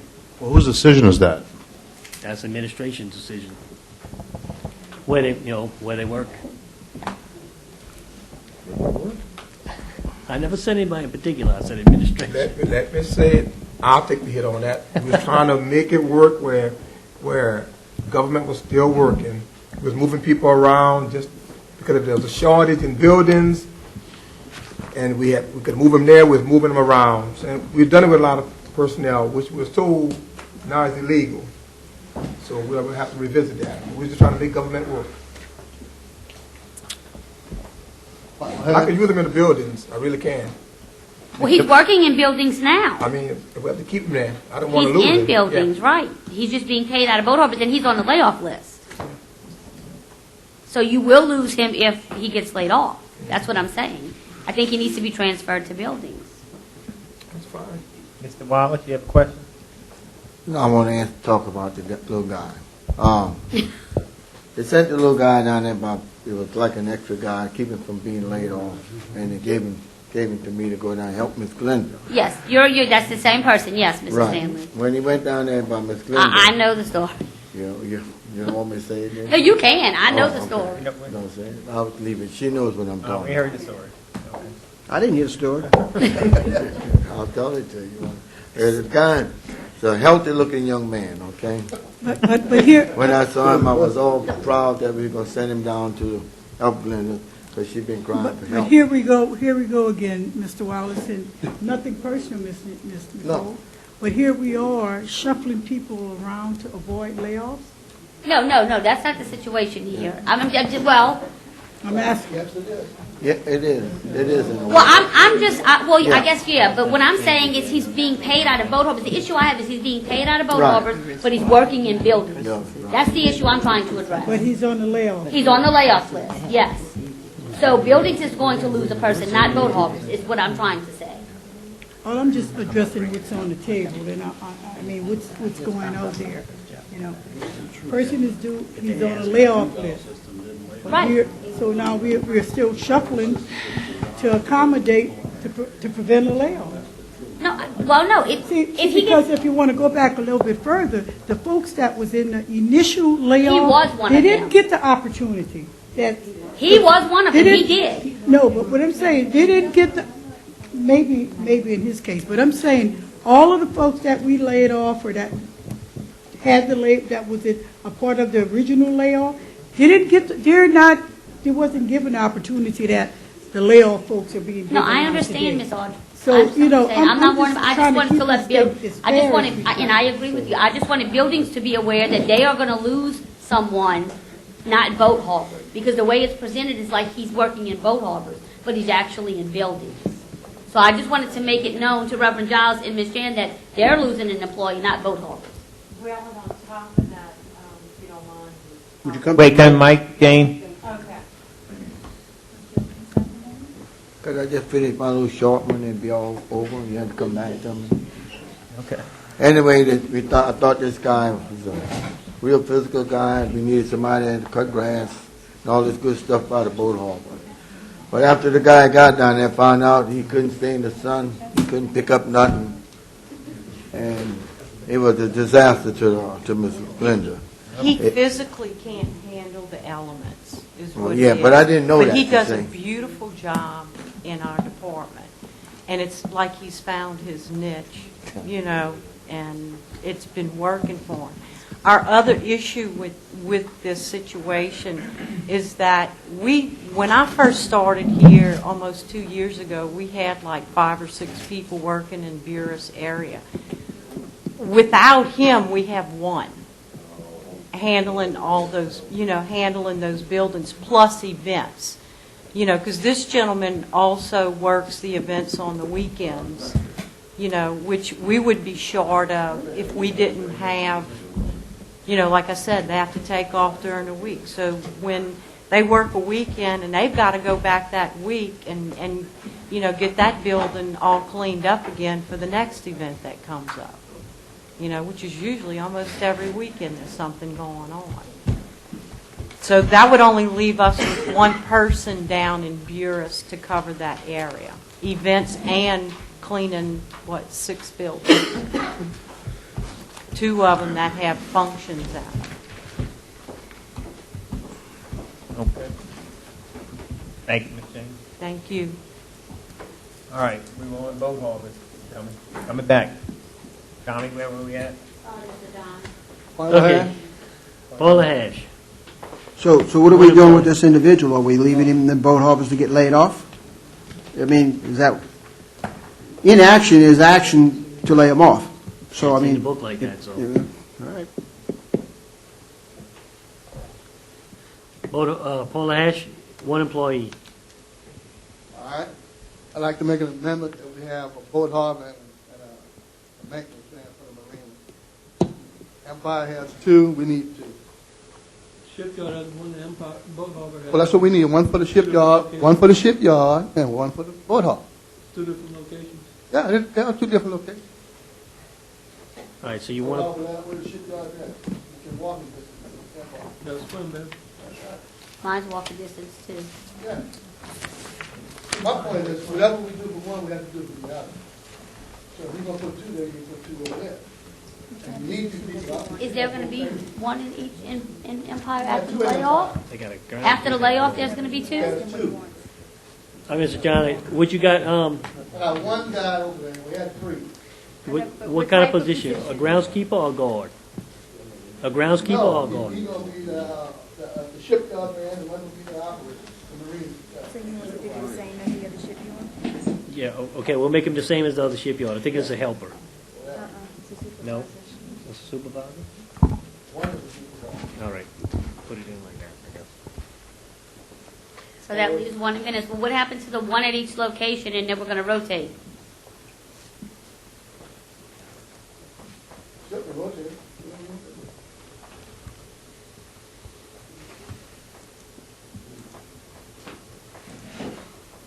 I can't sit here and not request the same thing. I agree, but it was my understanding that there was going to be one at each location after the layoffs. You just read this, something happened. What it said, that's why I just bring it up. 448, 562, 28, Well, I need an amendment file. Okay. We got that one? I need one too. I'm listening. You want to say anything? Helper is fine. We've been needing a helper in Venice for 2 years. Miss Glenda's been by herself, pretty much for about a year and a half. Okay. Yeah, we have a ship dog.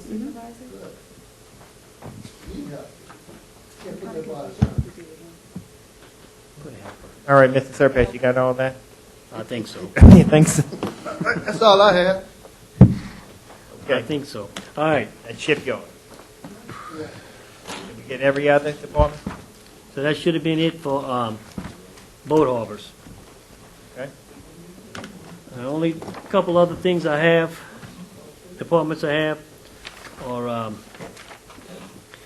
we didn't hit city and ward court. That's just, there's really nothing there. It's just the positions.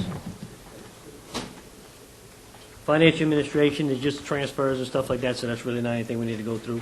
Registrar of voters and elections. I think Crystal had talked to her yesterday and she couldn't be here. I don't know if y'all want to bother going through that. We don't have nobody really answer it. I don't know how.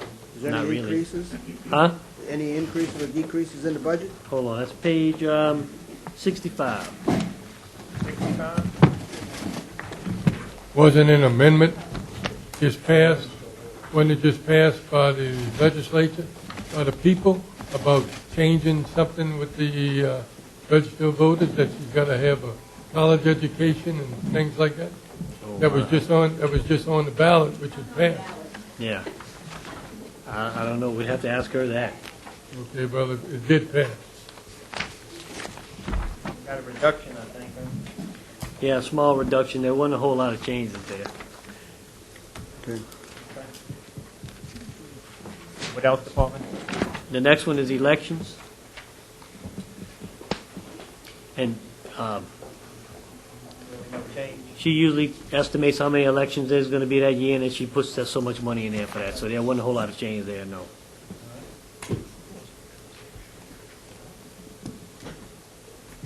I don't know if there's anybody here from the LSU Ag Center. I know he had asked me about it, so I don't see anybody. But it's zero anyway, so I mean. What's that? It's, the budget's zeroed out. in Okay. that, so. Right. All right. And then permits, we said, we went through that already, right?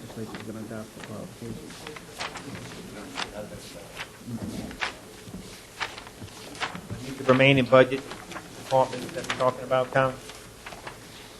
I think that's pretty much it as far as the departments go. Okay. All right, we'll move to firefighters, Mr. Robichaud. What you got, Tom, what page you got there?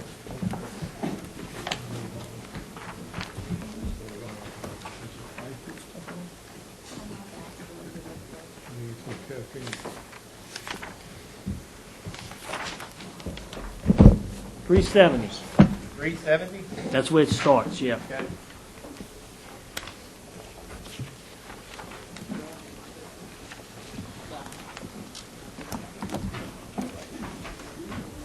Good afternoon, Mr. Robichaud. Good afternoon. All right.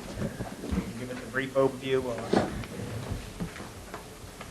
I'd like to start with, you've been asking everybody about the reductions, and I'm very concerned about what's proposed in the budget on the fire side, not only the reductions that are shown, but with the unfilled positions. It's going to be next to impossible to provide a service with both of them in there.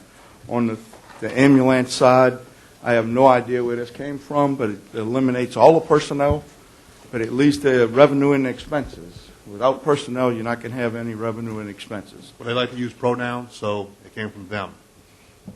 It's, I just want to be clear, because I keep hearing Wait a this at minute, the I'm gonna council. make it clear, because we sat with Mr. Roy about this, and this thing was $5 million out of whack. They was proposed to have $12 million put in the budget, there was $7 million of revenues.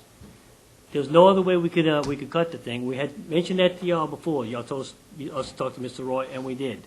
Now, there was stuff that was cut out of the positions of ambulance, no doubt about it. We did leave some money in the operations. I mean, not knowing if y'all was gonna put that back in or not, we can go take it all out if y'all want to. But that's what we did. We took the positions, we left a few positions in, and he wanted to leave a few positions in the ambulances. That's what we did. And we left some of the operating money. And I'm So- just making a statement that people know where it came from. Right. It's not, don't say, I don't know where it came from. Well, it didn't come from us. It came from Mr. Roy, because he sat down there with us and we talked about this. Okay, well, So that's what I'm saying. I mean, we just do what they ask us to do. I mean, we talked to y'all about this. Y'all told us to talk to him, and that's what we did. And it might not be exactly the way he wanted, but it was so out of whack, we just had to take a bunch of money out. well, I'm just getting clarity here. All right, we're good. Mr. Robichaux? That's my biggest concern. I don't see how we can provide services on either side, fire or EMS, with the proposed cuts. You were about $5 million short? That's where we started off at. When he presented the budget to us, it was a $12 million budget. We have about $7 million in revenues. So that's how it started. We took out almost all of the equipment that he asked for, and we're still $2 to $3 million short.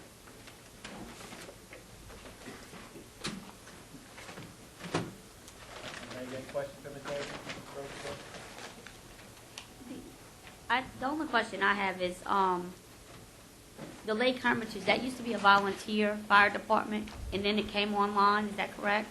All 7 of them will volunteer, ma'am. Okay, but we have the substation in Myrtle Grove. So would that be able to cover the Lake Hermitage area? I'm just Not speaking maintain hypothetically. the rating. Okay, it's because of the fire rating. Because of the Okay, fire that's rating. fine.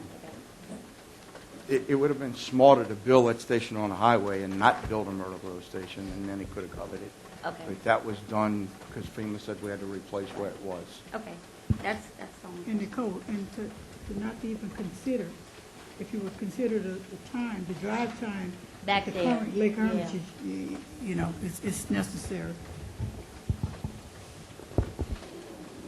How much money do you have in capital improvements? You got the capital improvements up? There's I about, think there's one project. there's about in $3.5 million left in it. Capital improvements? Yes, sir. In a project already. Okay. In a project design? $3 million. The project's already been designed, and the money for construction is left. Okay? We Has the have not project been gone out for awarded? bid. It has not even been advertised or anything else. Okay, It's so on how hold. many, so how many firemen, how many EMTs do we plan on laying off? 37. At a total of how much? $2,261,000. Okay? Do we rather build a building or lay off 37 people? That's a question that I'm just going to pose to Chief. If we lay off the people, we're not going to be able to maintain the services.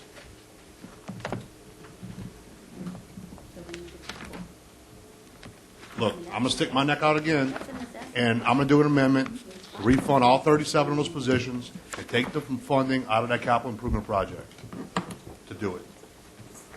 There is some money left available at the end of it in that project, but What capital project is that? The Woodlawn Fire Station. All right, put you on notice. I will seek a judgment, summary judgments on this with the judge. You do that, because then it takes away from the legislation that was passed to fire department, pass a millage to fire protection for the people of Plaquemine Parish. And since we incorporated the ambulance department, we have deleted, defunded the fire department by creating that a deficit. And if you do that, that's the action I'm going to have to take. Just letting you know, no thing is just business. Okay, Tommy, you have an amendment from Mr. Black? You want to take what's Yeah, remaining? no, in I it? want to take Just enough to make. whatever it needs to be taken To from put the that, positions back in. to put the 37 positions back. It's 2.261,780. The 2,261,000.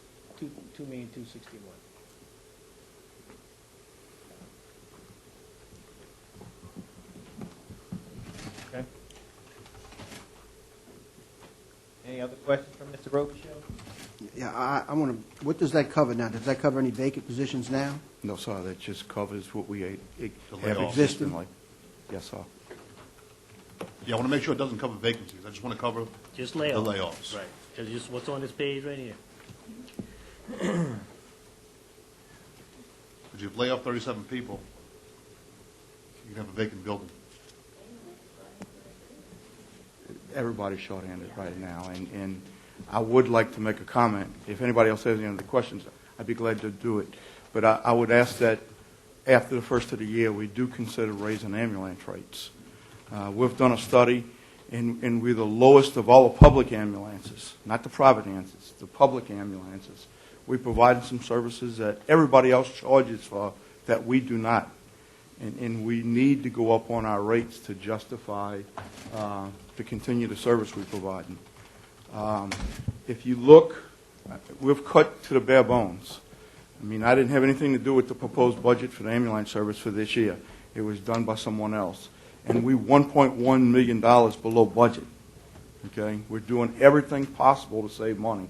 We have to increase revenues, or this time next year, there's not going to be any capital project to get the money from to fund it. Work with my office and legal, and I'll do the legislation. Thank you. So again, we're asking, what was the percentage?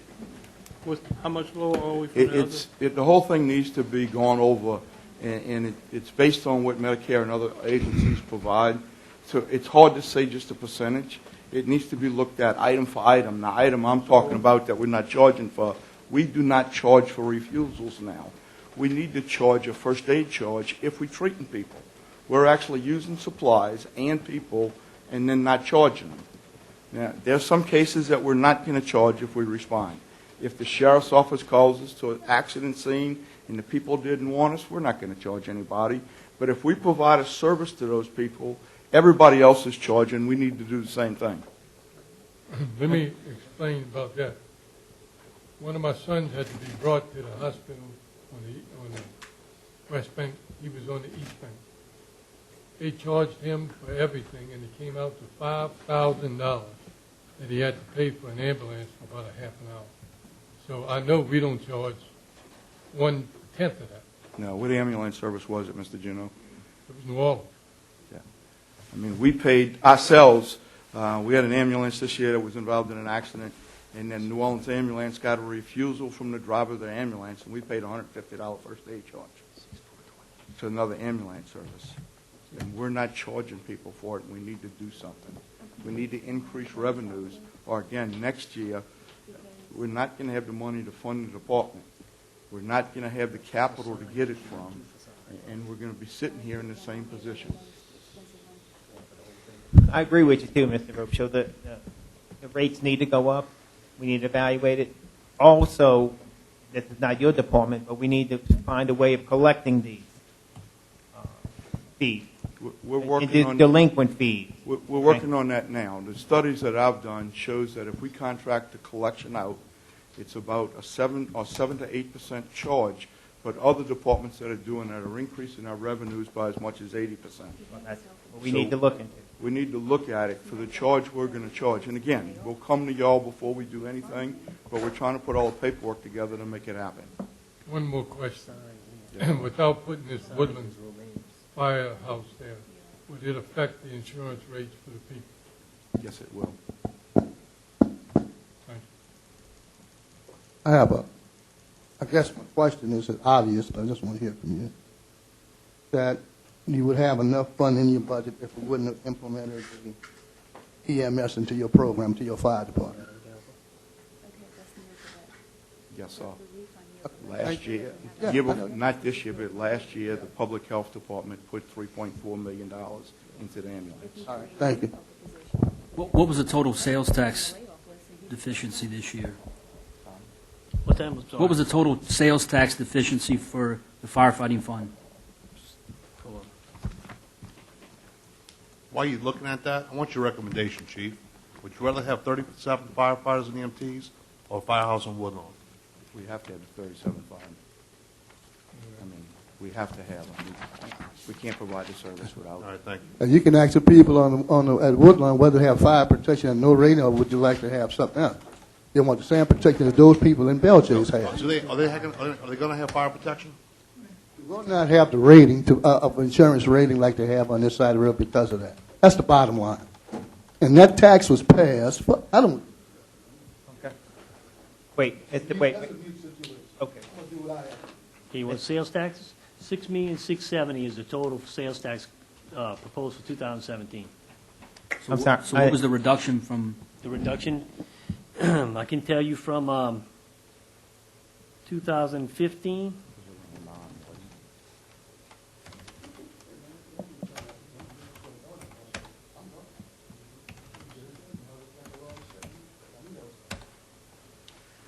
It was $7,657,000, and then we're proposing $6,670,000, $1 million or so, from 2015. And then you go back further than that, it was probably close to $8 million before that, $8 to $9 million, yeah. $9 million a year before. And then he also had a SAFER grant when he first started too. That helped him out in revenues also. So, when he first started, he probably went from revenues of, what was that, Roy, probably 11 million to. We've had years as high as 15 million a year at Hallsville because of the additional sales tax. But the economy's down right now, so the sales tax is down for everybody. So don't blame the EMS merger on the issues we're having. Of course, it has had an effect, but it's because of the sales tax and oil and gas revenue is why we're in the situation we're in. I mean, is that not correct? Not oil and gas. No. We lost two of the largest paying tax rolls when they moved out of the parish. But if the EMS wouldn't be added to his department, he wouldn't have the deficit that the EMS had. Yeah, right. But he would. Fire department wouldn't. And that's what we're addressing and what was passed by law at the ballot. So instead of laying off 37 the fires, ballot we'd be laying wasn't off put off. 37 employees. The ballot then specified that we would take over the EMS. With that, it said only fire protection. And to me, that's what we need to make sure we follow that what was passed by the people. As we so adamantly put things before everybody, we're not doing anything unless the people have spoken. And the people have spoken on that issue. And you need to abide by what the people said. And this is no assumption. I'm assuming the people voted for that.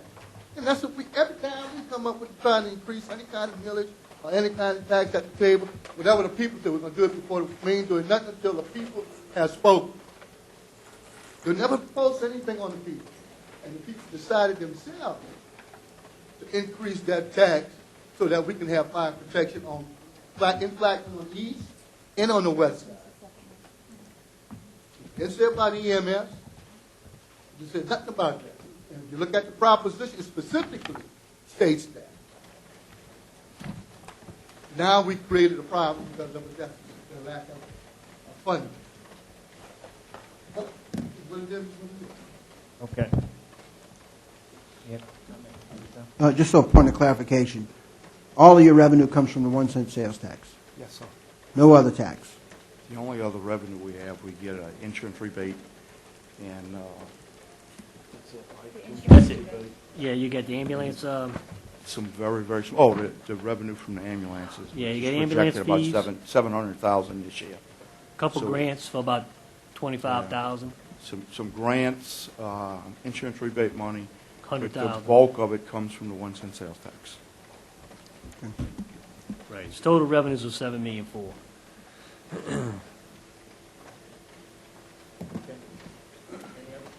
Table. You have any more comments, Mr. No, sir. Rupsha? Thank you all. Okay, thank you.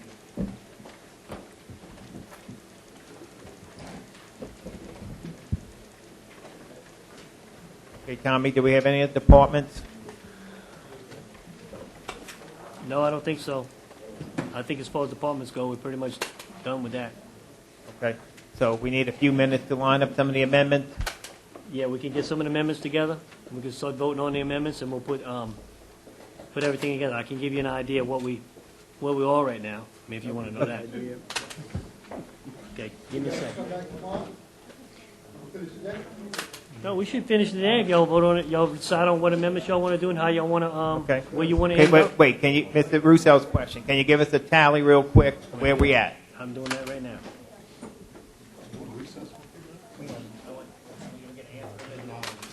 Am I getting this? Oh, you might have a tally right there. Or do you need a reset? Nope. I need about 30 seconds. Okay.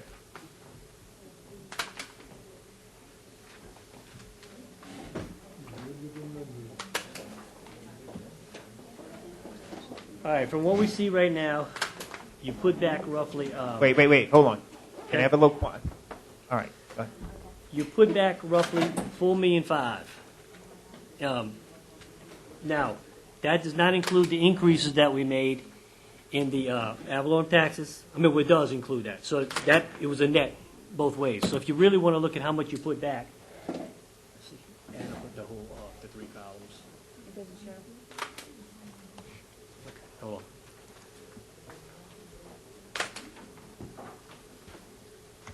It's more like $5.2 million that everything you're putting back. All the amendments that you're putting back in there, it's around $5.2 million. Now, if we look at the where we stand with the fund balance,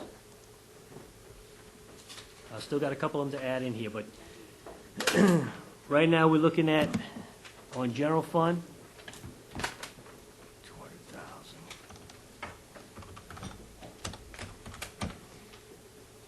You're looking at about negative $2.7 million that would be in your unreserved undesignated right now. So you can't leave that at zero. So you probably need to leave at least about $500,000 in that. So that would be a negative $3 million. So that's what you'd have to take out of emergencies, if that's what y'all, all of this stuff passes. You want me to print this out? So, yeah, All right. once you do that, she's going to print out the spreadsheet. She just finished it. You may have a spreadsheet for everyone to And look we'll at. we'll show you all of them, and y'all can look at them, and, Okay. no, and it will go down the list. Now, to get you ready for the, well, we take a 10-minute break or 15-minute break? Yeah, we could do that. Okay. But before, let me ask anybody has one last question before I take a break. I do, I just know, I would like to put an amendment, and I'm not sure of the dollar amount in operating budget for recreation. I think we need to address that. Let me confer with some of my colleagues and try to come up with a figure, and we'll Okay. get that to y'all before we start. Yeah, give us some line items. It doesn't have to Right. be, on here, y'all have to add that to the. Right, I understand that, and it yeah. doesn't have to be every line item. Right, You know what right. I'm saying? Because I have a few that yeah, I they can move it started, yeah. around. Right. Okay. I have two amendments. Just hold on one second, Tom. Hold on. Okay. On my sheet here. No Venice.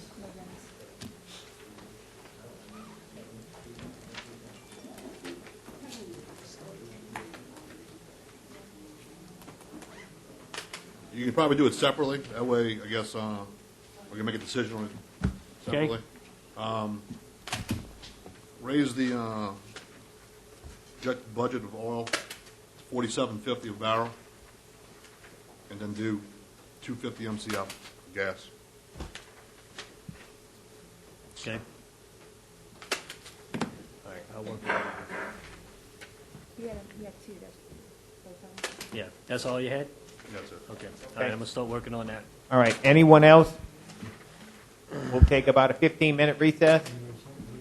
The time is 2:40. Let's take a 20-minute, we'll make it 3 o'clock. Tommy? Okay. 20 minutes? Yeah, that's fine. 3 o'clock, we'll reconvene. We'll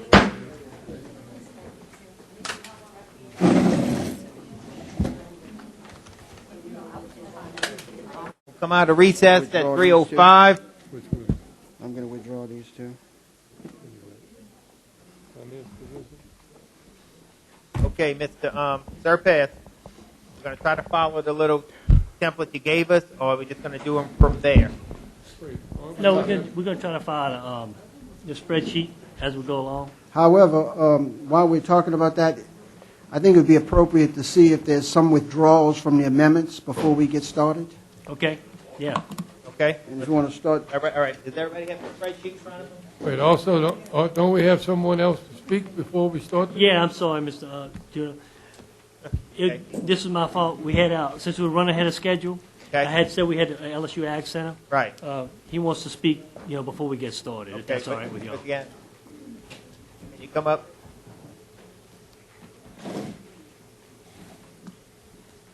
All right, what page you got, Tommy, real quick? Oh, shoot. No. Hold on one second.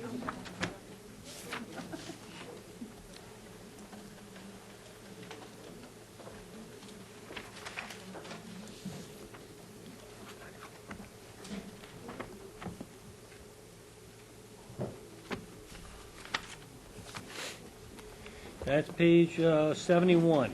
It was eliminated. Page 71? Yes. White pages, yes. Okay, I'm sorry. Yes, sir. Thank you, Mr. Chair, Council Chair members. My name is Wayne Burgess. I work with the LSU Ag Center. And we were just coming here today to look for funding for our Ag Center program. All I'm looking for is $50,000 to help fund the salaries. As far as for like last year, I know what we didn't use, we wanted to contribute because the parish was in such dire shape. So that's what I'm looking for. Now that $50,000 covers a broad spectrum because it covers what I do, which is 4-H work. It covers the seafood industry. It covers agriculture.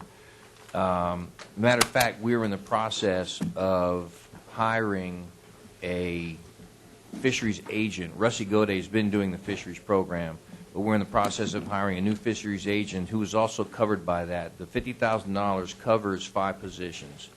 So basically, we're on a 13-to-1 cost share. So every dollar the parish puts in, the state puts in 13. It's like that from the federal level. Every dollar the state puts in, the federal government puts in 13. One thing about our program that may be different than a lot of programs is we cover the entire parish. We do 4-H work. I do 4-H work. We're in every school in the parish. We have all kinds of activities that we do with the kids. As far as for the fisheries program, you got over $100 million fisheries industry in Plaquemines Parish. The new fisheries agent, part of their responsibility is to work with the commercial fishermen of our parish, but that covers so much more. It covers everything from, working with the commercial fishermen to even things like the Harbor of Relief. I was at the council meeting where the guy talked about the Menhaden plant.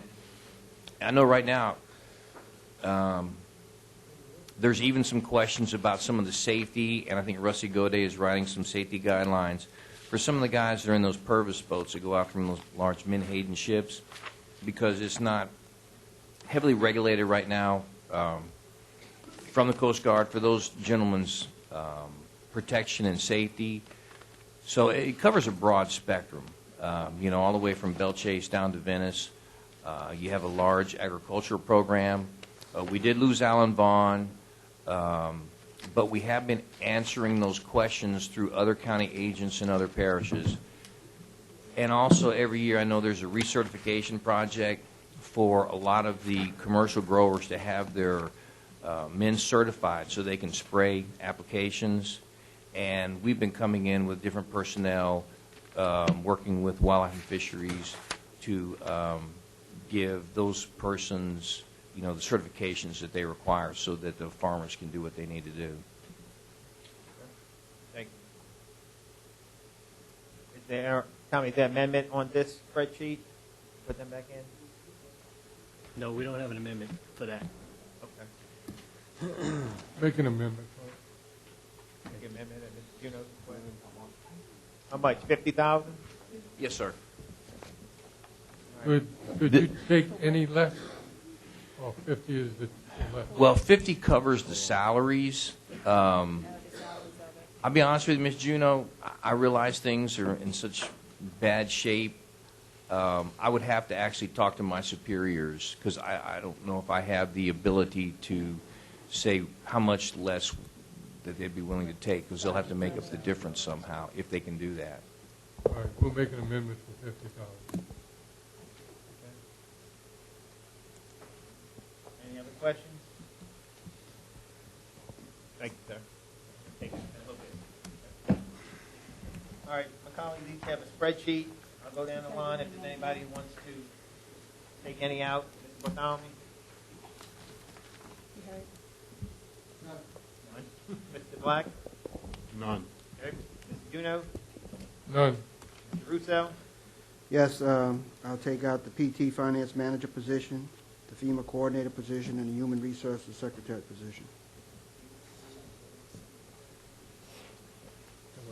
I don't know. Can you say that again? Okay. Which is the last? Part-time Finance Manager position, FEMA Coordinator position. Okay, that's what it is. Okay. I have none. Mr. Black? I mean, Bert? I have none. Mr. Salvin? I have none. Ms. Edgecombe? And Ms. Williams? Take out the GIS and You want to take it out?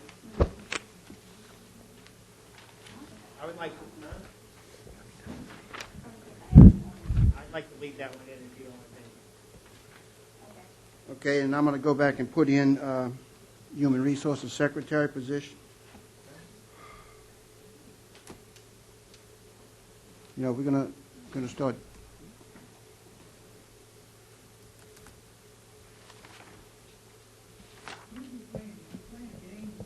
That's what it seems like.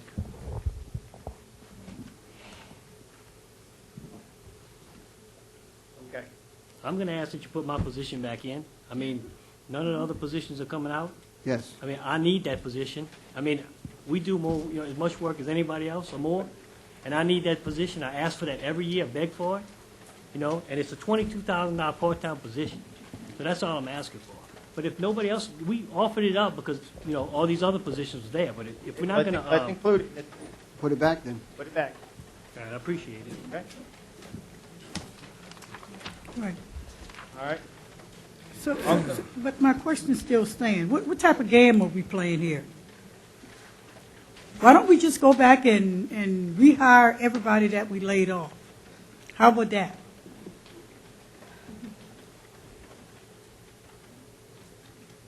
One moment you say you're in a budget crisis, then the other the split second afterward, you're trying to accommodate everybody. This is a joke. My amendments were to defund positions. They weren't to add people. Okay, we'll move with the amendment. Ms. Williams? Yes. Did you, Ms. Surface knows about the council days? And Yes, I told them already to change those. Yeah, we took all care of all that. So, Tommy, we're going to go along this way? Yeah, we'll go along this list. The first one we should have is a health insurance reduction. That's the one I had told you about at the beginning, where y'all changed the, we changed it to Humana. There is a savings of, let's see, what's the total on that? It's $201,000 for the general fund, 19 for road maintenance, 8,300 for public health.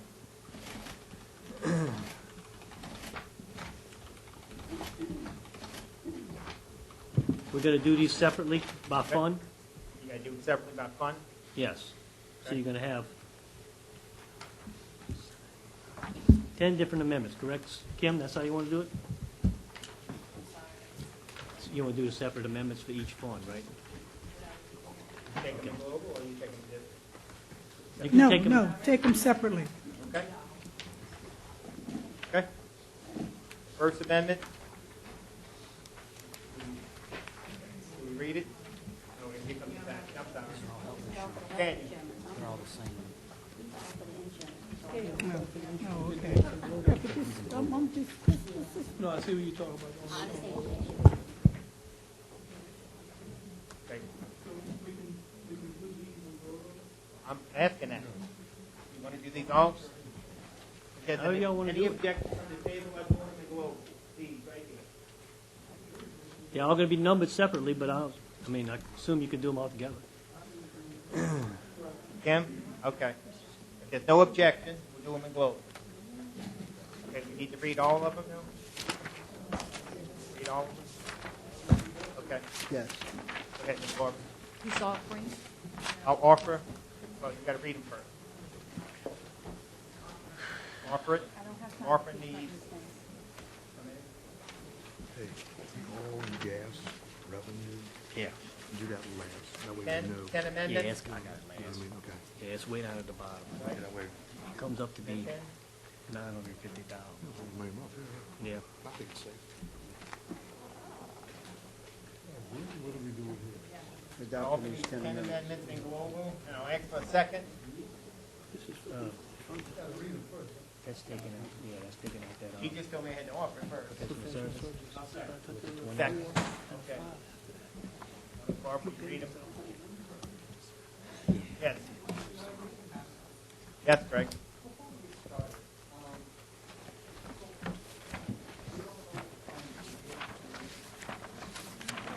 Would you come to the mic, Greg? $3.9 million that you want to put back in, okay?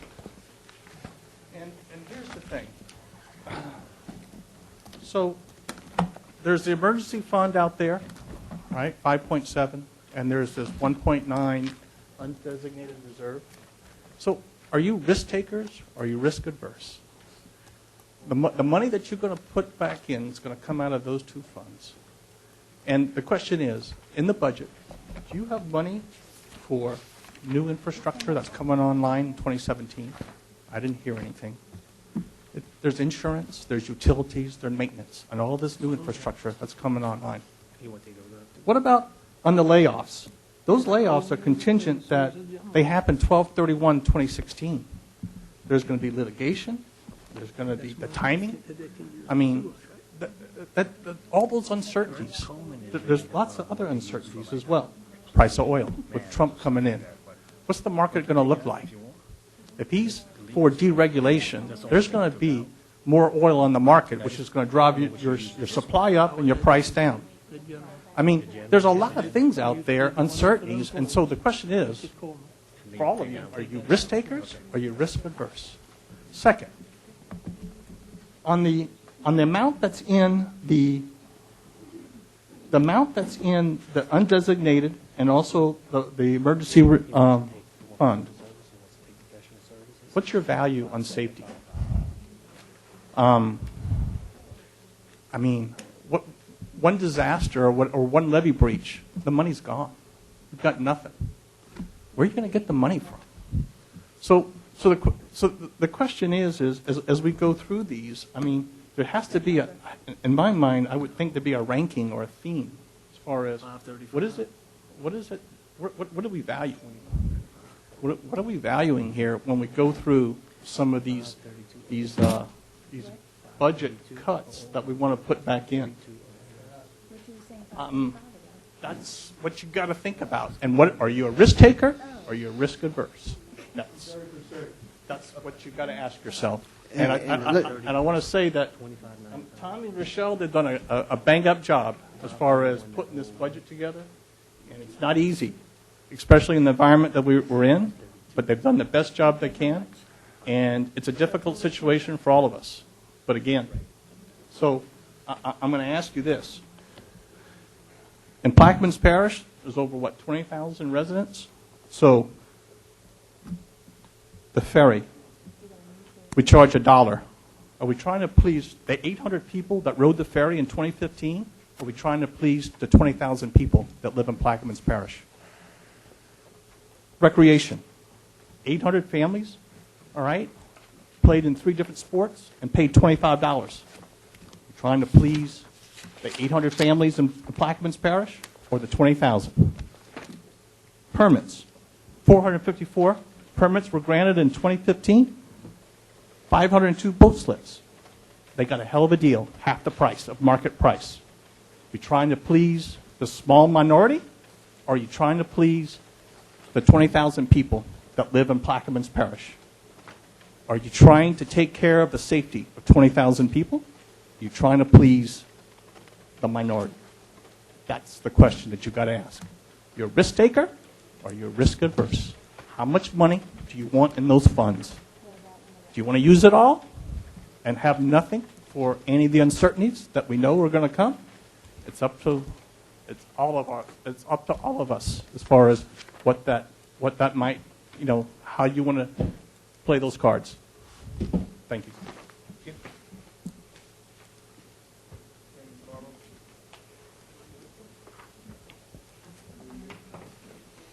Will you read the Amendment number 7, general group health insurance decreased $201,169. Road maintenance, this is number 8, road maintenance, group health insurance decreased $19,860. Number 9, public health group insurance decreased $8,341. Number 10, solid waste disposal group insurance decreased $21,443. Library services, number 11, library services group insurance decreased $5,886. Number 12, criminal court group insurance decreased $1,950.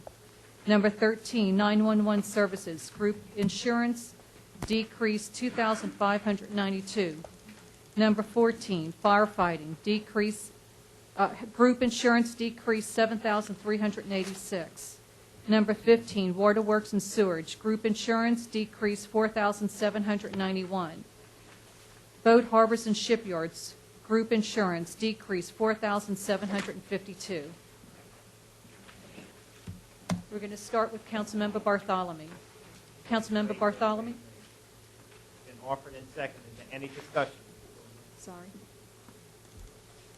Okay. Councilmember Bartholomew? Yes. Councilmember Black? Yes. Councilmember Lapine? Yes. Councilmember Juneau? Yes. Councilmember Roussel? Yes. Councilmember Burt? Yes. Councilmember Salvant? Yes. Councilmember Edgecombe? Yes. Councilmember Williams? Yes. And the amendments pass 9-0.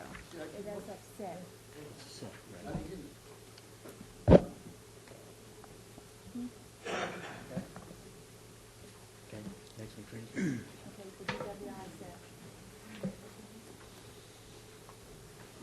Right, the next amendment. Pass them up.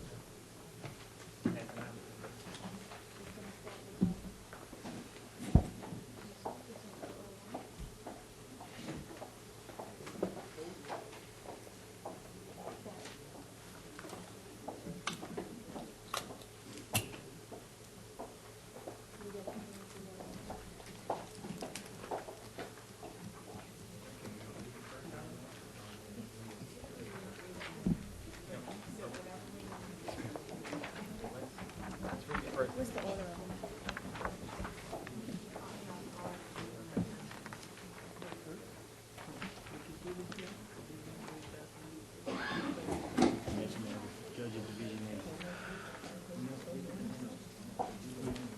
Especially when you vote on the actual budget you adopt. So we're not gonna do the oral royalties, because that's what it should have been at. No. We're going to do that last. We're going to do that last. Okay. This can be done in one vote too.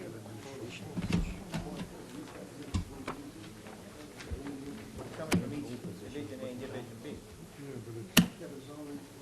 Okay, all right. Okay, I got a question, Tommy. Okay? On this one, it's coming from Division A or Division B? This is actually coming from the fund balance in DWI. There's an $88,000 balance there. But is that Division A? It's coming from there, and it's going, half of it's going to Division A, and half of it's going to Division B. So, but the 88,000 it's not in Division A or Division B? It's 44. It's going, 44 is going to each one. I know that. Yeah. It's It's not in there. not in any of them, okay. It's in DWI. D2, correct, for A and B, right? Right, so you're going to have a transfer, there should be 2 pages, one for transferring out of DWI, one transferring in the general fund, and then we're taking it for the general fund and we're giving it each one to the judges. Okay, okay, so, So you got 4 of them, you could do them in global if you want. okay, that's fine. Well, Number 17, General Financial Administration, transfer from DWI Fund, increase $88,000. Number 18, DWI Court Administered Financial Administration, transfer to General Fund, increase $88,000. Number 19, General Judges Division A, salaries and wages regular, increase $44,000. General Judges 25th JDC Division B and Juvenile Division, salary and wages regular, increase $44,000. Been offered. Amendment. Next, a second. Second. Second by Mr. Bartholomew. Any questions on these amendments? Call the roll. Councilmember Williams? Yes. Councilmember Edgecombe? Yes. Councilmember Salvant? Yes. Councilmember Burt? Yes. Councilmember Roussel? Yes. Councilmember Juneau? Yes. Councilmember Lapine? Yes. Councilmember Black? Yes. Councilmember Bartholomew? And the amendments pass 9-0. Next amendment.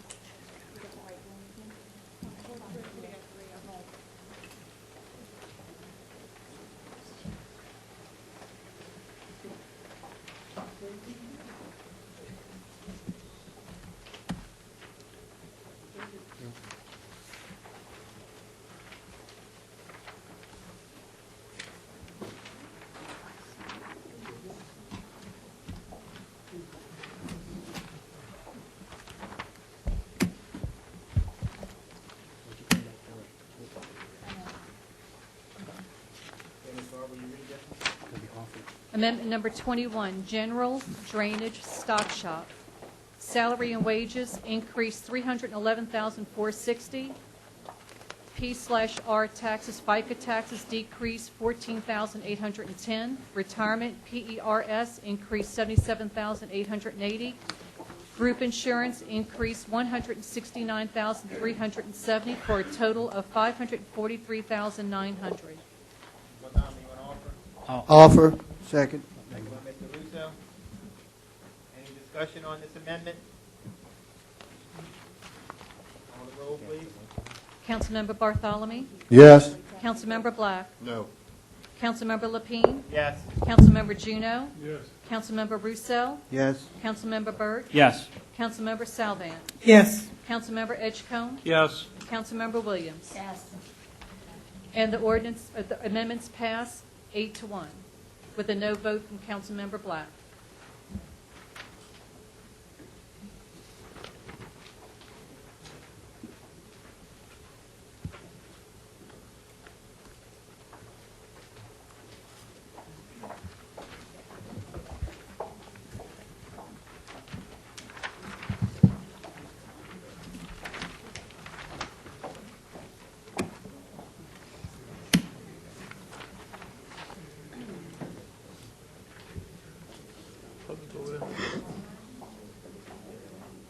Which one is this one, Tommy?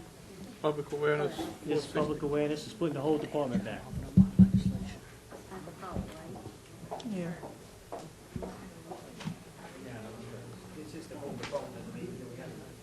I'll just read. Title and the amount. This is a Yeah. Okay, Mr. Carter. Amendment 22, general public awareness, and it's increasing $87,330. Been offered by Mr. Black. Can I get a second? Second. Second by Mr. Russo.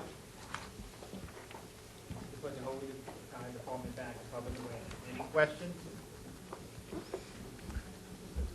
Barbara, call the roll. Councilmember Williams? Yes. Councilmember Edgecombe? Yes. Councilmember Salvant? Yes. Councilmember Burt? Yes. Councilmember Roussel? Yes. Councilmember Juneau? Yes. Councilmember Lapine? Yes. Councilmember Black? Yes. Councilmember Bartholomew? And the amendment passes 9-0.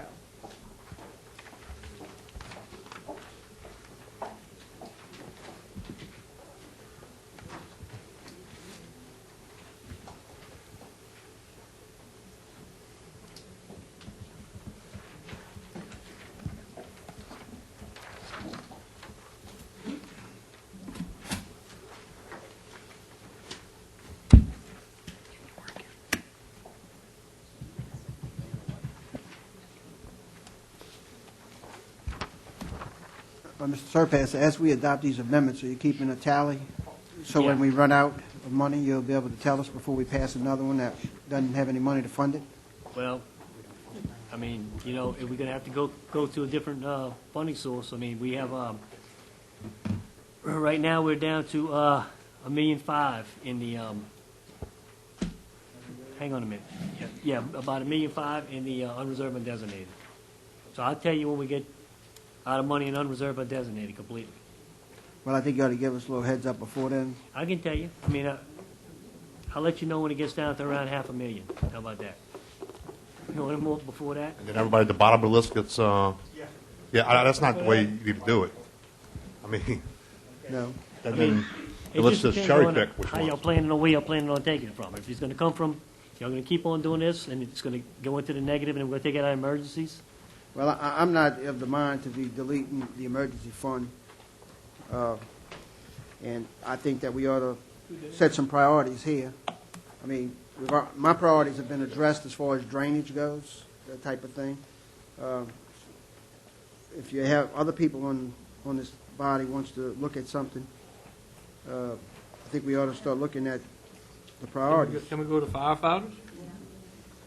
Firefighters doesn't really go to the general fund, does it? No, firefighters just, So that's not a, is on its own. Well, necessities. Basically, what you're doing, every time you adopt one of these ordinances that put something back in, you're reducing your fund balance. Yeah, as I said, we started off with $1.8 million. We put a few dollars in there for Avalon taxes that added to it. We took away, we added some more when we did the health insurance. So that increased to something, to around $2.3 million or so. So every time you do one of these, it reduces the amount that's in the fund balance. And if you do them all, by the time you get down to, on my list, to legal, you're going to be out of money in unreserved and designated. And you can't have a zero unreserved and designated, and I wouldn't even suggest having, I'd say at least keep $500,000 in there. You know what I mean? It's just, you're going to need that money when you go into 2017. You can't just stop going through the list once you run out of money. I mean, just because of the order you put it in the spreadsheet. I agree, I mean, so, what we'll have to do is, like I said, if we get down to in the negatives, then you're gonna be tapping into another fund source. but there's no other funding source except the emergency fund. That's pretty much it. So- Unless y'all want to go to buying indebtedness. That's it. You know what? Go with my amendment, if you don't mind. All royalties is $950,000 to the positive. Okay. All right, we'll go to that one. That'll give us another $1 million. Yeah, that give you $951. That's if it passes. That's if I'm just saying, If it it is hypothetical. Right, and what do we do, in the event that all doesn't get up to that price, and we'll be back at square one? It's $2.50 on oil per barrel, and it's 50 cent MCF on gas. It's not a drastic change. We were at this table probably 3 times last year doing the same thing. Right, I agree. But we were reducing it. I know Trump's coming in. If anyone wants to come up here and give us a geopolitical speech on what is going on in the world, and let Platinum Parish make a decision on how we balance our budget on that, please come on. Let's take this one up first.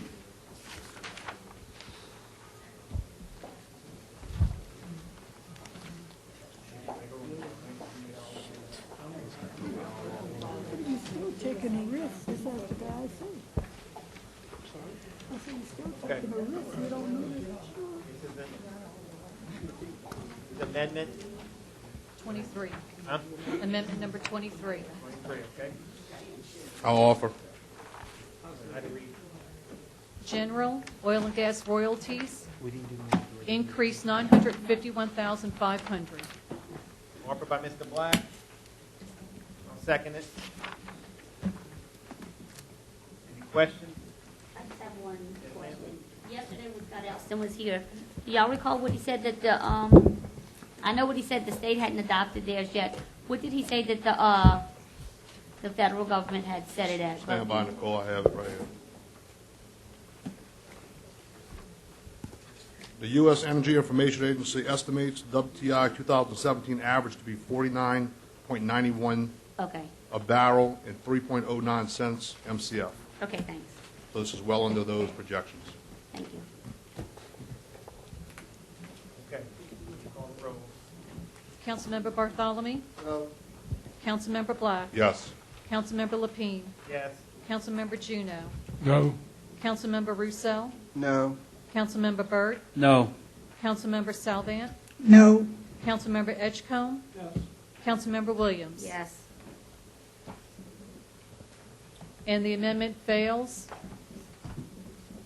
5-4, with a no vote from Councilmember Bartholomew, Councilmember Juneau, Councilmember Roussel, Councilmember Byrd, and Councilmember Salvant.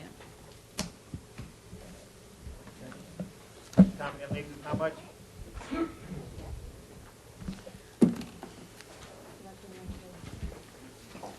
That's not a reduction, Kirk. That was an addition. 1,625,000 right now.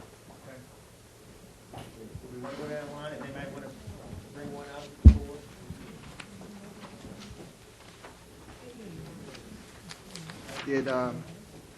Did y'all resolve the recreation issue?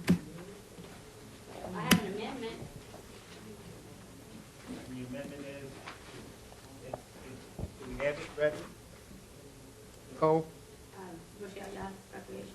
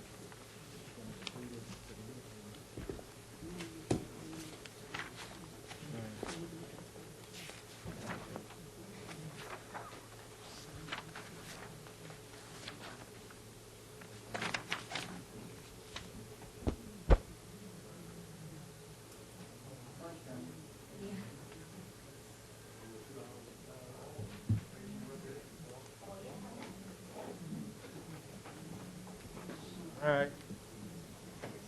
One second.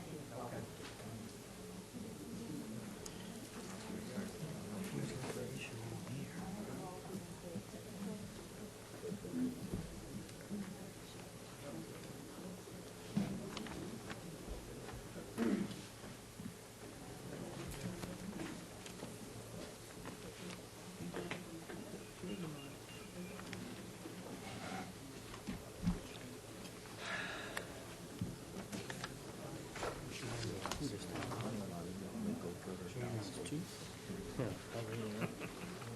was the amendment? About the same thing, huh?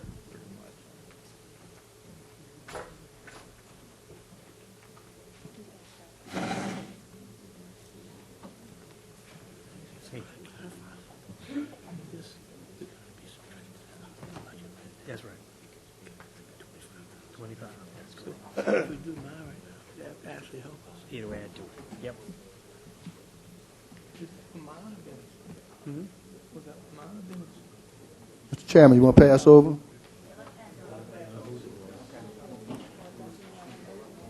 I guess it doesn't matter. Don't matter. They ain't a priority on my list. Well, I mean, you got to decide on recreation. Can we go to administration position? Yeah. Okay. That's what he said. Let's Let's go let's there. go to the good then. Okay. Director of Administration, go to that one. Handed it out, we can go over it.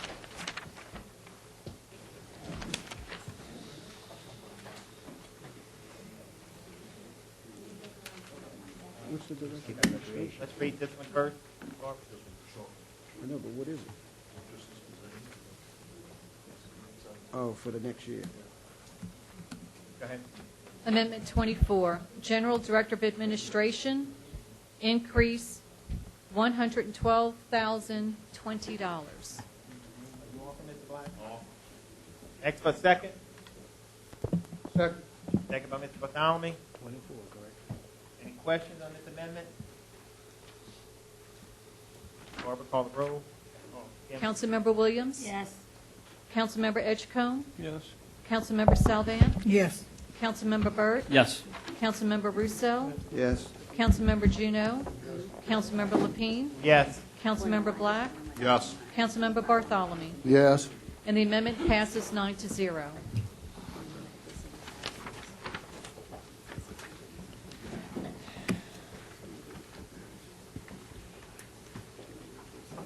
Continue down the line, or y'all want to take them out of order? What do you want to do? 15. Wait, yes. Let's go to civil service. Civil service? Yes, sir. Next page.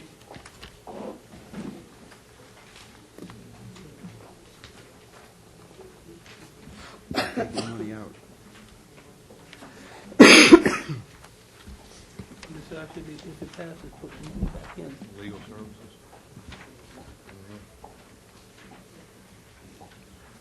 Pretty sure.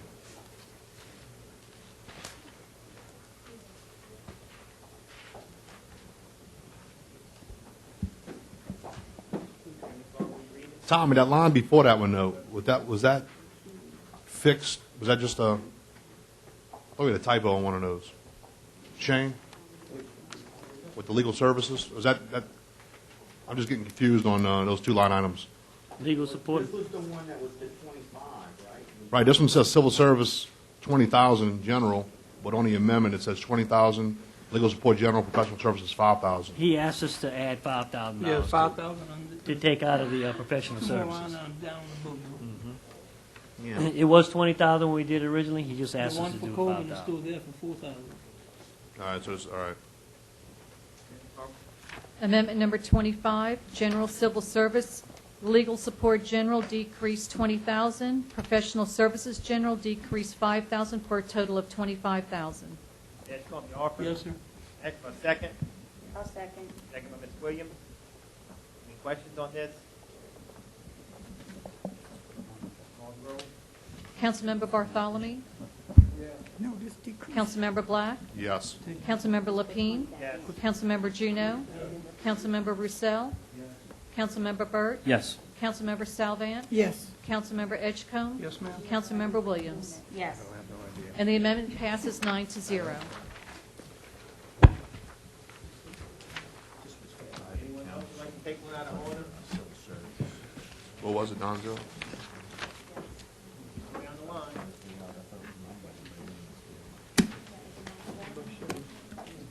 Next one, Economic Development Director.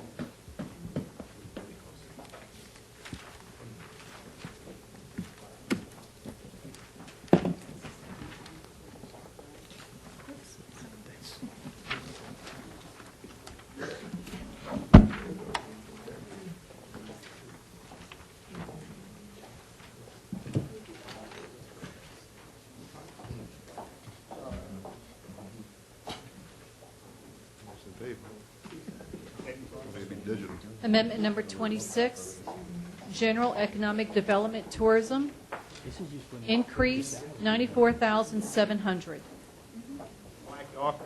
Off. I'll second. Just one clarity, this is to refund the position, correct? Because it's defunded in the budget now. Wait, Tommy? Yes, the position was eliminated, the whole department was eliminated. All Correct. this is doing is putting in the position, that one position. That's it. No operating, no nothing. So if you put this in, you still won't have an operating budget. Okay. Councilmember Williams? No. Councilmember Edgecombe? No. Councilmember Salvant? No. Councilmember Burt? No. Councilmember Roussel? Councilmember Juneau? No. Councilmember Lapine? Yes.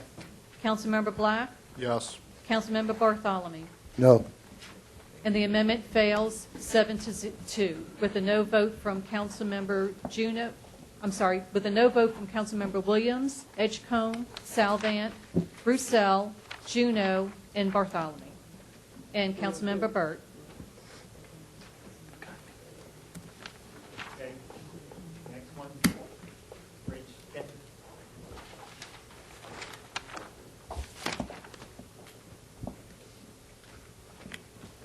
What's this?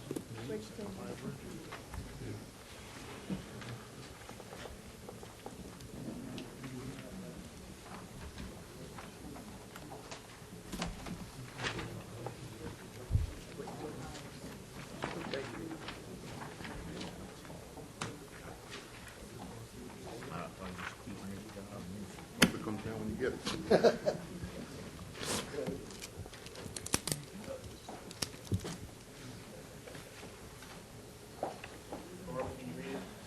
Amendment number 27, road maintenance bridges, an increase of $129,600. Edgecombe, you offer? Yes, sir, please. All right, so second. I'll second. Second by Ms. Williams. Any questions on this? Just a brief explanation again. Tommy, what are we doing here? Keeping the Empire Bridge open. Full bridge 10, that's Okay. correct. That's right, but it still costs you, general fund supplements the road maintenance fund, so it's still going to go against the general fund as a transfer. Are those positions of emergency nature at this time? Oh, anybody? Think, Mr. Bradford, according to the state, we have to maintain the bridge of some sort, right, Mr. Landry? That's what I heard, yes, Yeah. sir. You know, if that would be the case, Mr. Bartholomew, we would have shut the bridge down when the lock was shut down, but we still had to keep it open. You know, I was just trying to have find out somebody if we there. have some time later on during the process to see what money, if we have some additional funding. Based on these, what are the more important things that we need to really consider for operation? And if that is, then so be it, you know? So be it is. That's all. Any other discussion?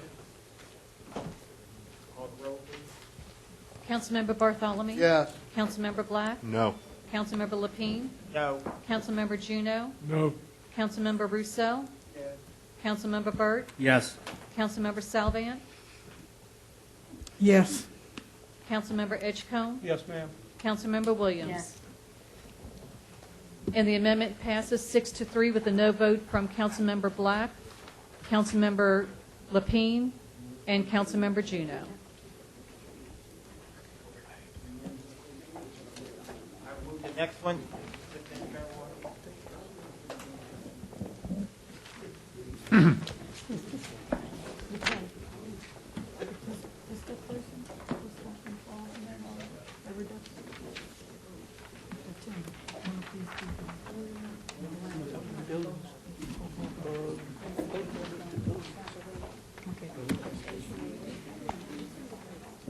Oh, for payroll? Yeah, you can't do it now. What I'm saying, You got to 8 o'clock. Well, that's you know what, that's got to go through in the next hour. Can you read this one, Ms. Barber? Amendment number 28, General Internal Auditor, increase $49,840. Salvant, you offer? Excuse me? You offer this one? Your name was on top of it. You're trying to order it. Oh, absolutely. Offer, next but second. I'll second. Second by Mr. Burke. Any discussion? Barbara, call the roll. Councilmember Williams? This is to refund the position, correct? That's what I Right. just want to clarify. Councilmember Tommy? Williams?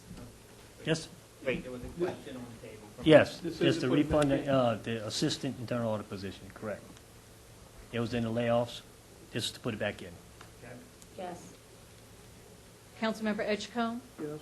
Councilmember Salvant? Yes. Councilmember Burt? Yes. Councilmember Roussel?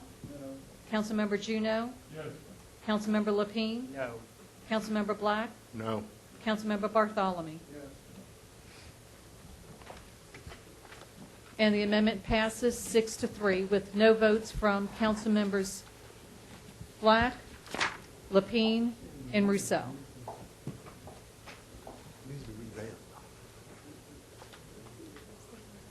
Okay, we'll move to the next one.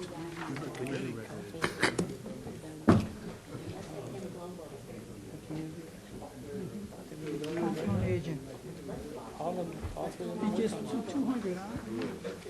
So we're doing 200, right? Okay. Oh, this is community action. Let's take the next three and go. Community action, Y, and council agent together. Community care and the WISE too, with this one. Oh, this is community action. This is community action, no, this is separate. Councilman Agent, I agree with him, I'm sorry. Okay, Ms.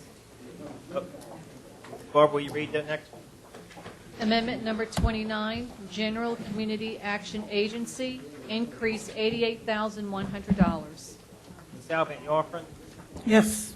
I'll ask for a second. Second by Mr. Russo. To fund 2 bus drivers, council on aging. No, Question. community action. Community action, I'm sorry. And it need to be said that the salaries are partially funded by the state, so if these drivers go away, we lose that funding. Any questions? So the amount proposed is, part of this is the grant that we received from the state, correct? Yes. What's that? Yes, it's part of received from the state, yeah. Okay. Call the roll. 50%. Oh, I'm sorry. 50%. 60%? 50. 60. All right. It's Barbara? Councilmember Bartholomew? Yes? Councilmember Black? Yes. Councilmember Lapine? Yes. Councilmember Juneau? No. Councilmember Roussel? Yes. Councilmember Burt? Yes. Councilmember Salvant? Yes. Councilmember Edgecombe? Yes. Councilmember Williams? Yes. And the amendment passes 8-1 with a no vote from Councilmember Juneau. Tommy? Yes, Tommy, sir. can we get an update where we at? No, no. $1,000,004. No, why would you do that? $1,000,004. Okay. All right. Next one, please. Yeah, we gotta figure out something with recreation. Pass that one out, Jen. Nurse? Pass that one out. Pass it out, you already got it? Council on Aging. Call them all the same.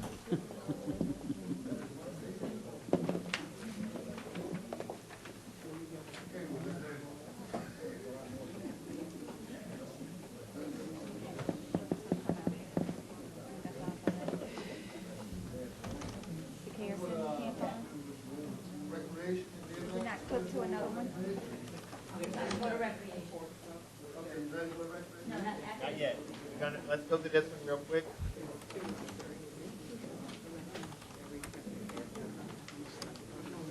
Public health nurse.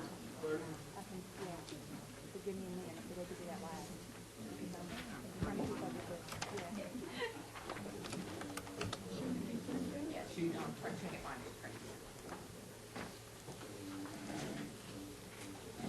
What's this one?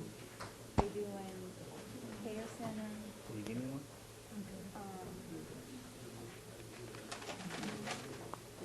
that's why I didn't print, Gail. I ran out of paper again. Who is she holding out, Gail? Can you give me one of them? Yeah, she's gone. She has it. Oh, she gave me all to it? She took them.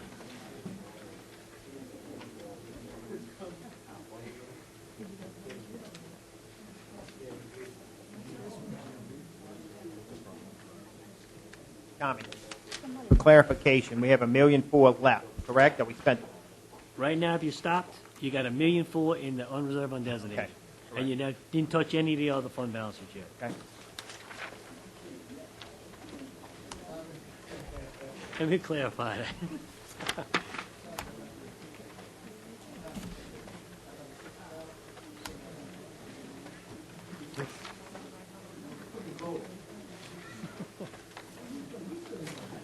Oh, Lord. We gotta get out of here. Is Council on the Aging there? I don't know what. This is care center, that's print. Yes.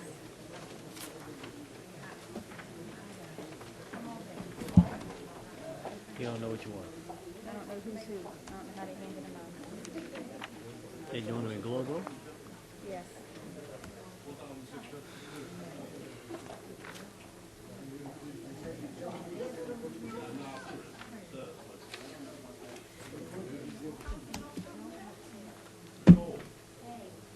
What's that 4,650 for? That's, we have to pay for their utilities.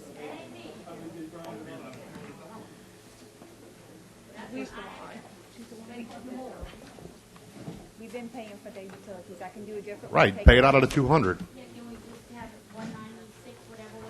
You want to give me Yeah. one sec? This already? No, not 196. Just make it line item 578.001. What you got there? What you got?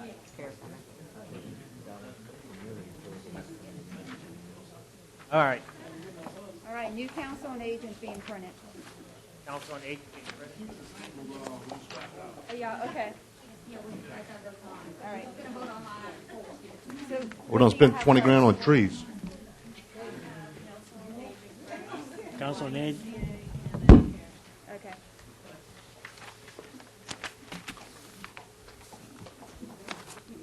All right, so we're subtracting this out? On the council on aging, remove lines, the first lines to 200,000. So it's only gonna be grants, right? Right. All right. We're going to take these three. Global. Dr. Clark. Make them read them. Amendment number 30, General Council on Aging, increasing $200,000. Amendment 31, General YMCA, increasing $200,000. Amendment 32, Community Programs, increasing $200,000. Offering Global. Edgecombe. Questions? Who offered? Who offered? I offer. And then second by Ms. Edgecombe. Any questions on these three in Global?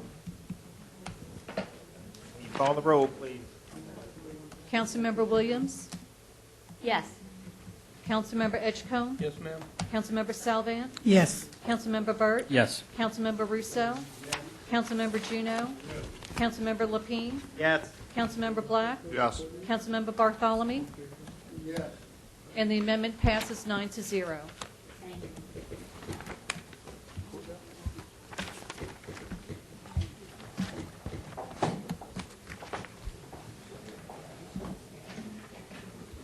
$800,000.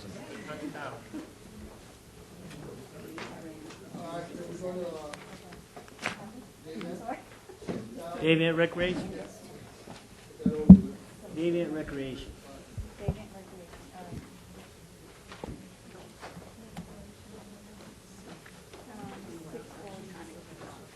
This is swimming pool, actually.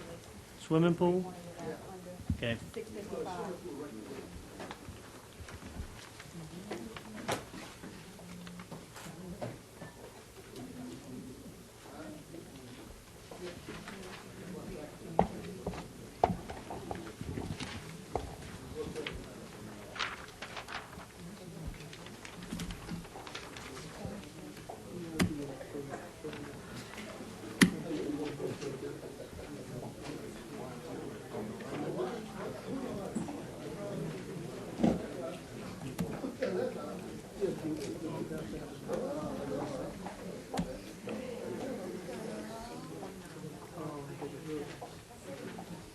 All right, Ms. Barber. Amendment number 33, general swimming pools day event, increase 60,000.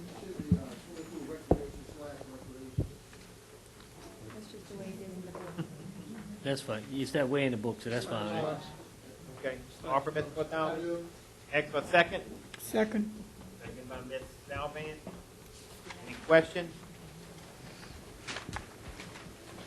Barber, call the roll. Councilmember Bartholomew? Yes, happy Councilmember Black? No. Councilmember Lapine? Yes. Councilmember Juno? Councilmember Roussel? Councilmember Burt? Yes. Councilmember Salvan? Yes. Councilmember Edgecombe? Councilmember Williams? Yes. And the amendment passes 8-1 with a no vote from Councilmember Black. I got you, Mr. Bartholomew. Just remember, the West Bank doesn't have a recreation department right now. So remember that when we vote. We will. Come on, Mr. Get it together. Thank you. Okay. Yeah, keep rolling, let's go. Come on, keep rolling. In line. The next, huh? Next one's a nurse. Next one was, Zone director? no. We're right here. Public health. What's next We're on the public list? health. Public health, nurse? Public health nurse?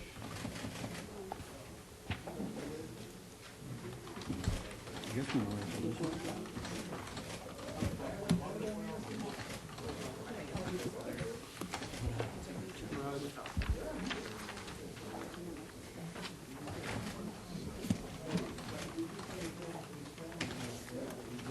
Barbara, you read that?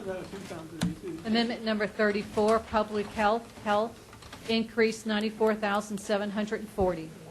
I'll offer. Offered by Mr. Burt. Need a second? I'll second. Second by Ms. Salvant. Any questions on this one? Barbara, call the roll. Councilmember Williams? Yes. Councilmember Edgecombe? Councilmember Salvan? Yes. Councilmember Burt? Yes. Councilmember Roussel?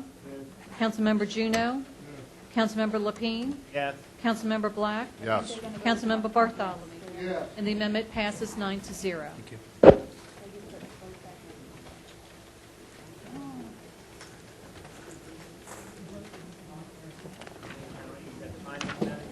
That was 34? Kim, that was 34?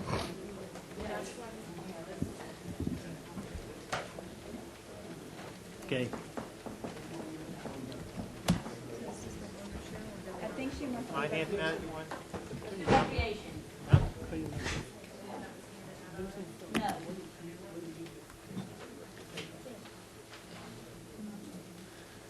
706. 706. This is gonna write that out. Huh? That's the time it's gonna be. This is 811.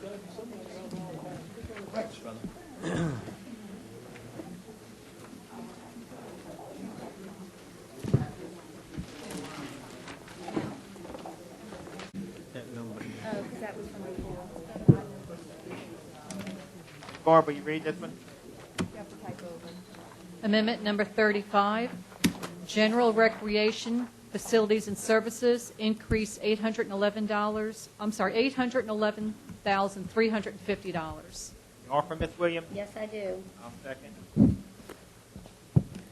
Any questions on this?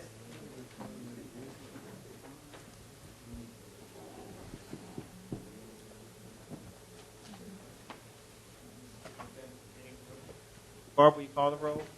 Councilmember Bartholomew? Yes. Councilmember Black? Yes.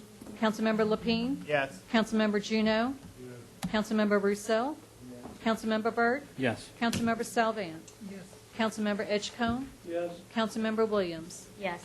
And the amendment passes 9-0. So, if that put us below the line now, we need to decide how much further below the line.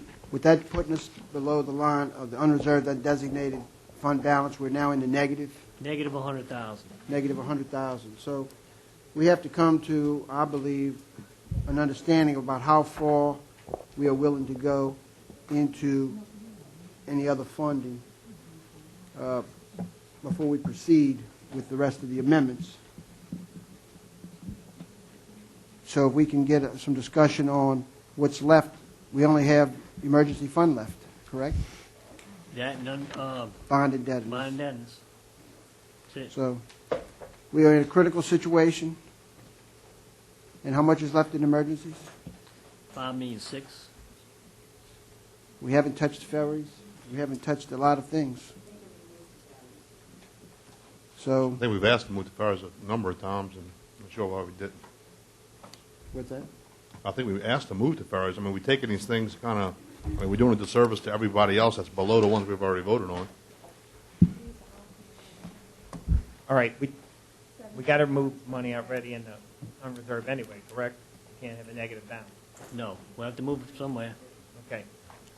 So, Well, can we get rid of some of the ones that might do, that might wash? I mean, if y'all can come to an agreement that that's what y'all gonna do, then take it out of emergency, then we'll just keep on going, and then we'll do that last. But I mean, that's up to y'all.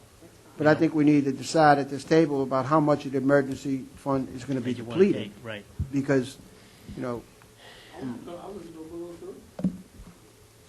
I mean, this is, and the thing about it is, you can't leave, we need at least $500,000 in unreserved and designated. Correct. So, How much we in the hole right now? 100,000. 100,000. So you need 600,000 right now out of We emergencies. need 600,000 out of emergency. I mean, Plus, we got- I wouldn't go into 500,000 in unreserved Well, and let's, designated. can we do this? Can we go, if you go to Woodlawn Fire Station, and if that fails, then you might as well just get rid of the firemen and EMS, so we can wash all of that stuff. So if you go to that one first, and then do, in global, all of the fire and ambulance positions, because that's a even swap, right? We can do that. That's not going to affect the general fund. but I know it's yeah, not we going to do affect, need but let's do get it off the let's get it off the Yeah, we table. do need to do it. That's the important one. That's definitely got to be done. Okay. What happens if the court order you to put that money back?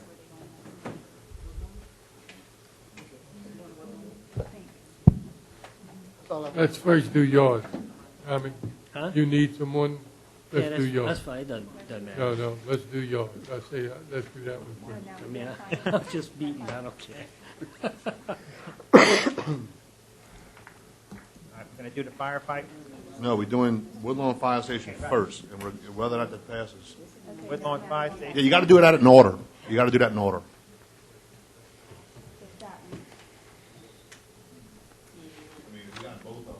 Tommy, Yes, sir. the assessor and engineering, that's money going back in, right?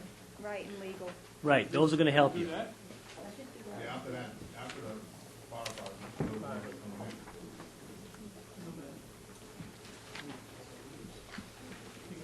Ran away. Could dye your hair.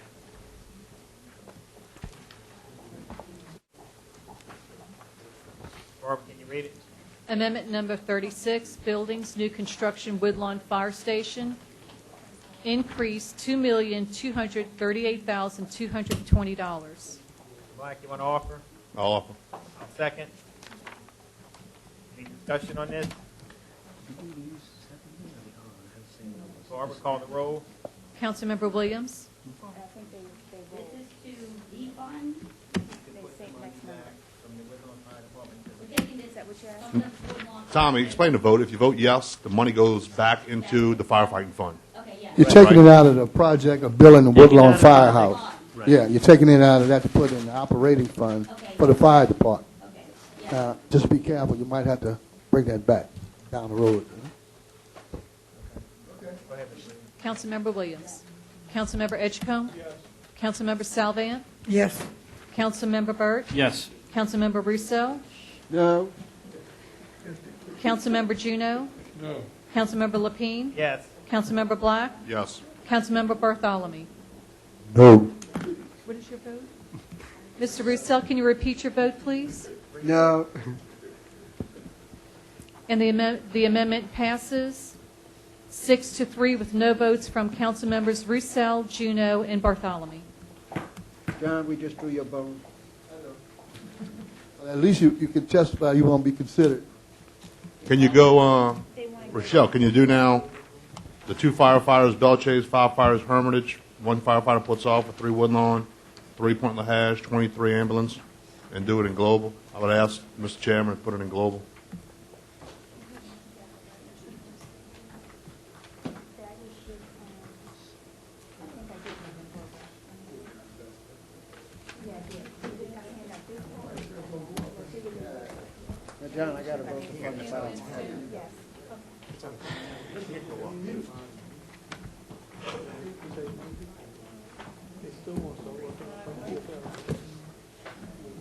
Now we're doing it all at once for five.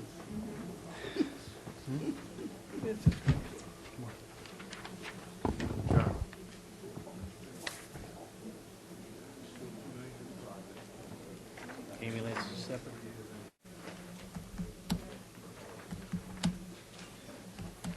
Number 37, firefighting. Firefighting Belle Chase increased $123,420. Number 38, firefighting Lake Hermitage increased $294,280. Number 39, firefighting Port Sulphur increased $57,550. Number 40, firefighting Woodlawn Braithwaite increased $183,990. Number 41, firefighting Pointe-a-la-Hache Phoenix increased $171,630. Number 42, firefighting ambulance general increase $1,430,910. I'll offer. Second. Question? Any questions? Yeah, I have. Okay. On the last one, it says Phoenix/Pointe-la-Hache/Phoenix.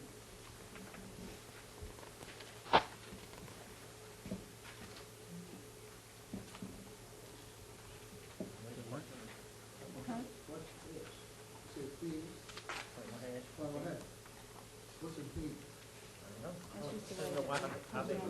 There's nothing in Phoenix. Tommy? I think it's just the way it's written in the book. She just used what's in the book. How many people on this? And 3 firefighters. Well, that's Pointe-la-Hache. Yeah, it's Pointe-la-Hache. Like Phoenix. Phoenix used to have its own one of those fire. Okay, That well, we really can, not represent Phoenix. Phoenix don't have any. all right, well, we'll have to Second change the name. impression, It's just huh? combined together for now, so. I'm just saying what it is.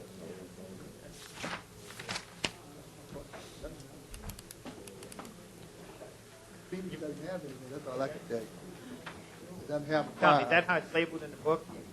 Yeah, I think that's how that's how you had it labeled, huh? Yeah. It automatically pops up as linked to whatever's in the book.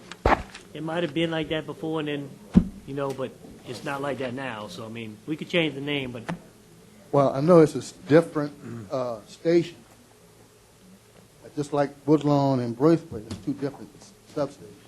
let's see what I got. Because it's not within the 10-mile radius. It's linked. It's whatever's in New World. Yeah, I know. I would encourage my colleagues to support this amendment to fund the firefighters and EMS who are dear to my heart. Thank God we got the money to do it from the Yeah. project. Thank God for something. But the east guy gets through it. Okay. It's been offered. Second. Any questions? Barbara, call the roll. Councilmember Bartholomew, With a sad no. Councilmember Black, Yes. Councilmember Lapine, Yes. Councilmember Juneau, Councilmember Rousseau, Yes. Councilmember Burt, Yes. Councilmember Salvant, Yes. Councilmember Edgecombe, Yes. Councilmember Williams. Yes. And the amendment passes 8-1 with a no vote from Councilmember Bartholomew.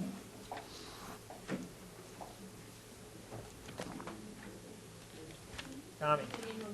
Yes, sir. All right, well, wait, can we get the engineer and the assessor, so that's going to put money back in, correct? Yeah, that'll put money back in there. So will animal control and so will legal services. Okay, you want to do all? Let's They take- do all the positive ones in global. Okay, Okay, let's get them. all right. Still ain't got a way to get home.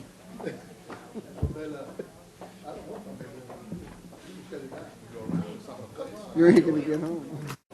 I'm still missing two.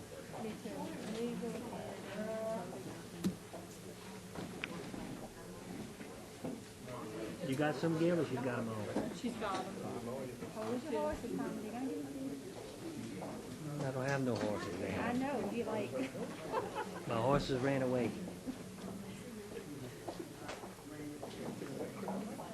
Okay, Ms. Barber, will you read the four? Take them to global. Amendment number 43, General Legal Services decrease 22,500. Number 44, Public Health Animal Control, decrease 3,100. Number 45, General Engineering and Public Works, decrease 6,980. And number 46, General Assessor, decrease 21,500. I'll offer these four in global and ask for a second. Second. What's the total, Tommy? Do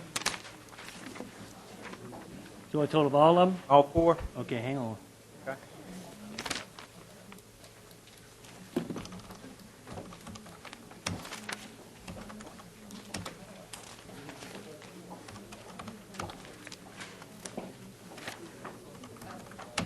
$54,080. 64,000. 54. 5480. Okay. And offered and seconded by everybody. Any discussion on this? Barbara, call the roll. Councilmember Williams? Yes. Councilmember Edgecombe? Yes. Councilmember Salvant? Yes. Councilmember Burt? Yes. Councilmember Russo? Councilmember Juneau? Councilmember Lapine? Yes. Councilmember Black? Yes. Councilmember Bartholomew? Yes. And the amendments pass 9-0. I said let's move to the 4-H, because that's 50,000. Okay. Tommy, what was that on the whole? How much? Okay, give me a second. I'm putting them in now. We can't forget the kids. I'm with you on that. 14 to 1 and 16 to 1 match. 4-H, Tommy. It's all right. 4-H.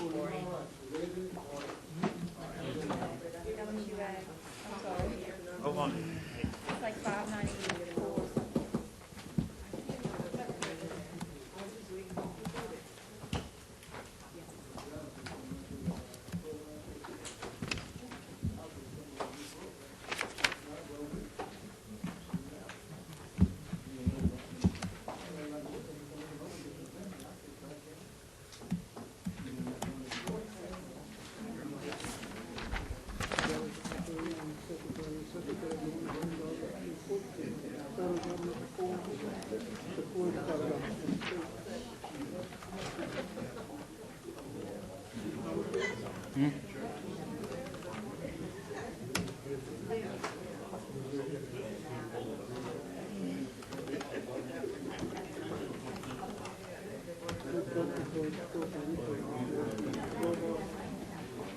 All right, Ms. Falk.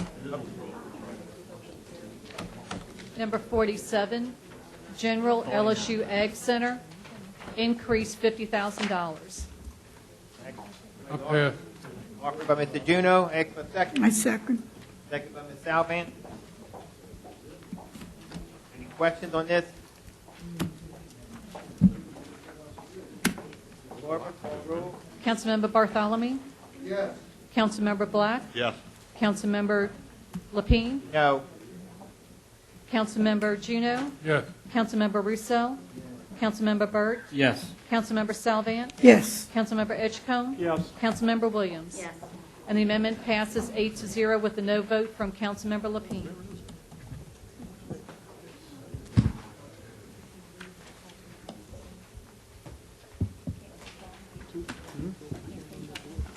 All right, Tommy, what is that? 69, about 100,000. We're back to 100,000. We put money back in there, so we're back at 100,000 in the negative. So let me ask you this, the 200,000 permit revenue, is that still We didn't do that yet. to take it out? Right. So it's still in? Right, we're going to take that out of the revenue, so that's going to add to your decrease. That's going to add to the So it'll be negative. 300,000 in the whole. When you put that in, correct. So let's do it. You want that one? Go that one. Permit. It's not actual. Third to the bottom. Right, we don't have. They don't exist. They don't exist. Well, so we reducing Put it back in once. because it don't exist. Not fiscally responsible to put it in there, and you're not, it's not even accurate.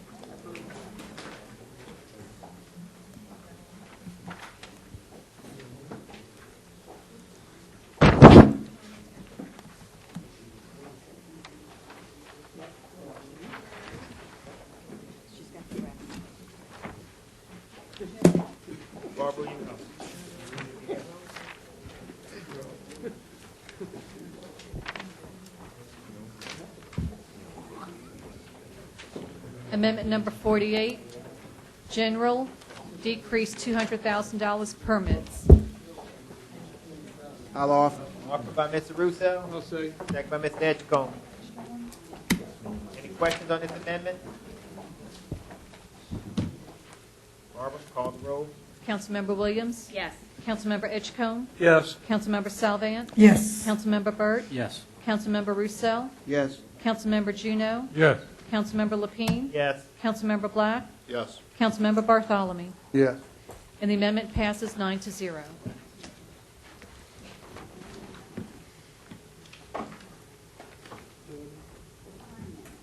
$500. 3. 300. Go ahead. I'm sorry.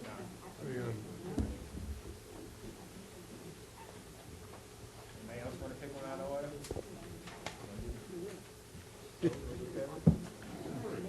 All right, the ferries.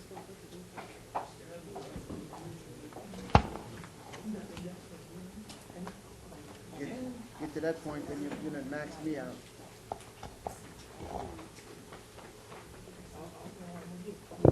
Hey, Tommy, I thought I had an amendment that Benny did on the sign. Yeah, we have 2 different ones. Yeah, I had one just for the guy, just for the position, and like $30,000 for the operations, and he had one for the whole thing. I think we had 2 separate ones, yeah. Yeah, it's not on here. No, we just put it on there one time. But I mean, Okay, we okay. got 2 separate All right. ordinances, though.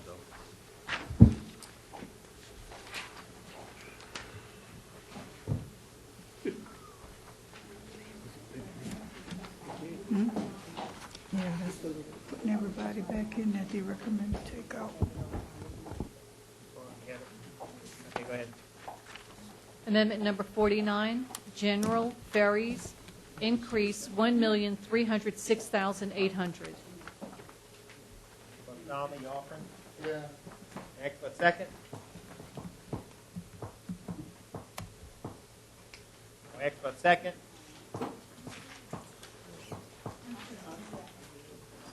Second by Ms. Salvant. Any questions? Yeah, Mr. Giles, you got that schedule? Of course I was scheduled.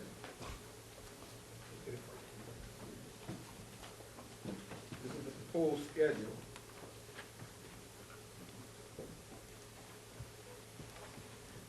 This is running the smaller ferry, not the Pride, but the smaller ferry in Belle Chase. We're going to begin running at 5 a.m. in the morning, and from 5 to 9, we're going to run on a 15-minute schedule. From 9 a.m. to 3 p.m., we're going to run on a 30-minute schedule. From 3 p.m. to 7 p.m., which is our rush hour, we can go back to a 15-minute schedule. And from 7 o'clock until 11:15, we're going to go on a 30-minute schedule.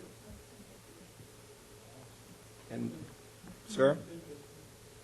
11:15, that's because that's going to eliminate the 1 hour overtime.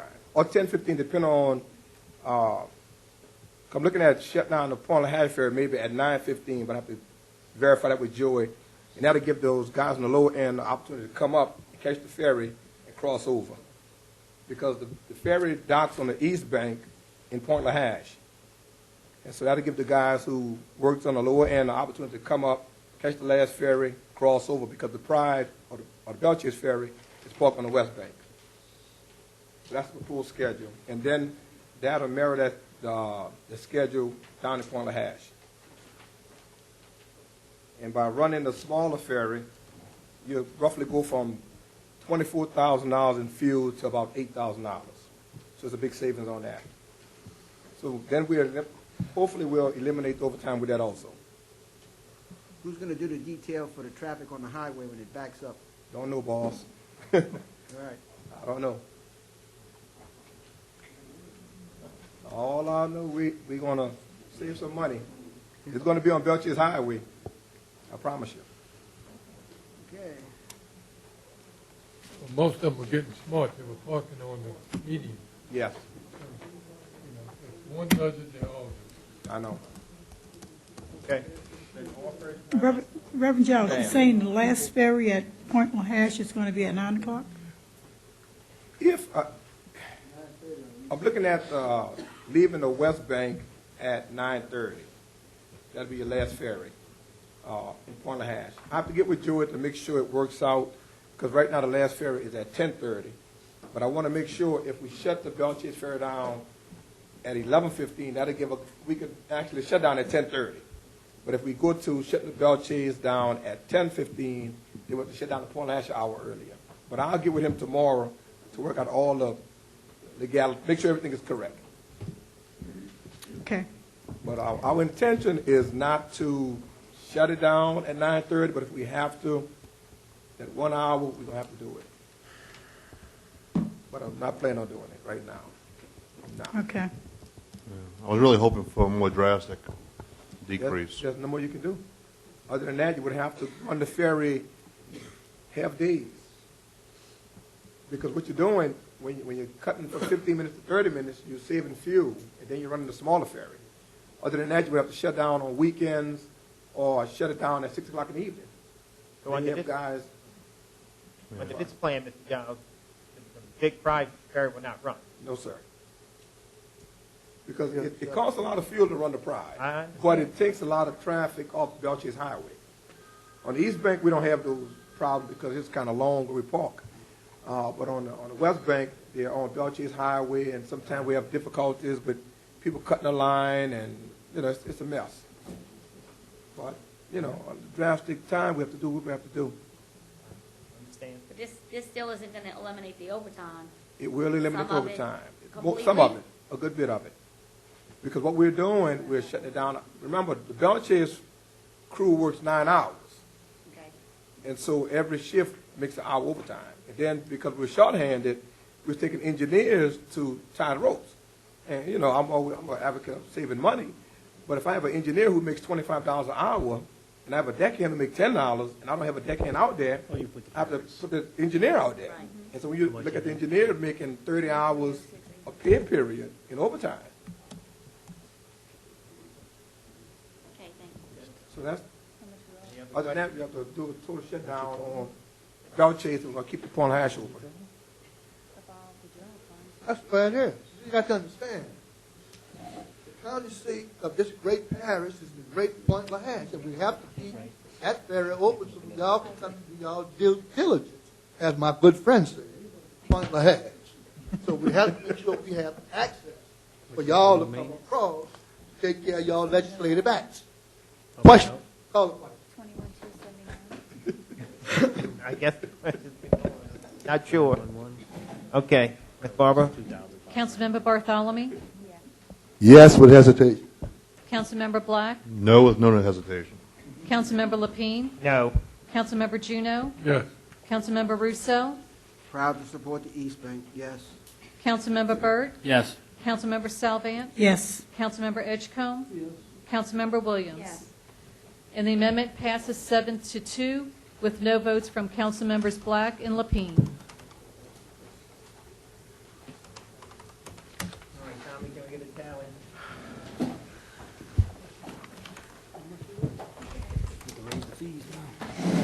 $1,606,387. Wait. I got 4 people saying. $1,606,387 in the red, and that's to get you to zero. So we need about $2.1 billion. If we're going to carry $500,000 in unreserved, right? That's right. You need to, like I said, to take out emergencies, you're going to have at least 2.1, yeah. And that'll only leave us 3, a little bit over 3 in emergency, as it is right now. Right, you got 5 million 6. Right. And what's the total of the remaining amendments? There's about 3 million 5 in there, so. And the remaining amendments, $3 million No, 5? No. I was on something else. That's the emergency fund after we take out 2.1. How much? 2.1. We have to take 2.1 million out of emergency fund. Right now, 1.6 in the hole. We carry 500,000 in unreserved, so we need 2.1. We need an amendment, we just wait for the meeting for us to take it out of the emergency fund. 1,127,000. That's all. No, that's what, left as amendments. That's what's left on the list. What's the number again? 1 million? 1,127,000. 127. Y'all want to know what's left? Are y'all keeping track? We have 3.5 roughly left. No, what amendments are left? Are y'all keeping track? Or? Yes. Okay. Okay. Tommy, do we wait for the meeting to transfer the money, or No, do we we're do gonna it? do that, no, we'll do that at the end. When y'all finish, that'll be the last thing we do. Okay. But we gotta do an amendment.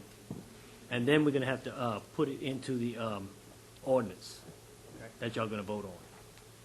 So, after we do all the amendments and y'all say we're done with it, then I'll figure out how much we need to leave $500,000 in unreserved and designated, and we'll just, What you said we in the hole right now again? I'm sorry, one more time. okay. 500,000 minus the 21. You got 1,576,000 for the, that's, you're in the negative right now. Okay, yeah, that's what I'm asking. So 1,600,000, let's say, 1,600,000, that's you in the negative right now in unreserved and designated.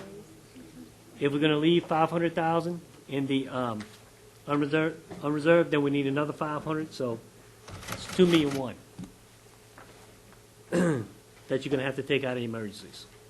Which would only leave 3.5 And it will after leave we take that out. 3.5 in the emergency fund. Correct, because you have about 5.6. And we still got 1.1 million left in amendments.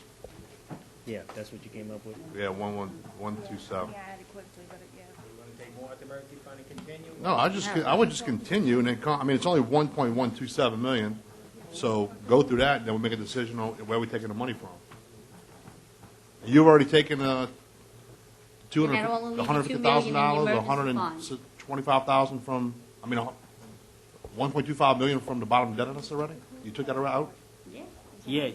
No, not bond, no, we didn't take anything with bond indebtedness. Still at 10 or 8.7? 8.7. 8.7, all right. You got 8.7 in bond indebtedness, 5.6 in emergencies, and now you're at a negative 1.6, well, 2.1. But I'll ask you this, though. A lot of that emergency fund, we put that back in when we refunded those vacancies, right? I was putting them in. You did, yeah. You Okay, we had like $3 million in it.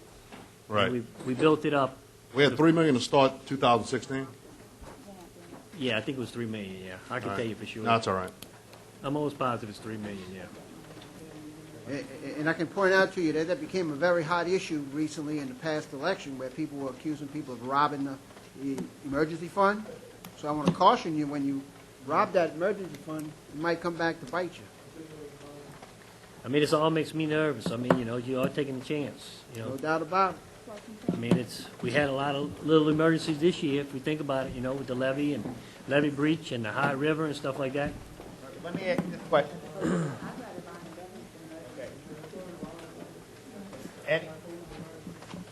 Anyone want to move to any more on the list? My only suggestion would be the drainage secretary. Doesn't she do a lot of the reports and stuff that are required? The drainage secretary? Drainage secretary? Didn't he, I just want to clarify that she does do a lot of the federal reports that we're required, or the state reports. What I can do is just. Does anybody else know how to do that? I mean, We can go through, y'all can say yes or no, and move on. Depends on who wants it. I mean, you really did. You took the ones at the beginning, and now the ones at the end, they're going to get left. That's exactly what I was saying before. I mean, it's really not fair to the. It's not fair at all. Just because you got at the end of the list, Okay, well, let's that's go. exactly what I was talking about when we first started doing this process, with the amendments to hold them. Okay, well, let's continue. Just whatever order you got them, Rochelle, let's go. Get the order of the list that you had, the list. Start with that. Which ones are left? They've all been taken care of. Oh, no, she never taken care of. That's one, but yeah. Yeah, I got a few of them in there.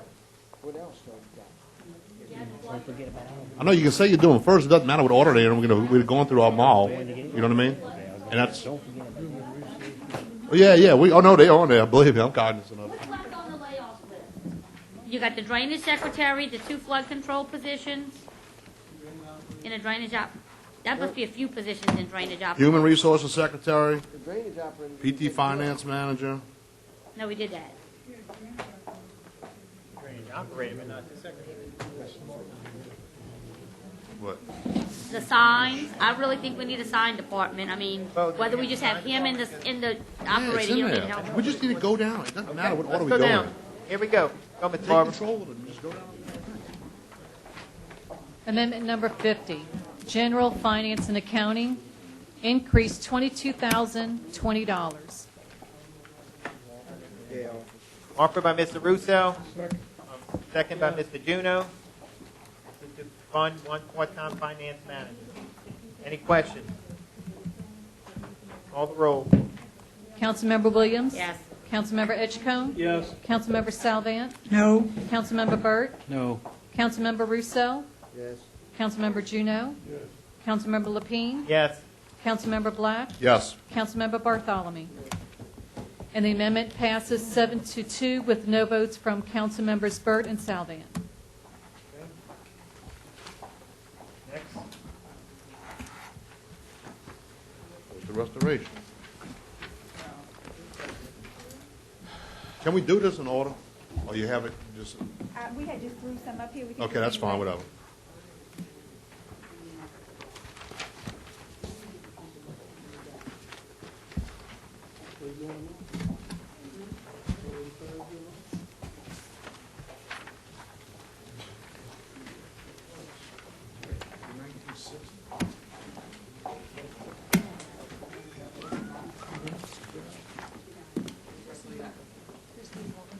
Ms. Barber. Amendment number 51, General Judges Division A. Increase $47,900.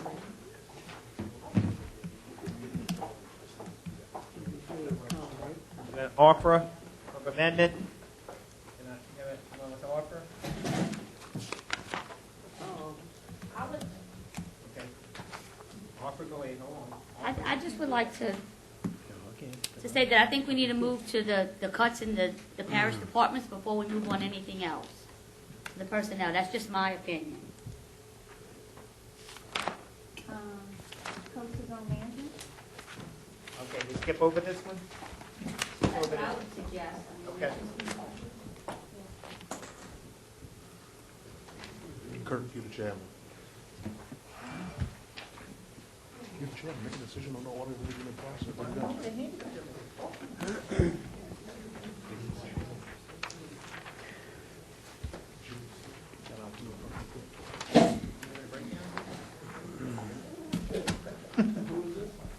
Coastal Zone Management.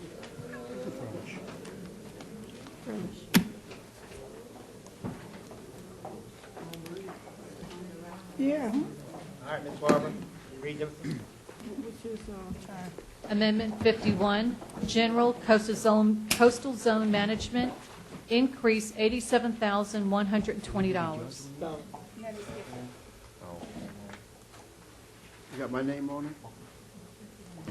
This is different than the discussion that we had earlier with keeping one manager there and one GIS manager. That's where we're at? Now, this is the one that is funded half by the state? No. $30,000 comes from the state. Now, I don't know if that's exactly for this manager or if it's just for the position in coastal zone, but it is for the administration of coastal zone. So there's still a position in there, you know, of the secretary, but even if we take this one out, but, you know, whatever y'all decide. Well, I'm going to withdraw it at this time, since, Okay.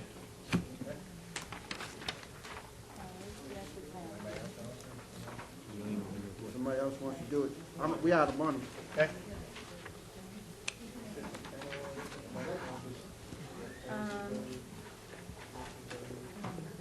Y'all want, All right, public groundskeeper position. they don't want to do the judges right now. Public groundskeeper? Yeah. Yeah, Paul.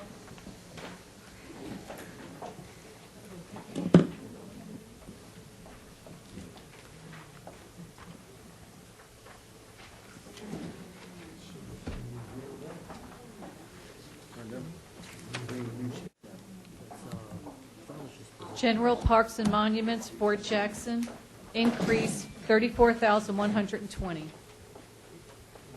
I have a question. Is this the Fort Jackson curator? Or what position is this? No, this is a groundskeeper. No, we don't have a groundskeeper. Recreation's been All right. handling I that. withdraw the amendment. Correct? That's correct, Mr. Freeman, right? My bad.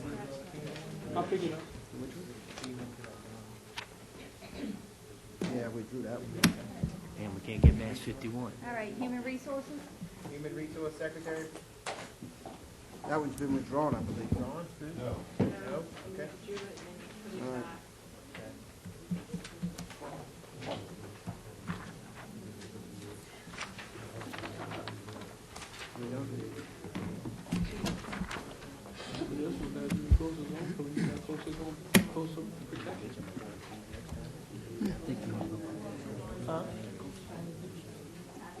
It is. Before we do this, I'd like the supervisor to come up and explain what she explained to me before the meeting.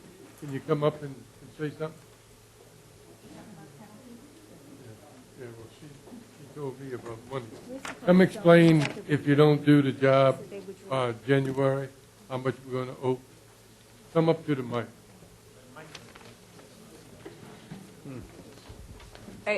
I'm talking for ACA, Affordable Health Care Act, is what you're referring Talking to to. Human Resource Secretary. There are penalties that we could incur if we do not complete the reporting in a timely fashion. That would be for 2017. The job for this year has already been done. But the penalties could be a maximum of $3 million. Every report that's not filed correctly could be up to $250 a report, but that's reporting to the employee and also reporting to the IRS. And with this lady, she can help y'all get everything ready? Correct. It took all of us to do it this year. There is a opportunity for outsourcing, but that could be $10,000 and up to retain outside help, a third party's help. But it could be more than that if we have anything rejected that came back to us. Mr. Chair? Okay. Can we read it? Oh, I just have a question. Finance, y'all work hand in hand with Human Resources on some Yes, issues? we do. Is this some things, these reports that she's referring to, is that stuff that y'all could handle? I mean, I guess there's different things that we do to help them, you know, and we check a lot of their stuff. I mean, So most of the stuff that they do comes to y'all before it goes out? some of it does. Some No, of it it. just depends. Okay. It just Billing. depends. Not all of it, no. Okay. Insurance The and stuff they billing. do on, like dealing with employees and things like that, we don't get involved in. But like- Insurance billing and stuff like Retiree. retirees and things like that, we do help them with Okay. that. all right, Tommy. I guess going to flip that around. If this is passed, they're not as busy, something, can she help y'all? If y'all don't have a secretary anymore. Well, I mean, basically, it's just going to stay the way it is right now. You know, if he passes, she'll still be doing that, and we'll still be doing that. But if it doesn't pass, then we'll help them as much as we can. You know, we take on as much as we can, but, you know, I know she And needs this a is job going like on everybody else throughout the does. government with that they're helping out each other. So it's nothing new. No, I mean, it's not. I mean, we'll do what we have to do, but I mean, I know she needs a position. I'm not gonna say that she doesn't, because I know she does.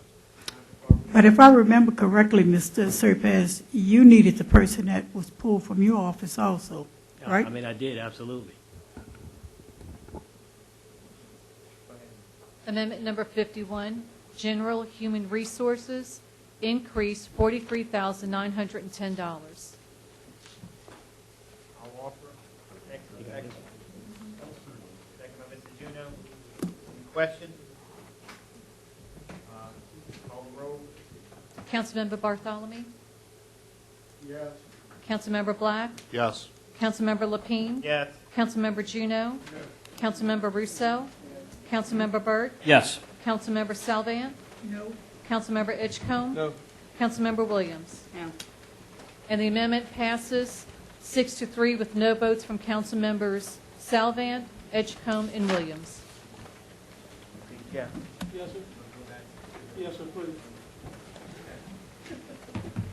Can you, everyone get the coastal zone one back up? The coastal zone management. They already had it. Okay. At this moment, we're going to take a 5-minute recess. He has to change the disc and the thing. 5 minutes.